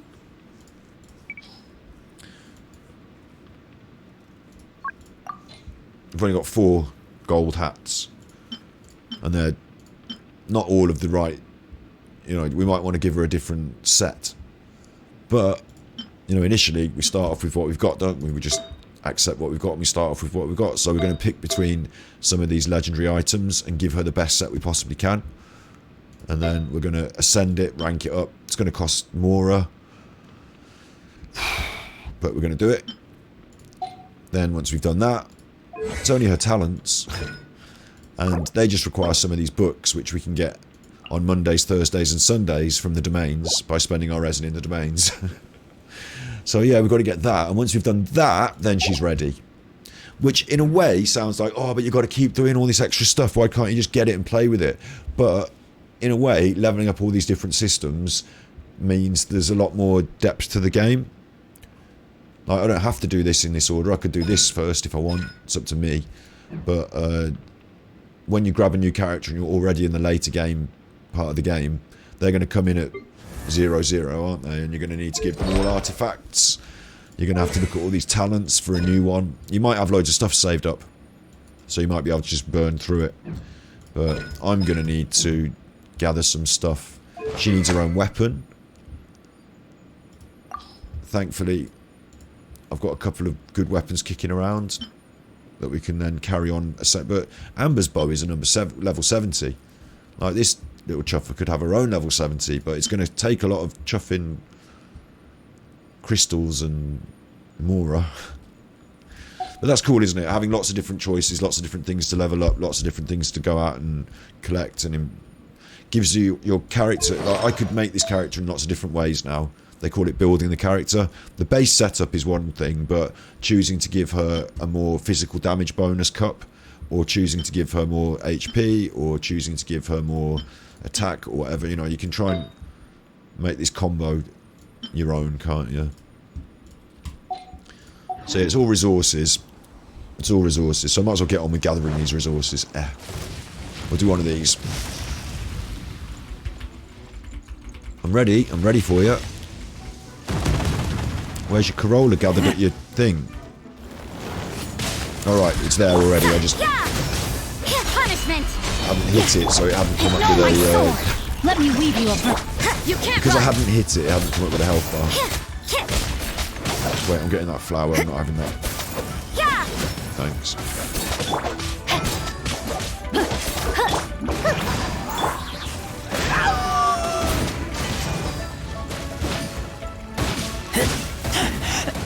Oh, you chopper. And I haven't got Noelle on, which is a mistake, because usually I get my shields off Noelle, so I've made a mistake coming into this, but I think we'll just carry it with Sayu. I think it'll work. Come on out. Judgment. Get lights out. You can't run. Rain outlines your fate.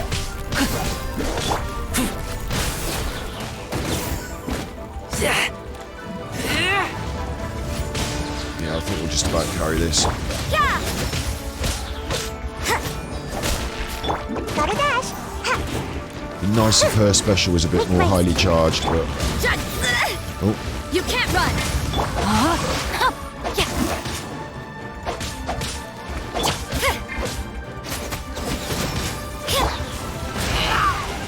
Get back.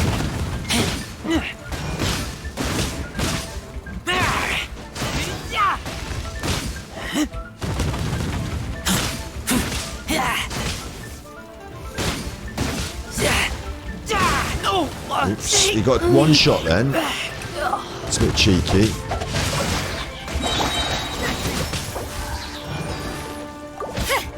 Feeding them all the fish there. Bit naughty, but he is wolf boy, isn't he? So he's not exactly vegan, but... Can't catch me. Ring cutter.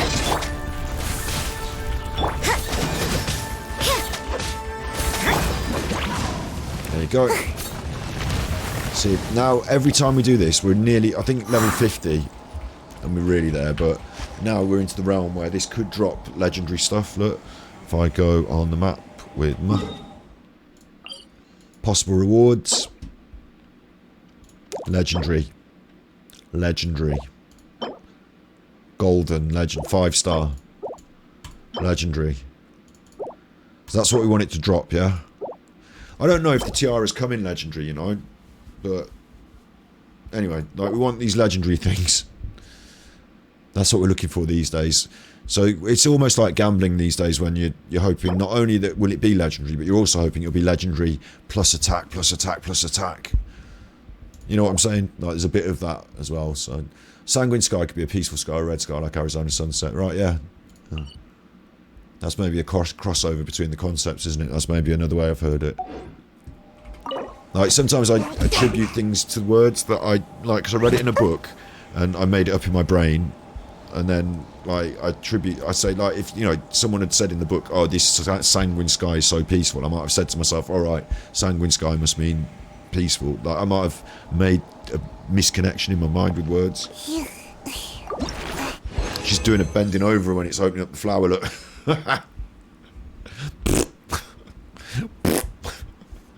Anyway, look, 2 Everflame seeds, which is alright. Sometimes we get 3. Nothing, purple feather, but nothing golden.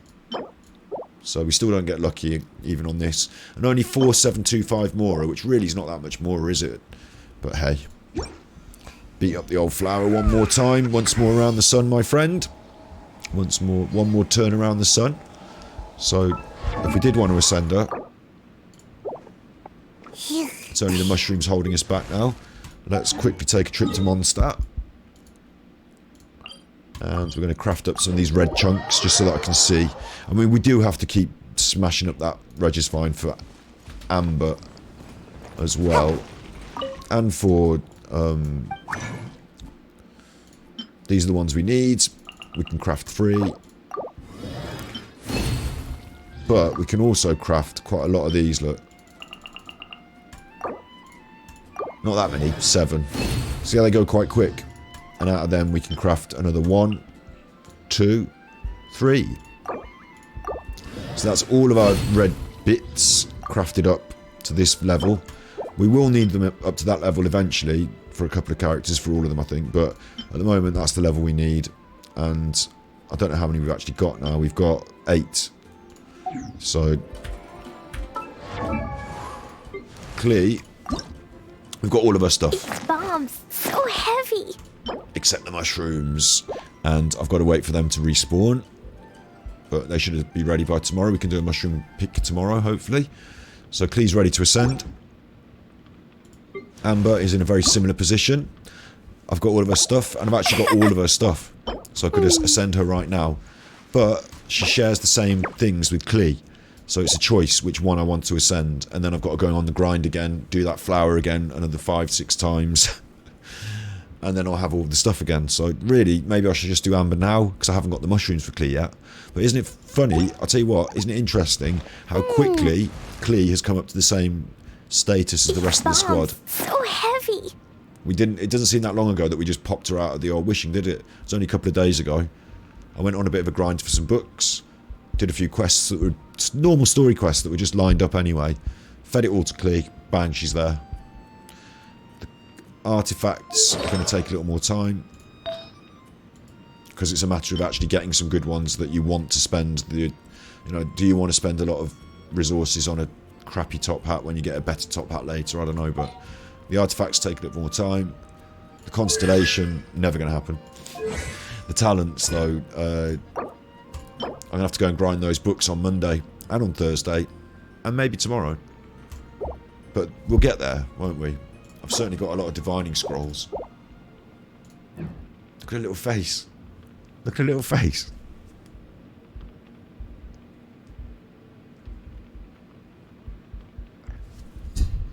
She's got a little smile, hasn't she? Quite quick, wasn't it, to get her into the squad? So I'm quite optimistic about that. I think by the time we get through Inazuma, it might be that this little chuffer and this little chuffer are actually active members of the squad. Maybe even this one as well. Maybe this one and this one as well. You never know. Of course, once I've got through, feeding my books to these chuffers in order, I'm going to do it to these ones as well. And then it's about this other one final aspect, which I think we should just have a quick look at, because I did talk about it earlier, before we go, is I want to get this squad lined up. The little team. Klee's now there. Sayu's now there. It's just those two. It's going quite well. But check this out. If I switch to this, Klee, Zhangling, both fire. Grave Kipper with Animo and Sayu, all Animo. I've got 2 different skills here now. Elemental Resonance. If you have people of the same, more cryo, 2 cryos activated. Sorry, 2 pyros are activated. It increases my attack by 25%. 2 Animos increase my movement speed by 10%. So putting them together like that, if you do it with water, you get increased healing. So I don't really worried about putting 2 water characters and getting increased healing. High voltage, 2 electros, you get the elemental particles generated. Cryo increases your crit rate against opponents that are frozen. So Geos do extra shields, but the best one, of course, is attack and movement speed, because then you can attack more often because you're moving quicker, and you can attack at 25% extra. So doing a squad like this, which is quite different from the way I do it, the way I'm doing it is I'm saying we're going to create a chain reaction. Going to wet someone up, electrocute them, burn them, spin them. I'm creating a chain reaction, and in a squad like this, your elemental resonance is different. You get physical resistance up, elemental resistance up. You get a bonus, so you're a bit tougher, a little bit tougher. You got a bit more defense. So when you switch to this, all of a sudden I feel like I've got more attack, but I'm a little bit weaker, a little bit squidgier, can be killed more. But it's more like a specific hit squad, isn't it? Fire and air, burn you down, swirl you up, get those reactions going and switch between them. And once I've got these characters all high leveled, like that's like a hit squad. I think we should have a little look with that I should be doing girls. as a squad. It means I can't freeze people. You know, it means I'm playing in a different way. So I'm just going to quickly show you this out in the field somewhere. What do I want to do? Do I want to save my resin to go in a domain? Or do I want to just go and hit something? I'll tell you what, I'm always killing Sinsin mages, so let's just hit a Sinsin mage. Heavy. Oh, have I done something in here now? Commissions. Oh, I can do commissions in Inazuma now. That's nice. I won't do yet. In fact, I'll keep them around leeway for now. Enemies. Mages. Navigate. One over here. Let's go. So let's have a little look at how a squad handles when I've got no electro. I've got no... I'm just fire and air. I've got no cryo, no water. Ooh. And already, you might notice she's getting hit. He's getting damaged quite quick. Like, obviously I haven't got the artifacts on her, she hasn't got the defense. Kip is probably my best one. But he can, you know, get involved here. We can all make fire. And then we can pow, swirl, and things die. And we've got quite a lot of attack, like we've got 25% extra attack. So whatever these characters were doing before, now they're doing it harder. Just by merit of being 2 pyros on the same squad. And I can move a little bit faster by merit of having 2 like, it's an interesting different combo, isn't it? So I can't freeze her. And like I said, I haven't got my artifact power really pumping, but right, this is how it's done. Apparently, Klee's dead now. I messed that up.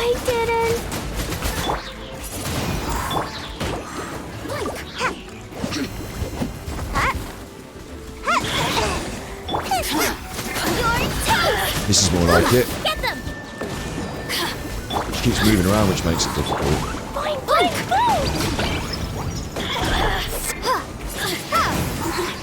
Prepare to be blown away.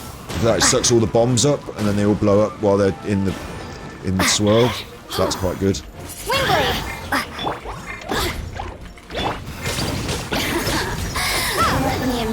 She's going for it now. You really know how to get me going. Knocking me about. So we don't always get this element of the fight because quite often I kill them before they get to this.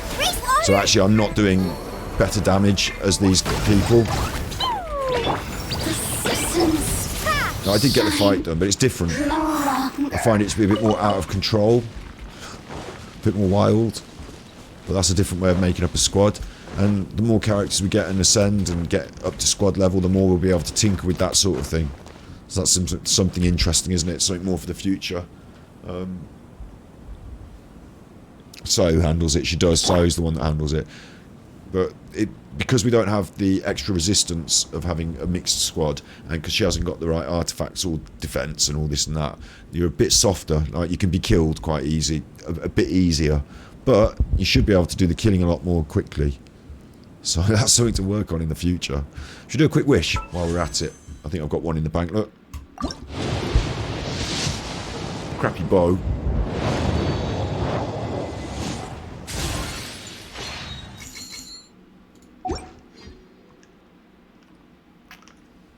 That's just the free wishes that you get. These bombs, so heavy. So I think we've done a good stream today. 4 hours. We've had a good poke round, haven't we? Klee's basically nearly part of the squad.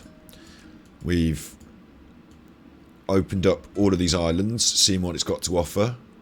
We're being teased with some of the places because they look so cool. We've got story quest opened up here that we can kick on with tomorrow. And we know it's going to take a bit of time to get all these stories done. And to, you know, we're going to have cutscenes, we're going to have boss fights, there's going to be loads of cool stuff. There's going to be side quests. You know, imagine how long we spent in Leeway chuffing around with Zhongli and all that. Like, there's going to be stuff to do. There's going to be stuff to do. And at the same time, we're going to be popping back around these areas to gather up our Valberries, to pick some mushrooms, to ascend our characters. We've still got to pick off Storm Terror. We can go back and do this thing again. Look, at this peak of Vindigar, there's a domain of blessing to do. There's all sorts of little challenges. Remember, we've been marking up these little challenge posts, putting our pins in the map. There's still loads of stuff to do. So if we need to grind up any primos or go for a round of challenges, we're going to be doing all that. Another thing I'm going to be doing is a Genshin Impact stream, so heavy. which is planned for hopefully we finish the main content. There's a little fly flying around now. It's because of the lights. They like the lights. Hopefully we finish the main content before August the 24th, and we're well in line for the new chapter. But there is. You right born to kill under helmet and you wear a peace button. Was that supposed to be some kind of sick joke? I think I was trying to suggest something about the duality of man, sir. Thank you for the tippies. Thank you for the tippies. My little screaming. My little screaman. Dodoko?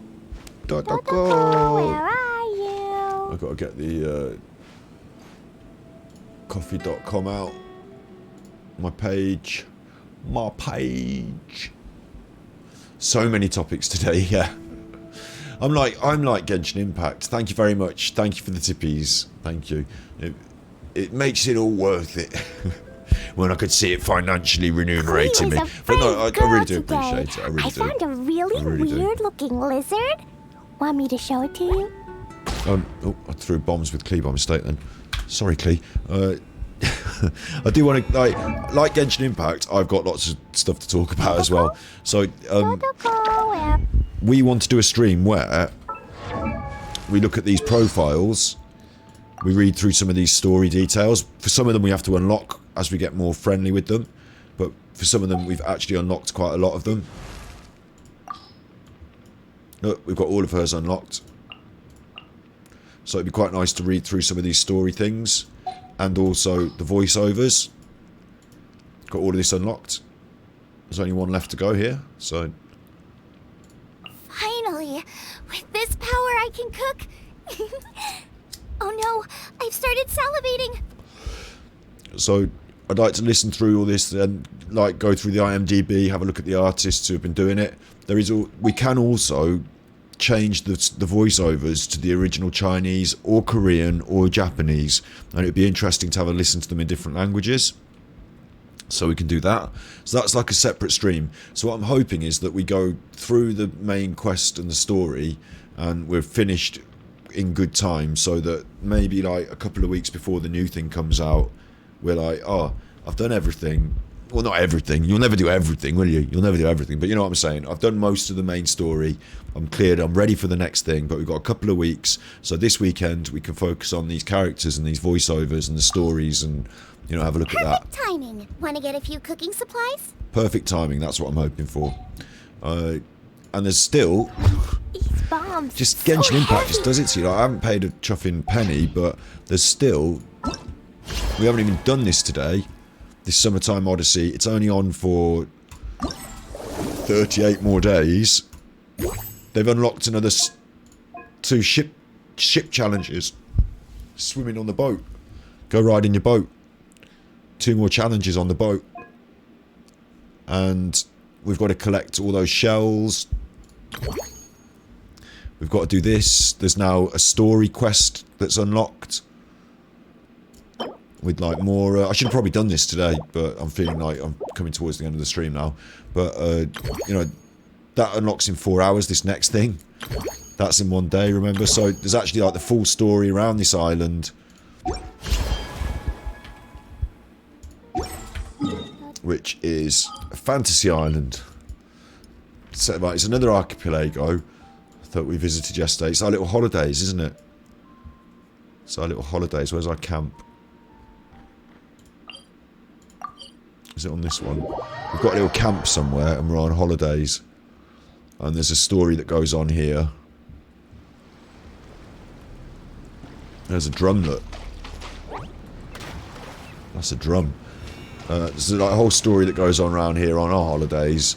And we've got to get to grips with all that in the next 30 days. I imagine they've left 30 days to do it. They're milking it out over the 30 days. I imagine there will be nearly 30 days worth of chuffing content as well. So I'd better get my head around doing some midweek streams, conquering this whole place, not leaving a primo undiscovered. Because when it's gone, eh? You know, I shouldn't spend the next 30 days just doing this. I've got to do Inazuma as well. But that's the plan, Stan. That's the agenda, Brenda. So yeah, lots to do in Genshin Impact. And at the same time, you know, lots to do generally, because we are a variety stream on YouTube. I've got my own YouTube channel. Everyone does. Everyone's got their own YouTube channel. I'm not the most popular YouTuber in the world. I'm going to get there. What am I looking for here? I'm looking for Firefox YouTube. It should be saying. Yeah. If you go to our channel, your channel, Ganji Kid, this is the VODs. I now realise something actually, that VODs aren't as, like, most people who watch streams on Twitch don't necessarily, even on the big streamers, go and watch full VODs on YouTube. But we upload all of our streams to YouTube from Twitch on this VODs channel. But it's not just that. We actually stream live on YouTube here. We actually stream live on this channel on YouTube. And when we do, we make it a more concise episode. So you can see that my uploads of Genshin Impact don't get as many views because they get more views on actual Twitch. But when I do an episode like Is Space Fake, we did 2.5 hours on Is Space Fake, and we didn't go off on a tangent. We did Is Space Fake. So we talked about that, and you know, we do actual streams on YouTube that are a bit more, because they stay there as a video later, so it's like one clear video. And we've also got Ganji Cuts, started doing that, where I'm letting this video sit for a couple of days before I upload the next one, because it's getting a few views, so I don't want to stamp all over it with the next upload, which is going to be about those coconuts. But Ganji Cuts is now a repository for our little edits, little cuts, a bit like Asmongold TV. That's taking off a little bit. So I'm a streamer, I've got channels, make sure you subscribe to them, you chuffer. We're going to grow this. It's going to grow, it's happening. You can't stop it. I do sometimes wonder, you know what, I'll just say this before we go and, you know, just do a little bit more chatting. Better have words on stream Wednesday, or, yeah, I do, exactly, words on, I haven't missed a words on stream for a while, or never, since we started it. I have missed a couple of Mental Health Mondays. I'm starting to think about Mental Health Monday as a way to sort of recontextualise it in a way, because I think we've done a good, like, there's a good library of information there. But I think it doesn't get a lot of views, and in fact the live streams get a few more views than the actual edited Mental Health Monday channel. But it's there, which is good. But I'm still going to do the Mental Health Monday episodes, of course. But just on the back burner in my mind, you know, I'm thinking maybe we like reinvent it in some way. But yeah, I'm going to be consistent. I'm going to be putting out the content. It's going to be building up on these channels. It's going to grow. I'm a streamer. And we're going to do more and more and more and more and more and more and more. Yeah. All good in the hood. And was the one thing I was going to say just before we left. I can't remember what it was now. If anyone knows how to spell words, please come and help us. Yeah. My shilling bit at the end, people aren't going to be listening to this. They'll have already turned off. They've already gone and watched Asmongold TV, like I'm going to do now, while I make myself a bit of food. It's midnight. It is actually just 3 minutes past midnight in the UK, so it's midnight. It's always midnight. I'm going to make myself a little bit of late supper. See my doggies all right. See my cats are all right. Get myself to bed, because we're back on tomorrow around Inazuma. And I'm saying that, like, slightly thinking, fucking hell, that's tomorrow. No, I've got to do another 6 hours tomorrow. But actually, it's a joy. It's a joy to be here with you. It's a joy to do this thing. And all good in the hood. So you be good, my little puckus. Oh yeah, we've got to make a song about coconuts as well, haven't we? I've got to do my tits lyrics. So you be good, my little puckus. And if you can't be good, then I'll turn you into a song about tits.